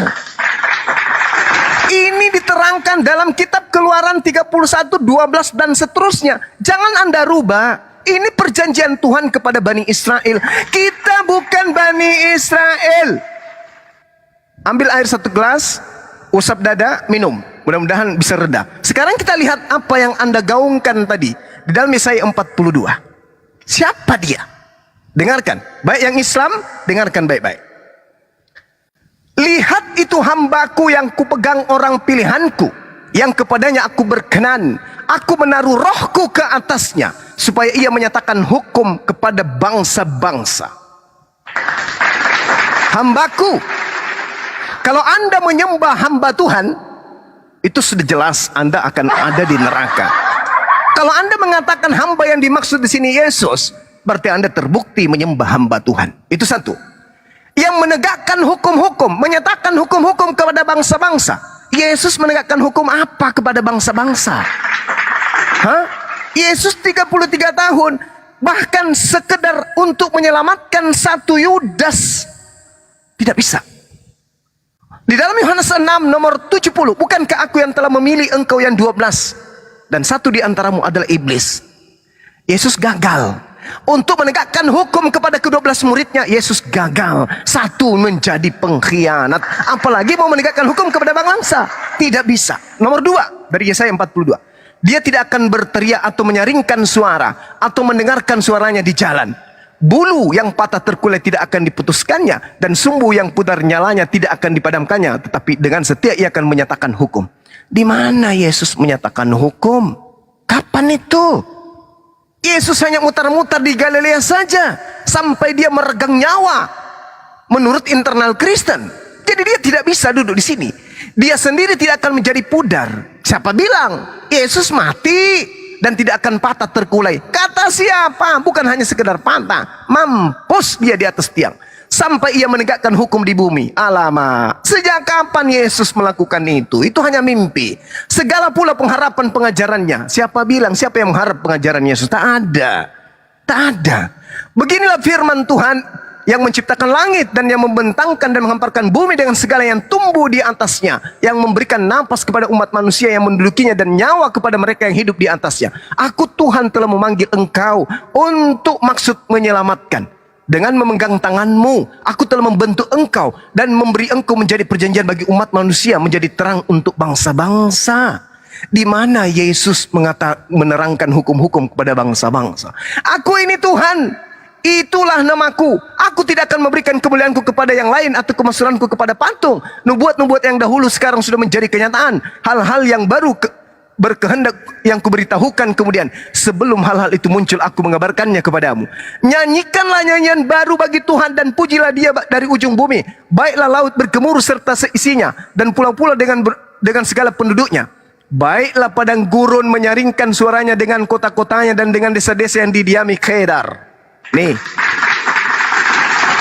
keturunan Kedar sekarang meneriakkan nyanyian baru.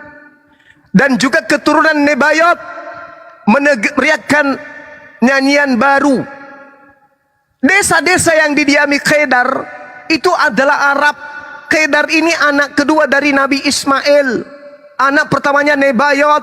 Dan di situ perintahnya kemudian, baiklah nyanyikanlah nyanyian baru. Nyanyian baru ini akan dinyanyikan oleh orang-orang yang hidup di kota-kota dan di desa-desa yang didiami Kedar.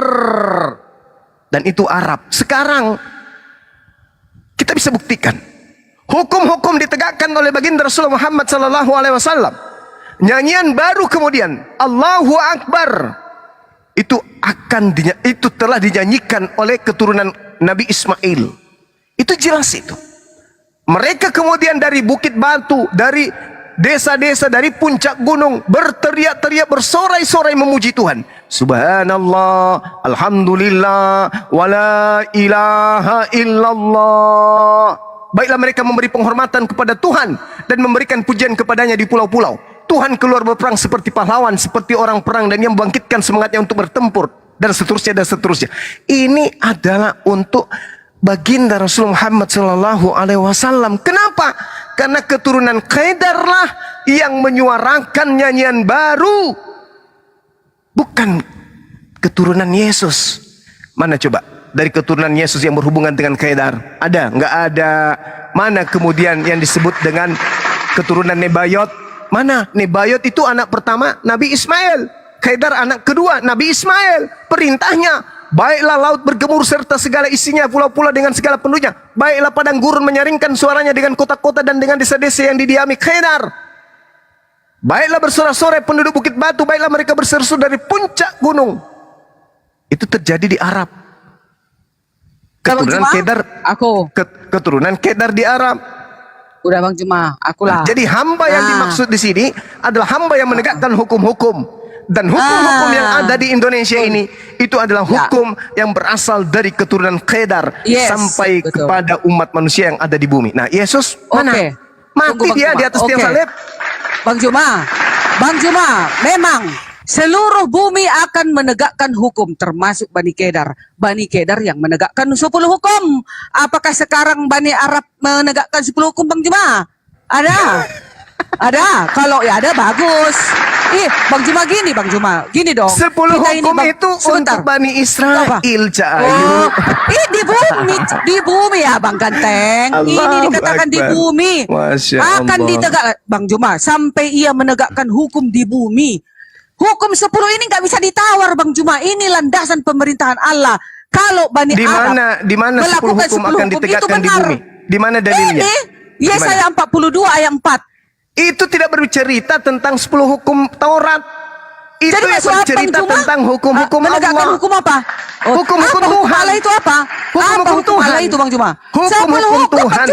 Di mana Aduh, 10 hukum tertulis di Yesaya 42? Di mana? Di mana? Tunjukkan ke saya di mana? Di mana? Oh, Bang Juma jangan menyesatkan banyak orang, Bang Juma.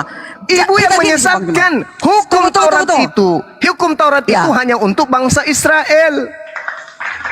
Berarti hukum yang ditegakkan kepada bangsa-bangsa lain di luar daripada hukum itu, bahkan lebih. Makanya Yesus mengatakan di dalam Matius 5 nomor 20, jika hidup keagamaanmu tidak lebih baik dari ahli Taurat, engkau tidak akan masuk ke dalam surga. Berarti ada hamba Tuhan yang diutus yang akan mengajarkan lebih baik dari hukum Taurat itu. Karena kenapa? Yesus sendiri mengatakan, sabar, Matius 5 nomor 20, jika hidup keagamaanmu tidak lebih baik dari ahli Taurat, berarti ada hukum yang lebih sempurna dari hukum 10.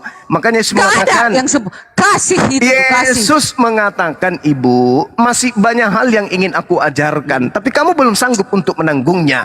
Tetapi ketika ia datang, yaitu roh kebenaran, dia yang akan memberikan, mengajarkan, membimbing kepadamu segala hukum-hukum.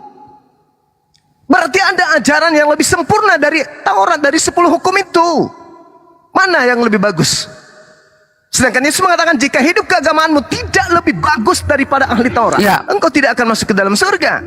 Bang Juma, ahli Taurat itu contohnya kayak Bang Juma. Bang Juma udah pintar berbicara dari Kejadian sampai Wahyu. Tapi Bang Juma tidak mengajarkan 10 hukum itu. Ahli Taurat maksudnya, Bang Juma. Aku dulu Bang Juma. Nah, sekarang Bani Qaidar akan menyanyikan puji-pujian. Bani Qaidar yang mana? Memang iya, seluruh bumi akan menyanyikan pujian-pujian itu. Seluruh bumi ini akan tunduk kepada perintah Allah. Makanya dikatakan Bang Juma, Islam. Apa artinya Islam? Berserah diri kepada Allah, ya kan? Apa maksudnya berserah diri? Patuh dong kita kepada perintahnya. Udah itu aja, kita nggak usah dulu bawa nama dominan. Tuhan itu Bang Juma tidak menginginkan Bang Juma atau aku masuk neraka. Semua kita manusia di bumi ini, dia menginginkan kita masuk surga. Makanya kita harus mengajarkan, mengumandangkan 10 hukum ini Bang Juma. Kasihi Tuhan Allahmu, kasihi sesamamu manusia. Itulah 10 hukum maksudnya Bang Juma. Ya udah, kalau sudah kita lakukan itu Bang Juma, itulah kebenaran. Itulah nanti yang akan disambutnya masuk ke kerajaan surga. Bang Juma, bagaimana mungkin aku diselamatkan kalau aku melanggar hukum Bang Juma? Hukum Aku yang mana? katakan 10 hukum ini landasan 10 firman hukum kita. itu untuk Bani Israel. Wah, Tuhan. La Terserah haula lah, wala Bang quwata illa billah. Terserah. Ya, Itu terserah hukum lah. untuk Bani Israel, Bu. Kalau 10 hukum Awal. itu di Al-Quran itu lengkap. Contoh misalnya, hukum pertama, jangan ada ilah lain. Al-Quran menerangkan dengan sangat jelas kepada kami, huwallahul ladzi la ilaha illahu al-malikul quddusus salamul mu'minul muhaiminul azizul jabbarul mutakabbir. Subhanallah amma yusyrikun. Dialah Allah, tidak ada Tuhan selain Dia. Itu di dalam Al-Quran. Tidak boleh menyembah selain daripada Tuhan yang disembah Abraham, Ishak dan Yakub. Apalagi jangan menyembah berhala. Al-Quran surah Al-Baqarah ayat 22 jelas terang dikatakan oleh Allah di sana. Allazi ja'ala lakumul arda firasyaw was samaa'a binaa'a wa anzala minas sama', dan seterusnya dan seterusnya. Gak boleh menyembah selain daripada Allah. Gak boleh. Lalu kemudian apalagi hukum ketiga? Jangan menyekutukan Allah, jangan ada ilah lain. Jelas dikatakan di dalam Al-Quran surah An-Nisa ayat 116. Lalu apalagi? Kuduskan hari Sabat. Hari Sabat itu untuk Bani Israel. Sudah kubacakan tadi kepada Anda Keluaran 31. Maka hukum yang berlaku kepada seluruh manusia. Ya ayyuhalladzina amanu idza nudiya lis-sholati min yaumil jumu'ah. Itu hukum untuk seluruh umat manusia. Sedangkan Sabat itu hanya untuk Bani Israel. Bang Juma, tunggu. Hey. Stop.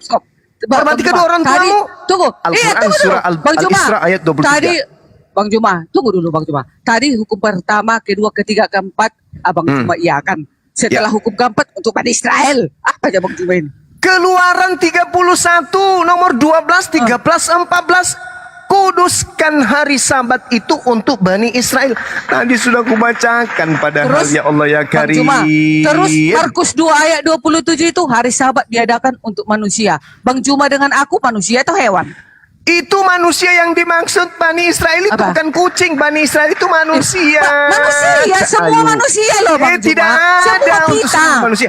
Jangan Anda rubah Kita firman loh. Tuhan. Dengarkan. Abang Juma yang merubah. Bang Juma yang merubah. Dengarkan. Keluaran 31, dengarkan. Berfirmanlah Tuhan kepada Musa, katakanlah kepada orang Israel. Kepada siapa diperintahkan Nabi Musa? Kepada siapa? Awalnya Bani Israel, Ya. awalnya. Enggak ada yang salah. Jangan ketawa. Benar itu Bang Juma. Benar. Loh.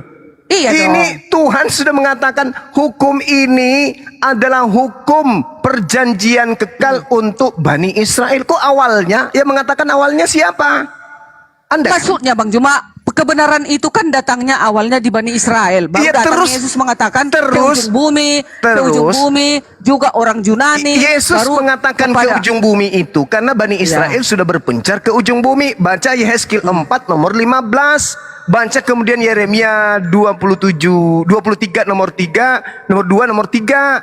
Itu artinya bahwa orang Israel memang sudah berpencar ke seluruh bumi. Maka Yesus meminta muridnya untuk pergi ke bangsa di mana Bani Israel itu tinggal. Coba Anda baca Matius 10 nomor 5 nomor 6. Iya, Yesus berpesan Bang Juma. kepada ke-12 muridnya, jangan ke bangsa lain, tapi pergilah kepada bangsa muridku dari umat Israel. Jadi kalau umat Israel yang ada di Toraja, ada di Papua, ada di Medan sana, maka murid Dimana Yesus harus saja. ke sana mencari Bani Israel, bukan mencari Bani Karo, Bani Rata, bukan. Enggak, salah, Bang Juma salah. Loh. Itu semua. Emangnya Tuhan itu hanya punya orang Bani Israel? Kutanya. Bang Juma dulu. Makanya Tuhan Yesus mengatakan, setelahku akan datang seorang penghibur. Penghibur inilah yang akan diuntukkan untuk seluruh umat manusia. Kalau Yesus itu hanya untuk Bani Israel, penghibur ini akan datang untuk seluruh umat manusia. Cak Ayu. Yes, itulah Roh Kudus penghibur Ya itu Bang Allah, Juma. Roh ya Kudus, Karim. Roh Kudus itu tidak mati Bang Juma.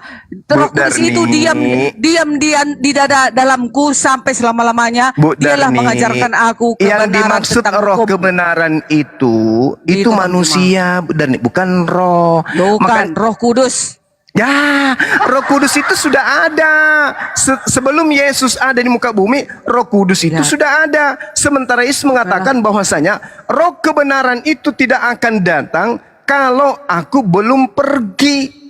Berarti roh kebenaran yang dimaksud Yesus bukan Roh Kudus. Sebab Roh Kudus itu sudah ada. Sama seperti ketika datang di Elizabeth, datang kepada Zakaria, datang kepada Yohanes. Itu Roh Kudus semua. Bahkan Yesus menghembusi murid-muridnya dengan Roh Kudus. Sedangkan Yesus mengatakan, aku akan pergi sebab kalau aku tidak pergi, roh kebenaran itu tidak datang. Berarti yang datang bukan Roh Kudus. Yang datang adalah manusia. Coba Anda lihat.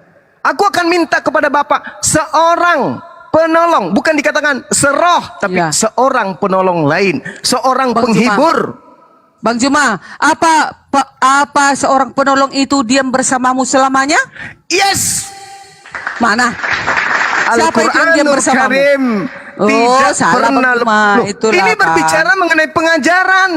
Aku akan menyertaimu selama-lamanya. Maksudnya ucapan yang keluar dari Nabi kebenaran itu akan menyertai sampai di akhir zaman.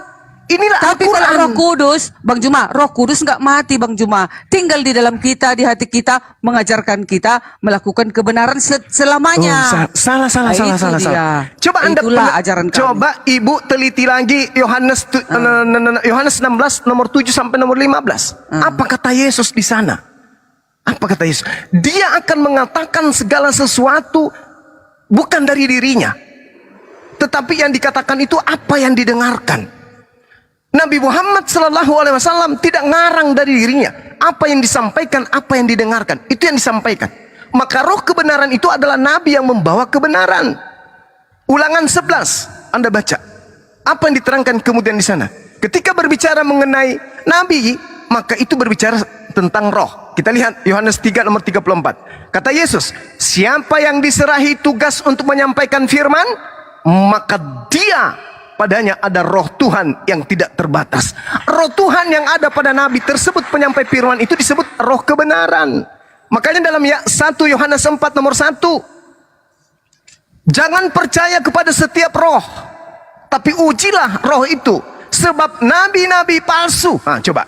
Berarti yang dimaksud roh di sini adalah nabi. Roh kebenaran adalah nabi yang membawa kebenaran.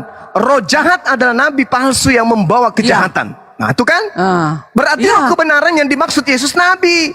Betul?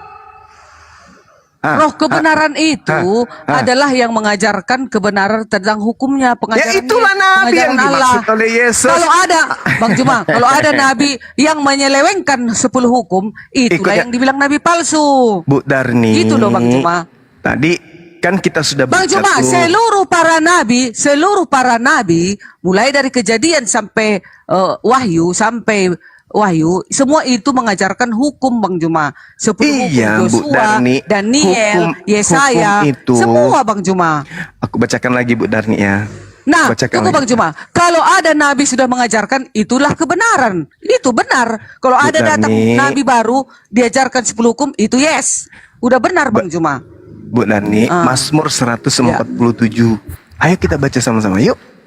Bang Juma, izin. Mungkin boleh kita sapa dulu ustaz kita dari tadi ini di sini. Dari tadi ku panggil nggak nyahut dia. Kayaknya dia lagi puasa. Tadi dia ada Dinda Farid, adakah selesai maka surat-suratku? Ya, Panda, ini baru sementara sama dengan saudara Lukman. Yes, yang serius bantu saya. Aduh, saya sudah berdarah-darah ini. Udah 10 bulan ini. Jadi siapa yang dipenjarakan ini? Menyala bangku. Iya, bantu ya, Dek. Siap. Oke, sip. Iya. Beliau ini adalah ajudan pribadinya Bupati Maros. Masya Allah, luar biasa. Jadi kita baca Mazmur 147. Tuhan memberikan firman-Nya kepada Yakub, Israel maksudnya ya. Ketetapan-ketetapannya dan hukum-hukumnya kepada Israel. Tuhan tidak berbuat demikian kepada segala bangsa dan hukum-hukumnya tidak mereka kenal. Ini Anda tidak paham. Iya, awalnya diturunkan itu hukum kepada Bani Israel. Kenapa Anda selalu membantah firman Tuhan yang ada di Bible Anda sendiri? Awalnya. Terus selanjutnya di mana? Mana selanjutnya? Selanjutnya Yesus. hukum Tuhan yang dengar. Selanjutnya hukumku yang kuberikan kepada Bani Yakub yang untuk mereka bisa untuk bangsa lain. Itu tertulis di mana?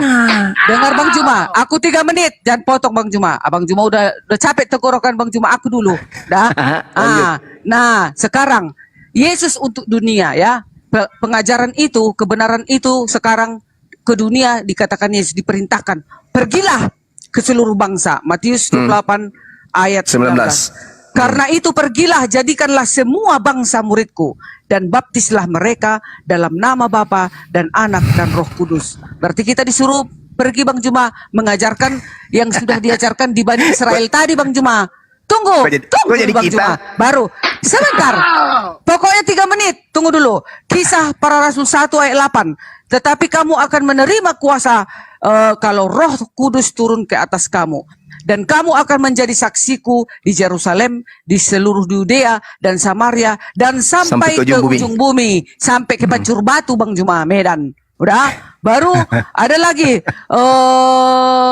Roma 1 ayat 16. Sebab aku mempunyai keyakinan yang kokoh dalam Injil, karena Injil adalah kekuatan Allah yang menyelamatkan setiap orang yang percaya, pertama-tama orang Yahudi Bang Juma. Udah dikatakan sini, pertama-tama orang Yahudi, tetapi juga orang Yunani. Di luar Yahudi pun ada Bang Juma. Nah, kemudian ada lagi ayatnya, Markus 16 ayat 15. Lalu ia berkata kepada mereka, pergilah ke seluruh dunia. Mana ada dikatakan, pergilah ke Israel, Bani Israel. Enggak loh Bang Juma, ke seluruh dunia. Beritakanlah Injil kepada segala makhluk. Jadi semua ini, Injil kebenaran itu, kita semua Bang Juma. Mari kita, itu aja kehendak Bapa itu Bang Juma, kita menuruti hukumnya. Karena di dalam hukum ini terdapat kasih. Sungguh indahnya hukum itu yang diturunkan kepada Musa awalnya Bang Juma. Lalu diajarkanlah kepada seluruh umat manusia sampai Yesus datang. Mana ada dibilang sampai Muhammad datang? Enggak kan? Enggak kan Bang Juma? Yang menghakimi datang juga setelah kan Yesus itu roh kebenaran menurut Yesus. Iya, tetapi kan Yesus yang datang untuk menghakimi kan Bang Juma? Enggak Musa, enggak Muhammad kan? Baca Yohanes 12:48 Bu. Itu loh Bang Juma. Kita mau selamat Bang Juma. Bukan hanya Bang Juma aja yang selamat, bukan aku aja yang selamat. Tetapi kita seluruh umat manusia ini jangan ada yang tertinggal. Itulah kehendak Bapa. Makanya kita harus menuruti hukumnya. Kalau engkau sudah menuruti hukumku, engkau sudah mengasihi aku. Kan katanya Bang Juma. Aku sekarang udah pintar Bang Juma. Aku sekarang penginjilan murni ini Bang Juma. Aku nggak mau lagi aku lari-lari ke negatif ya. Sekarang Yesus sudah mau datang Bang Juma. Jadi pengabaran ini, hukumnya ini harus kita tegakkan di muka bumi ini. Agar kita saling mengasihi. Agar jangan ada saling membunuh, saling menghancurkan, tetapi kita saling mengasihi Bang Juma. Jangan ada orang kelaparan Bang Juma. Kasihan kan anak-anak itu karena politik, mereka saling bunuh pemimpin-pemimpin itu. Jadi anak-anak itu dibomlah rumahnya, kasihan mereka nggak makan Bang Juma. Hanya roti, sepotong roti aja, dia susah mendapatkannya. Karena apa? Karena kedegilan para pemimpin itu Bang Juma. Makanya dikatakan Tuhan jangan membunuh. Supaya kita saling mengasihi, saling membantu negara satu dengan negara lain, salinglah dia menopang, maka terjadilah kebahagiaan. Itulah kehendak Bapak itu Bang Juma. Gitu dia. Oke. Jadi sekali lagi saya katakan kepada Bu Darni, hukum yang datang kepada Bani Israel itu ada memang hukum yang baik, hukum positif kepada Bani Israel tapinya. Yesus datang, Matius 15:24. Aku diutus hanya kepada domba yang sesat dari umat Israel. Mau kurang apa lagi seorang wanita Samaria yang datang kepada Yesus memohon? Kurang apa lagi? Yesus sampai mengatakan imanmu besar ibu. Tapi Yesus masih mengaminkan kalau wanita itu hanyalah seekor guguk. Tuhan, sembuhkan anakku. Apa kata Yesus? Tidak patut roti yang disediakan untuk anak-anak diberikan kepada guguk. Tapi wanita itu mengiyakan, betul Tuhan Yesus. Tapi bukankah guguk makan sampah yang jatuh dari meja tuannya? Coba, kaget Yesus. Wow, keren ini. Besar imanmu ibu. Berarti Yesus mengaminkan perkataan wanita tadi. Kalau di luar Yahudi itu adalah pemakan sampah dan disebut sebagai asui. Makanya anak ibu itu sembuh. Kalau orang yang sesaman Yesus, kalau orang yang berbicara langsung dengan Yesus, bertatap langsung dengan Yesus, masih dianggap Yesus itu sebagai geluguk, lalu ibu ini siapa? Hanya karena asumsi 10 hukum itu untuk Bani Israel. Oh tidak, itu dulu Bang Suma. Sekarang untuk dunia, mana buktinya? Ini, mana ada yang kayak gitu-gitu. Yesus mengajarkan di dalam Matius 28 nomor 19. Apa yang terjadi di sana? Pergilah ke seluruh dunia. Jadikanlah seluruh bangsa menjadi muridku. Menjadi hamba atau menjadi murid? Kalau menjadi murid, ya berarti harus mendengarkan perkataan Yesus. Yesus mengatakan, aku diutus kepada siapa? Kepada seluruh dunia atau kepada umat Israel yang sesat dari umat Israel? Iya, yang sesat dari umat Israel awalnya. Berarti murid yang benar, murid yang tulus, murid yang sesungguhnya mengakui Yesus gurunya diutus hanya untuk Bani Israel saja. Sementara Anda mengaku murid tapi melakukan dua kesalahan. Pertama, murid yang justru menyembah kepada guru. Yang kedua, menolak pengakuan gurunya yang mengatakan aku diutus hanya untuk domba Israel. Anda tolak dua-duanya. Berarti Anda ini apa? Sudah kugambarkan tadi. Ibu adalah orang yang hidup di luar kampus UI. Tapi Anda kemudian melebih-lebihkan keadaan. Ibu cetak baju sendiri alma mater UI. Ibu cetak sendiri kemudian sepatu seragam UI. Untuk apa? Supaya saya ini mahasiswa UI loh. Kita tidak boleh meninggalkan hukum-hukum, aturan-aturan tata tertib Universitas Indonesia loh. Karena kalau tidak, kita tidak akan mendapatkan ijazah loh. Itu mimpi. Itu mimpi. Makanya hukum Tuhan itu tidak berlaku kepada orang lain di luar Bani Israel.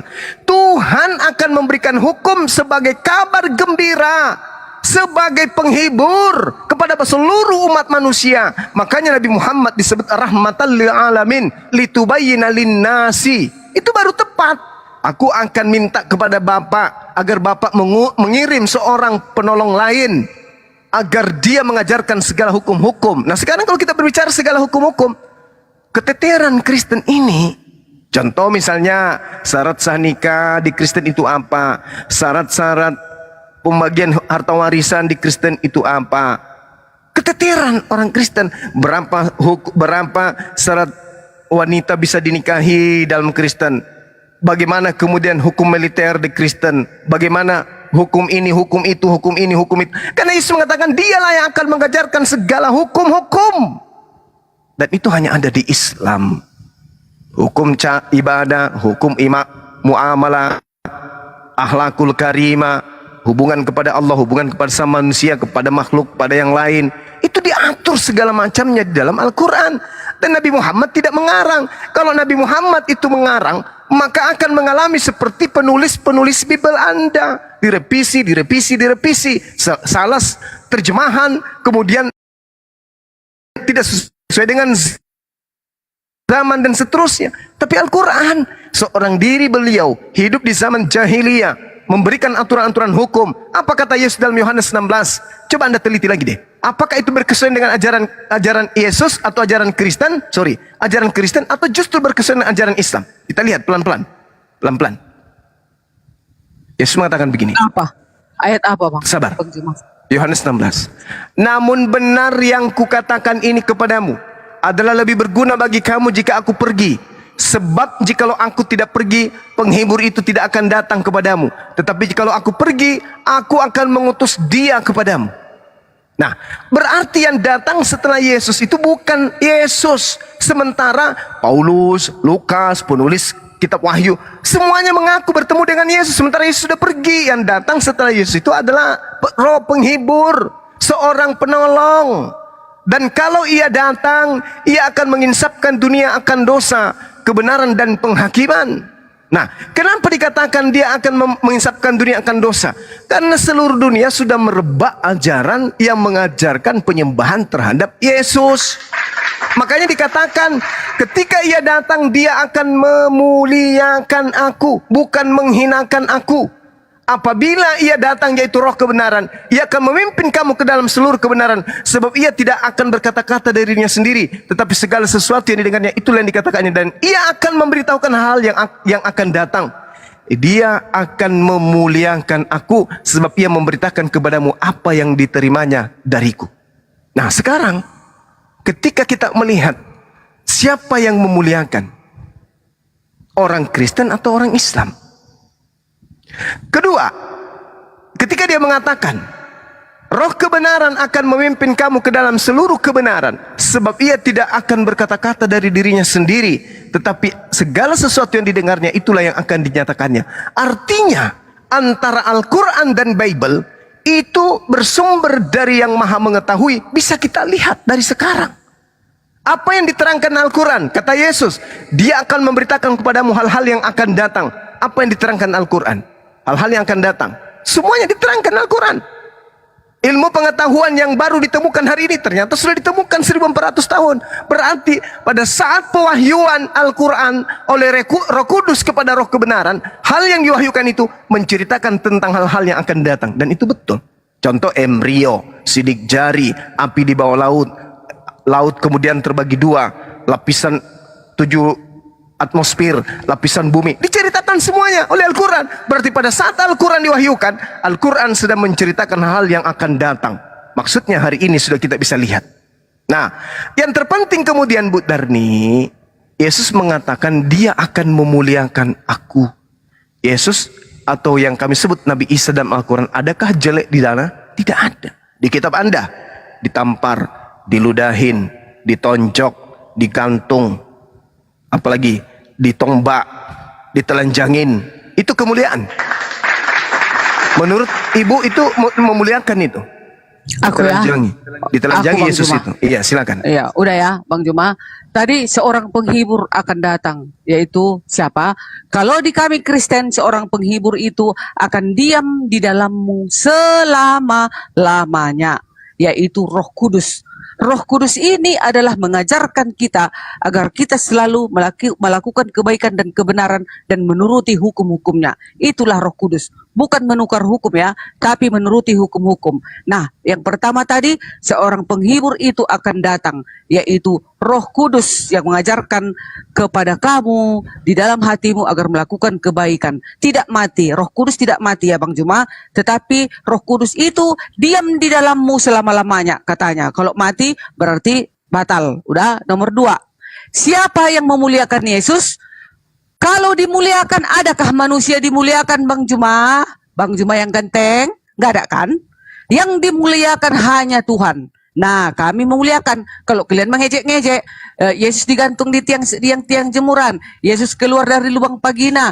Yesus menenet. Weh, kata si blokir. Baru apa lagi? Yesus dipukul, Yesus disalib. Apa itu? Ya memang itu sudah nubuatan kan kata Yesus. Nah, jadi kami memuliakan dia, maka kami menunggu kedatangannya dan selalu berdoa kepadanya agar kami diselamatkan, agar kami diturunkan Roh Kudus, agar kami tetap berada di dalam kebenaran. Al-Quran ada abad 8. Jadi abad 8 ya, Al-Quran baru ada. Nabi Muhammad ada di abad ke-8. Tetapi ciptaan ini laut bertemu dengan dua rasa kan gitu. Itu sudah ada. Baru Al-Quran mencatat, termasuk itu menyalin kan gitu Bang Juma. Karena Al-Quran ini kan abad ke-8 ada. Dunia ini sudah ada ratusan ribuan tahun yang lalu, baru Al-Quran ada. Bisa aja ditelusuri, ditulis. Ah, itu begitu Bang Juma. Jadi sudah 3 ku jawab ya Bang Juma. Jadi roh penghibur itu tidak cocok kepada Muhammad, karena Bang Juma tidak selama-lamanya diam di dalammu, tetapi dia mati. Kalau Roh Kudus hidup selama-lamanya dan bekerja di dalam hatiku selama-lamanya. Sampai aku apa? Sampai aku tiada. Begitu. Jadi yang ditepatnya di dalam Yohanes 16 itu adalah roh kebenaran, yaitu Roh Kudus. Bukan manusia biasa Bang Juma ya. Ah gitu doang. Silakan. Oke. Jadi Anda mengatakan Anda di dalam diri Anda itu ditemani oleh Roh Kudus. Itu keliru besar. Kenapa dikatakan keliru besar? Di dalam Yohanes 16 itu dikatakan begini. Sebab ia tidak akan berkata-kata dari dirinya sendiri. Berarti kalau dia tidak berkata-kata dari dirinya sendiri, berarti dia bukan Tuhan. Sedangkan Roh Kudus itu menurut Kristen itu Tuhan. Bagaimana mungkin ada Tuhan menunggu instruksi dari Tuhan yang lain? Itu dulu. Ia kemudian dikatakan tidak akan berkata-kata dari dirinya sendiri, tetapi segala sesuatu yang didengarnya itulah yang akan dikatakannya. Jadi dia seperti kurir. Apa yang didengarkan dari bos itu yang disampaikan. Itu hanya berlaku kepada malaikat Jibril dan baginda Rasulullah Muhammad sallallahu alaihi wasallam. Roh Kudus adalah Jibril, roh kebenaran adalah baginda Rasulullah Muhammad sallallahu alaihi wasallam.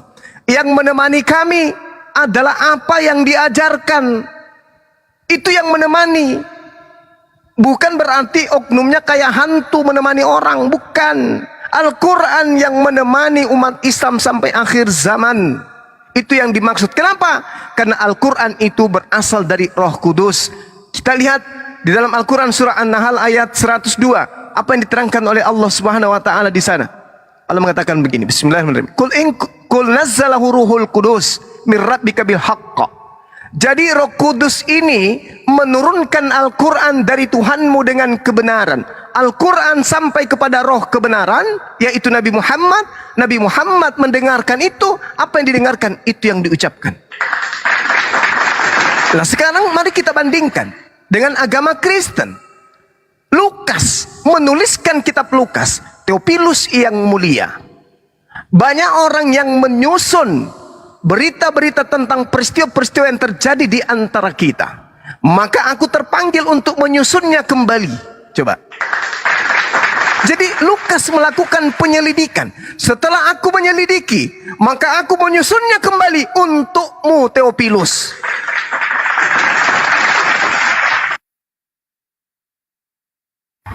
Bang Zuma di Bennett, di report, di report. Bang Zuma akan bangkit di menit ketiga. Sabar. Di hari ketiga, Bang Juma akan bangkit di hari ketiga, bisa nggak? Kalau Bang Zuma kami hanya menit ketiga, Bunda Darni. Oh, ketiga. Tidak harus 3 hari. Ini intermezzo dulu ya, Bu Darni. Silakan. Kalau di nama-nama firman Allah dalam Al-Quran itu kan Al-Baqarah, An-Nahl gitu kan, An-Naml. Nah, kalau julukan Yesus, kenapa dia kok benda-benda mati dia ya? Kayak batu gitu kan, atau pintu gitu. Kenapa kayak gitu julukan? Ya. Ah, ini guru udah datang. Gini, batu itu kan diibaratkan kekuatan, pelindungnya, ya itu dia. Maka diibaratkanlah batu itu Yesus, kekuatan itu gitu. Batu itu adalah kekuatan. Pintu itu kalau kita buka kan kita masuk. Ya, kebenaran itu kalau udah kita buka, Roh Kudus itu kalau kita buka dalam hati kita, maka kita masuk. Itu sayang. Nah, itu dia, ya. Oh, jadi setara batu Silakan, dan setara Bang Cuma. pintu ya. Silakan guru. Bukan setara, karena Ya, ya. itu diumpamakan gitu loh. Gitu. Guru, assalamualaikum. Lanjut, tafadhol. Ya, baik. Jadi ketika berbicara mengenai roh kebenaran, sekali lagi saya katakan bahwasanya di dalam kaidah Islam, Roh Kudus itu adalah malaikat Jibril. Qul nazzalahu ruhul qudusi mir rabbika bil haqq.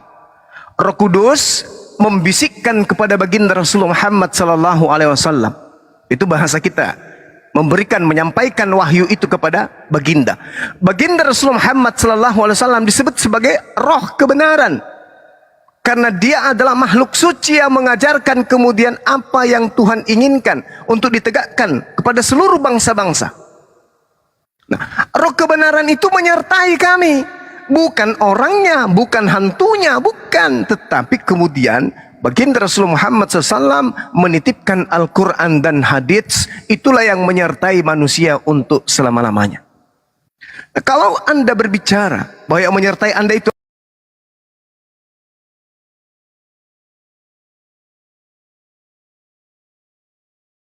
adalah bahwa yang menyertai Anda itu adalah kan dulu kepada Tuhan, baru dia sampaikan. Nah sekarang kalau ditanya, wahai Bu Darni, tolong tanya kepada Roh Kudus Anda yang ada di dalam diri Anda, berapa usia pembatasan wanita bisa dinikahi dalam Kristen? Tolong tanya kepada Roh Kudusnya. Roh Kudusnya apakah langsung menjawab? Ketika Bu Darni tanya, Roh Kudusku, iya Bu Darni, berapa usia wanita bisa dinikahi dalam Kristen? Oh tunggu dulu ya, aku naik dulu ke atas minta kepada Bapak. Karena aku tidak bisa ngomong satu hukum kalau aku tidak mendengar. Aku bukan dari diriku sendiri. Bukan kayak begitu. Bukan kayak gitu. Itu kalau satu Ibu Darni. Orang Kristen itu miliaran. Semua bertanya kepada Roh Kudus. Roh Kudus bingung, Roh Kudusnya pusing. Alamak, pusing aku, pecah kepalaku ini. Tidak begitu. Roh Kudus datang mengajarkan kepada satu manusia yang adalah roh kebenaran, lalu dia torehkan kemudian hukum-hukum itu. Hukum itulah yang menyertai manusia selama-lamanya. Makanya dalam Yeremia 29 nomor 11, aku tahu rancanganku tentang kalian, yaitu rancangan damai sejahtera. Juga di dalam Yeremia Yesaya 29 juga diterangkan sama. Apabila ia diberi untuk membaca kitab itu, maka dia mengatakan, aku tidak dapat membaca sebab kitab itu termaterai. Nabi mana yang melakukan itu? Belum lagi di Kisah Para Rasul 3. Bukankah dalam kitab Taurat Musa dinyatakan bahwa Tuhan akan mengutus, membangkitkan seorang nabi yang berasal dari saudaramu. Dan akan terjadi, barang siapa yang tidak mendengarkan nabi itu akan dibasmi, akan dibunuh dari bangsa kita. Apakah itu Yesus? Sementara yang dibasmi Yesus. Sedangkan yang dinubuatkan sama seperti Nabi Musa, justru orang yang tidak mendengarkan Nabi itu akan dibasmi, akan dilenyapkan selayaknya Nabi Musa. Barang siapa yang tidak menerima Nabi Musa pada saat itu, kata Tuhan, bunuh, jangan kau biarkan apapun yang bernapas. Itu perintah Tuhan kepada Nabi Musa. Maka Nabi yang sama seperti Nabi Musa harus melakukan hal yang sama. Maka hukum-hukum itu bisa ditegakkan. Apa buktinya bahwa roh kebenaran itu adalah Nabi? Kubacakan dalam Nehemia 9 nomor 30. Namun bertahun-tahun lamanya engkau melanjutkan sabarmu terhadap mereka dengan rohmu. Engkau peringatkan mereka, yakni dengan perantaraan para nabimu. Dengan rohmu, yaitu dengan perantaraan para nabimu. Berarti berbicara mengenai roh Tuhan, roh kebenaran, itu berbicara mengenai Nabi. Maka roh kebenaran itu jelas adalah Nabi yang membawa kebenaran. Kita lihat di data lain. Contoh misalnya ketika kita berbicara di dalam Bilangan 11 nomor 25. Ini pelan-pelan saya bacakan. Lalu turunlah Tuhan dalam awan dan berbicara kepada Nabi Musa. Kemudian Tuhan mengambil sebagian roh yang hinggap pada Nabi Musa. Lalu roh yang diambil itu ditaruhnya di atas ke-70 tua-tua itu. Ketika roh itu diletakkan ke atas 70 tua-tua itu, maka kepenuhanlah mereka sehingga mereka seperti nabi. Jadi roh kebenaran itu adalah nabi. Satu lagi, Bilangan 11:29. Tetapi Nabi Musa berkata kepadanya, apakah engkau begitu giat mendukung diriku? Kalau seluruh umat Tuhan menjadi nabi oleh karena Tuhan memberi rohnya hinggap kepada mereka. Jadi Nabi Musa mengatakan, kalau roh Tuhan itu hinggap pada seseorang, maka orang itu adalah nabi. Yesus pun demikian mengatakan itu di Yohanes 3 nomor 34. Siapapun yang diserahi tugas kemudian untuk menyampaikan firman oleh Allah, maka Allah akan menyimpan rohnya kepadanya dengan tidak terbatas. Berarti roh kebenaran yang datang setelah Yesus itu bukan yang ada di Kristen, tetapi roh kebenaran yang datang setelah Yesus adalah seorang nabi. Makanya dikatakan seorang penghibur. Seorang penghibur. Kalau berbicara mengenai seorang berarti manusia. Nah, ini memang berat untuk diterima karena orang Kristen sudah terlanjur secara terstruktur untuk beriman, untuk percaya kepada apa yang mereka imani selama ini. Nah, Al-Quran menerangkan kemudian dalam surah Al-Ma'idah ayat 48, roh kebenaran di situ diterangkan. Kemudian Al-Quran surah As-Saff ayat 6, di situ juga menginformasikan akan datangnya kemudian roh kebenaran. Lalu di dalam Al-Quran ketika dalam Asyura ayat 52 diceritakan tentang roh, Al-Kahfi diceritakan tentang kebenaran di ayat 29, Al-Maidah ayat 48 yang saya sebutkan tadi berbicara mengenai kebenaran, maka sempurnalah apa yang diterangkan di Yesaya 42 nomor 1 bahwa Tuhan memilih hambanya untuk menaruh rohnya di atasnya, bla bla bla bla, sampai keturunan daripada Kedar menerima ajaran itu dan kemudian mereka melantunkan lapas-lapas baru bagi Tuhan. La ilaha illallah Subhanallah, Alhamdulillah, wa la ilaha illallah. Belum lagi gemuruh dari desa-desa, kota-kota, bukit-bukit, gunung-gunung. Allahu Akbar, Allahu Akbar, la ilaha illallah. Itu Tuhan perintahkan. Baiklah katanya, baiklah padang gurun, desa-desa, pulau-pulau, kota-kota, gunung-gunung yang didiami Kedar. Itu jelas itu. Yang didiami Kedar itu Arab. Arab diminta untuk menggaungkan nyanyian baru bagi Tuhan. Dan Arab hari ini apakah memanggil Tuhan itu dengan panggilan Haleluya, Bapa di surga? Tidak. Tapi mereka menggaungkan kemudian azan. Allahu Akbar, Allahu Akbar. Asyhadu an la ilaha illallah. Asyhadu anna Muhammadar Rasulullah. Hayya 'alas salat. Hayya 'alal falah. Kana qamatis salatu, kana qamatis salat. Allahu Akbar, Allahu Akbar, la ilaha illallah. Gunung-gunung, bukit-bukit, pulau-pulau, gunung batu, semua menyerukan suara ini. Dan suara itu digemuruhkan oleh keturunan Kedar dan Nebayot. Itu jelas. Itu fakta. Itu yang ada sekarang, yang kita lihat dengan mata kepala, itu yang terjadi. Berarti Yesaya 42 itu bercerita tentang keturunan Nabi Ismail digenapi oleh beliau roh kebenaran baginda Rasulullah Muhammad sallallahu alaihi wasallam. Sedangkan Bu Darni mati-matian memperjuangkan ingin mendapatkan ijazah Universitas Indonesia, sementara Anda mendaftar tidak pernah, sebab Anda bukan mahasiswa, nggak mungkin mendapatkan ijazah itu. Seperti itu Bu Darni. Silakan. Oke. Silakan. Ya, silakan. ini banyak ini sudah kusata ini. Roh Kudus adalah Jibril, kan gitu. Roh kebenaran adalah Muhammad. Nah, sesuai dalil, Roh Kudus itu akan tinggal di dalammu selama-lamanya. Apa Muhammad tinggal di dalammu? Di dalammu ya Bang Juma? Di dalammu selama-lamanya? Kan tidak. Jadi Muhammad tidak cocok kepada ayat itu. Tetapi yang cocok kepada ayat itu adalah roh kebenaran itu adalah Roh Kudus tinggal di dalammu selama-lamanya. Roh Kudus tidak akan pernah mati. Dia tetap menyertai seluruh manusia itu di dalam kebenaran jika dia membuka pintu hatinya. Tetapi kalau dia tidak membuka pintu hatinya, Roh Kudus itu akan meninggalkannya, akan pergi.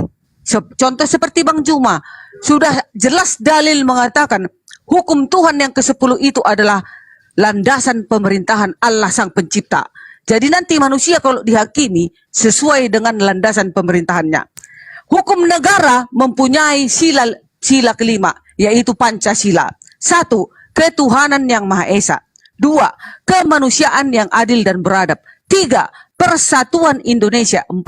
Kerakyatan yang dipimpin oleh hikmat kebijaksanaan dan dalam permusyawaratan perwakilan. 5. Keadilan sosial bagi seluruh rakyat Indonesia. Sila kelima ini, Pancasila ini, itu sama, itu diambil, dicakup dari 10 hukum. Sila pertama adalah hukum pertama sampai hukum keempat, kasih kepada Tuhan yang Maha Kuasa. Udah? Sila kedua sampai kelima adalah hukum kelima sampai kepada hukum ke-10. Nah, jadi sila kelima itu adalah persatuan dari hukum 10. Jadi hukum 10 adalah kasih kepada Allah dan kasih kepada sesama manusia. Dan Pancasila adalah kasih kepada Allah, kita harus patuh kepada Tuhan dan kepada sesama manusia. Jadi itu jelas. Jadi jangan lagi kita berani, kalaupun ada nabi itu datang, Roh Kudus itu datang, nabi itu datang, harus menuruti hukum-hukum Sang Pencipta. Jika dia nabi itu datang tidak mengajarkan seluruh hukum-hukumnya, maka itu adalah nabi palsu. Nah, jadi kita Bang Juma, seluruh manusia ini harus mulai hari ini mengumandangkan 10 hukum. Karena 10 hukum itu adalah landasannya. Roh kebenaran itu adalah di 10 hukum itu. Roh Kudus itu adalah siapa yang mengajarkan kepada setiap manusia agar patuh kepada perintah-perintahnya. Kalau tidak ada Roh Kudus dalam hatiku ini, takkan mungkin aku belajar firman Tuhan, mengajarkan kebaikan, mengajarkan kasih. Kalau roh setan ada di hatiku, pasti aku membunuh, berzina, melacur, dan segala-galanya melanggar hukum 10. Itulah di luar dari Roh Kudus. Tapi roh kebenaran itu adalah Roh Kudus yang mengajarkan seluruh manusia itu agar melakukan kebenaran sampai selama-lamanya. Roh Kudus itu nggak mati-mati Bang Juma, hidup selama-lamanya. Jadi Bang Juma, jadi kami umat Kristen mempercayai bahwasanya, karena ini adalah Alkitab kami yang kami pelajari, bahwasanya Roh Kudus itu hanya tinggal di dalammu selamanya jika engkau membuka pintu hatimu. Ya, nah sekarang baiklah padang gurun, Bani Kedar menggaungkan kemuliaan Tuhan. Yes, seluruh manusia akan menggaungkan kemuliaan Tuhan jika menuruti hukumnya. Kalau tidak menuruti hukumnya, nggak mungkin diselamatkan itu, dicampakkan ke api neraka. Siapa-siapa yang merombak hukum, karena itu adalah hukum landasan pemerintahan Sang Pencipta. Masa landasan negara aja ada, landasan negara Pancasila. Masa nggak ada landasan hukum Allah? Ada dong. Itulah hukum 10 yang diturunkannya awalnya kepada Bani Israel, kemudian diajarkan ke seluruh bumi sampai ke ujung dunia dan sampai ke segala makhluk. Jadi karena kita adalah manusia, maka kita harus menuruti hukum-hukumnya itu. Itulah kehendak Bapak tadi Bang Juma. Jadi kalau ada orang Kristen mengatakan aku adalah menuruti kehendak Bapak, tetapi merombak-rombak hukum, itulah yang akan dikatakan Yesus, enyahlah kau dari hadapanku. Nah sekarang aku tanya Bang Juma. Nah Bang Juma mengatakan bahwasanya roh kebenaran itu adalah Muhammad. Berarti Yesus dong yang mengutus Muhammad. Begitu dong. Berarti Yesus itu Tuhan. Dia mampu mengutus Muhammad seorang nabi. Harusnya yang mengutusi itu adalah lebih berkuasa daripada nabi. Nah berarti hebat dong Yesus itu kan. Bisa dia mengutus roh kebenaran itu. Kalau kalian mengatakan roh kebenaran itu yang diutus Yesus itu adalah Muhammad, berarti lebih hebat dong Yesus. Berarti dia lebih tingkatnya lebih berkuasa karena dia mengutus Muhammad. Kan begitu. Nah, berarti terima kasih Bang Juma, karena Bang Juma mengatakan Muhammad yang diutus oleh Yesus, berarti Muhammad harus tunduk dong kepada seluruh perintah-perintah Yesus. Kata Yesus, jika engkau mengasihi aku, turutilah hukum-hukumku. Itulah 10 hukum. Begitu Bang Juma. Jadi jangan kita ada yang tinggal kawan-kawan. 2.300, 2.400 penonton.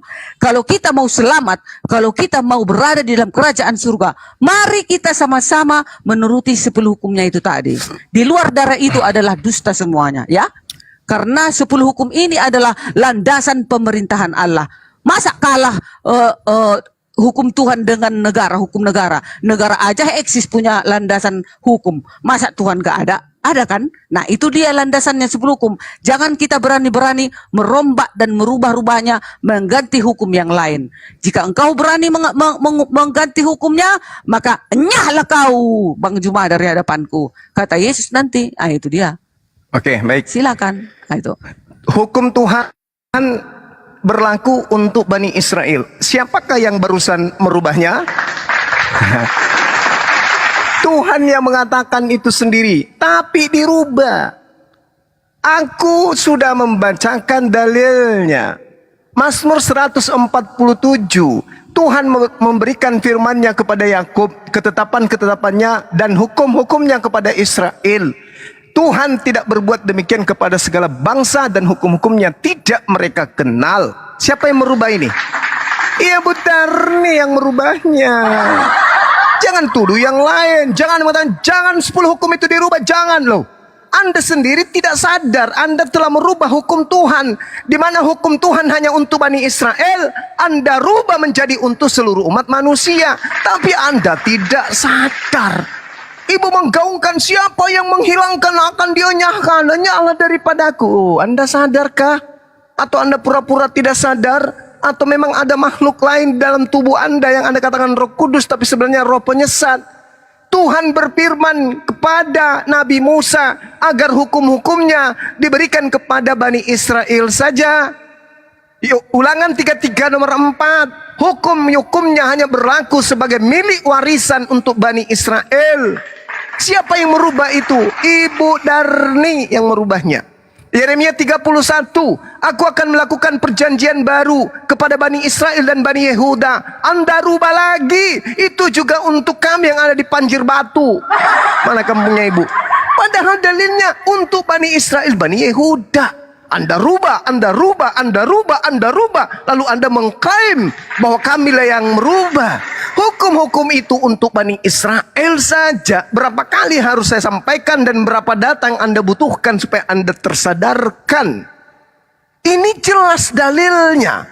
Dia memberitakan firman-Nya kepada Yakub, ketetapannya dan hukum-hukumnya kepada Israel. Tuhan tidak berbuat demikian. Tuhan tidak berbuat demikian kepada segala bangsa dan hukum-hukumnya tidak mereka kenal. Halilintar. Itu sudah jelas disebutkan di situ.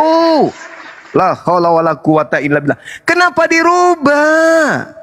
Keluaran 31, berfirmanlah Tuhan kepada Musa, berfirmanlah Elohim kepada Musa, katakanlah kepada orang Israel,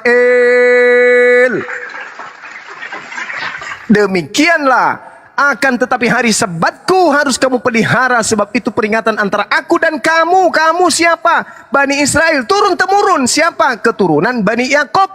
Sehingga kamu mengetahui bahwa akulah Tuhan yang menguduskan kamu. Haruslah kamu pelihara. Kamu di situ Bani Israel. Jangan dirubah lagi. Kamu di situ adalah Bani Batak juga. Berarti Anda merubah firman Tuhan. Anda nggak sadar itu. Dengan berdalih, itu memang awalnya kepada Bani Israel. Tapi setelahnya Bang Suma, karena mereka itu bangsa tegar tengkuk, maka hukum itu diberikan kepada bangsa-bangsa. Mana dalilnya? Oh ada Bang Suma, di mana? Matius 28 nomor 19. Beritakanlah Injil kepada seluruh, jadikanlah seluruh bangsa menjadi muridku. Bangsa yang dimaksud bangsa Bani Yakub. Di mana itu? Matius 10 nomor 6.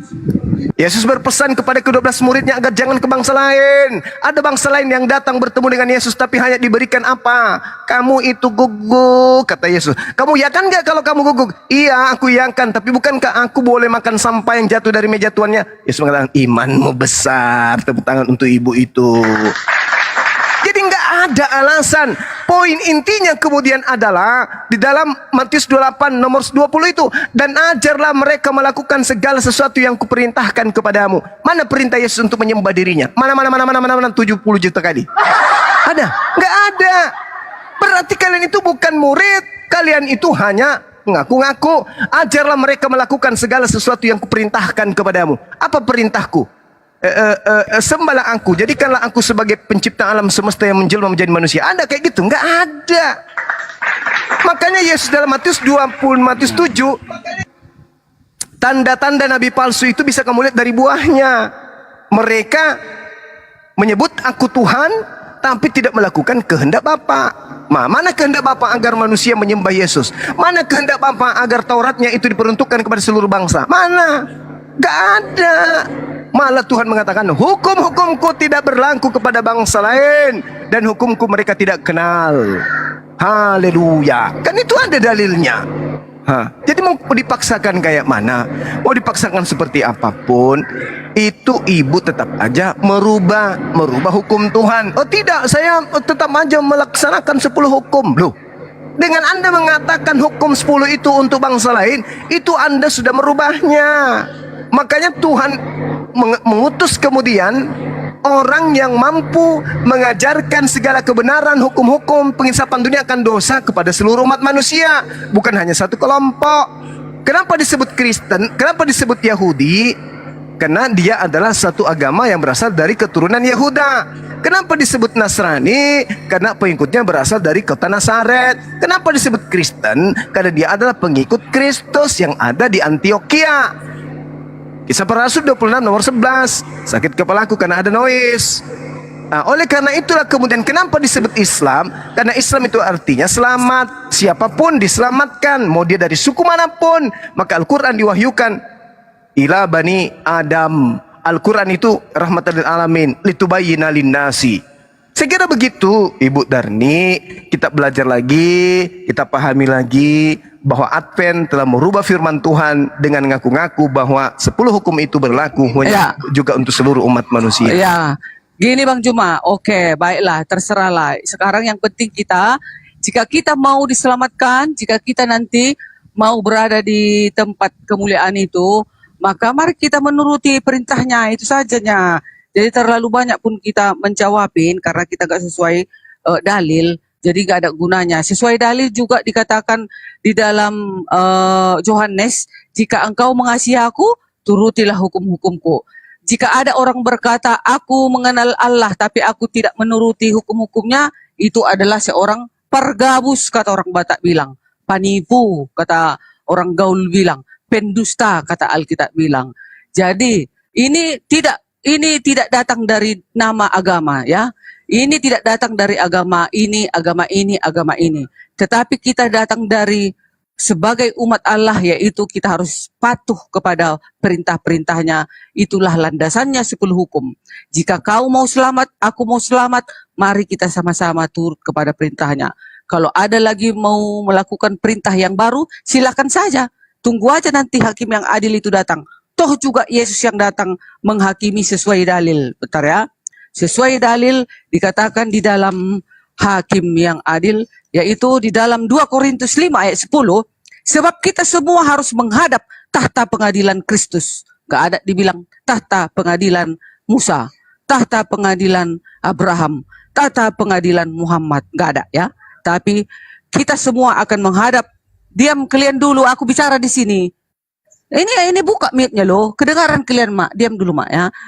Kita semua harus menghadap tahta pengadilan Kristus supaya setiap orang yang memperoleh apa yang patut diterimanya sesuai dengan yang dilakukannya dalam hidupnya ini, baik ataupun jahat. Nah, baru dikatakan lagi di dalam 1 Petrus 4 ayat 5, tetapi mereka harus memberi pertanggungjawab kepada Yesus, kepada Dia yang telah siap sedia menghakimi orang-orang yang mati, ya.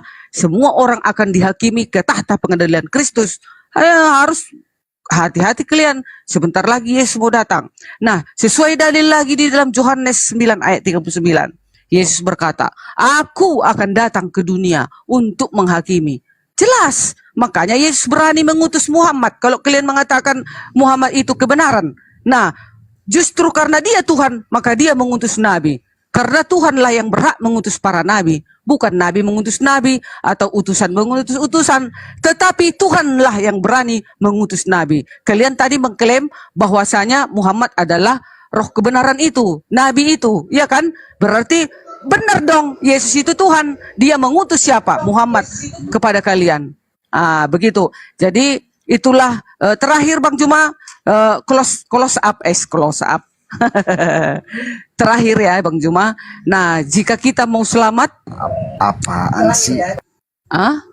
kalau kita mau selamat itu saja, kita menuruti kehendak Bapa, yaitu kehendak Bapa.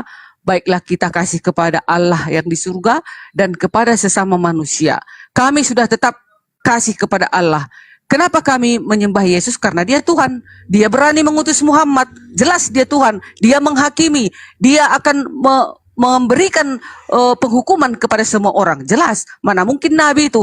Coba tulis, mana cari data. Seluruh para nabi, adakah ayatnya berani menghakimi manusia? Tidak ada. Hanya siapa? Sang penguasa itu. Itulah siapa? Firman Allah itu yang menjadi manusia. Itulah yang menghakimi karena dia Karena dia kita lihat nanti, itulah yang bisa menghakimi, itulah Yesus Tuhan. Makanya dia berani mengutus siapa? Muhammad, roh kebenaran itu. Tapi diutusnya Muhammad, kalau kalian mengklaim Muhammad itu roh kebenaran, tapi dia tidak menuruti 10 hukum, itu nanti enyahlah kau dari hadapanku. Katanya lah nanti, gitu kawan-kawan. Silakan Bang Juma. Oke, baik. Jadi Yesus di Matius 12 itu memetik gandum bersama dengan muridnya. Yesus nanti dienyahkan berarti ya. Itu satu. Murid-murid Yesus akan dilemparkan ke neraka semua. Padahal ketika berbicara mengenai utusan, Yesus mengatakan, aku akan minta kepada Bapa dan ia akan memberikan kepadamu seorang penolong lain supaya ia menyertai kamu selama-lamanya. Ini sudah sangat jelas pengakuan Yesus. Aku Yesus akan minta kepada Bapa dan Bapa akan memberikan kepadamu seorang ini artinya manusia, penolong yang lain supaya ia menyertai kamu selama-lamanya. Makanya di dalam Al-Quran, di dalam surah Ali Imran, jelas sekali Allah kemudian menyeru melalui baginda Rasulullah Muhammad SAW agar orang-orang Yahudi ini ikut kepada Al-Quran. Di dalam Al-Quranul Karim surah Al-Ma'idah jelas sekali dikatakan oleh Allah bahwasanya ajakan ini itu jelas ada kepada mereka. Ya. Qad ja'akum rasuluna yubayyinu lakum. Telah datang kepada kalian nabi kami, rasul kami yang akan mengajarkan kemudian kepadamu dalam surah Al-Ma'idah ya, mengajarkan kepadamu tentang ajaran keselamatan. Itu jelas itu dalam Al-Quran. Sehingga ketika dikatakan menyertai selama-lamanya, kan Taurat itu sudah tidak menyertai selama-lamanya, karena sudah tidak ada lagi kemudian Taurat itu. Injil juga demikian. Di mana kita bisa menemukan Injil sehingga bisa menemani orang-orang pengikut Nabi Isa? Enggak ada.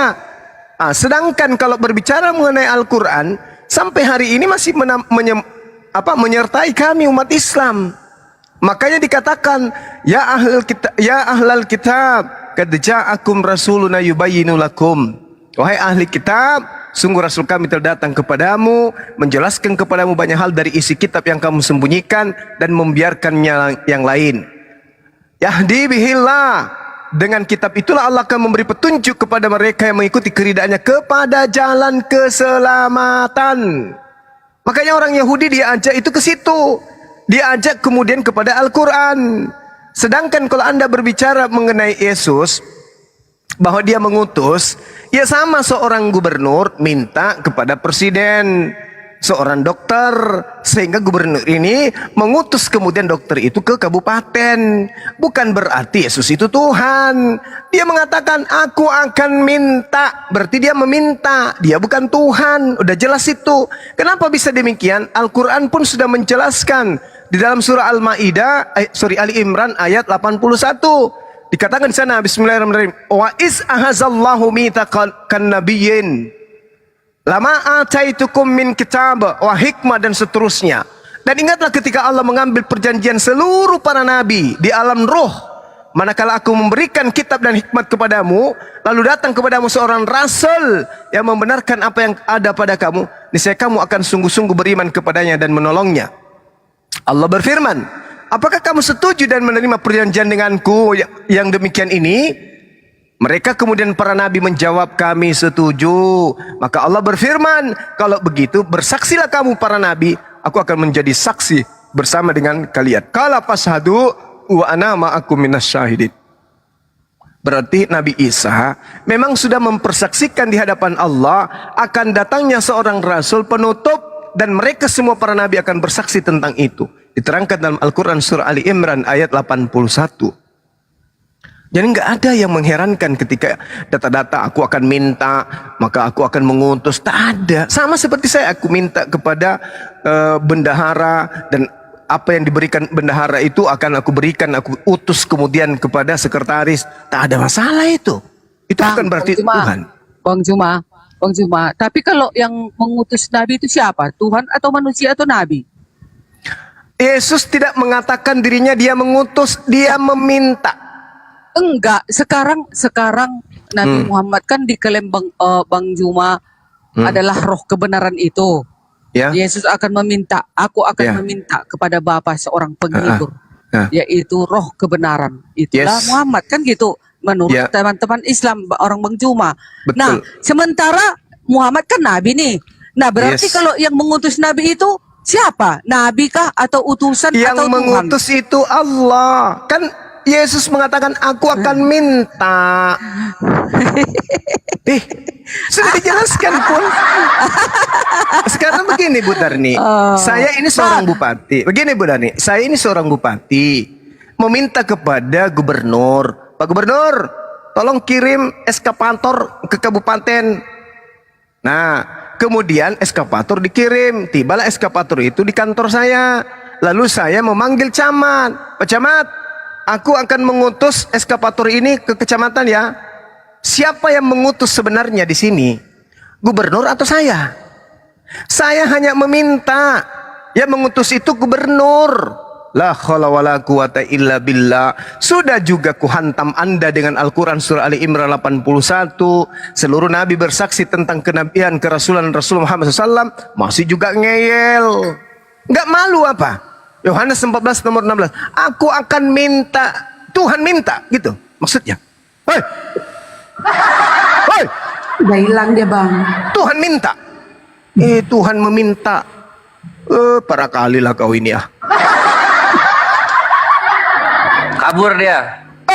Udah hilang dia, udah hilang. Wah, ada benar-benarnya benari dari dulu kayak gitu. Jangan merubah 10 hukum lah. Di antara hukum-hukum yang ada itu, hukum itu berlaku hanya untuk Bani Israel. Dirubah untuk Bani Batak juga. Para kalilah Bu Darni ini ya. Kacau balah.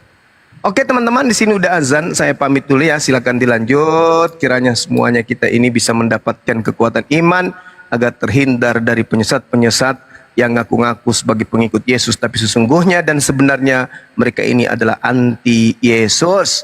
Mereka ini adalah anti Nabi Isa alaihissalam. Demikian. Assalamualaikum warahmatullahi wabarakatuh. Waalaikumsalam warahmatullahi taala wabarakatuh. Host mau itu enggak? Promo host. Host.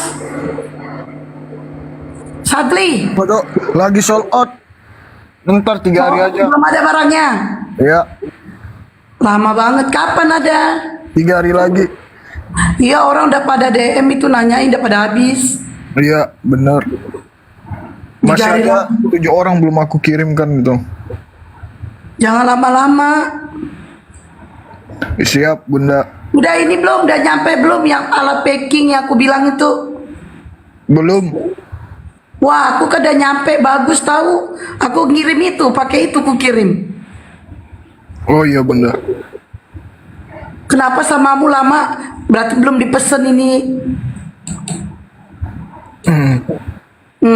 Dasar lu belum pesen juga. Yaudah nih Kores, kerja lu Kores. Lu dari tadi lu nggak kerja, cuman diem aja. Kerja. Oke. Mana sini Tritung yang mau kita bubuki?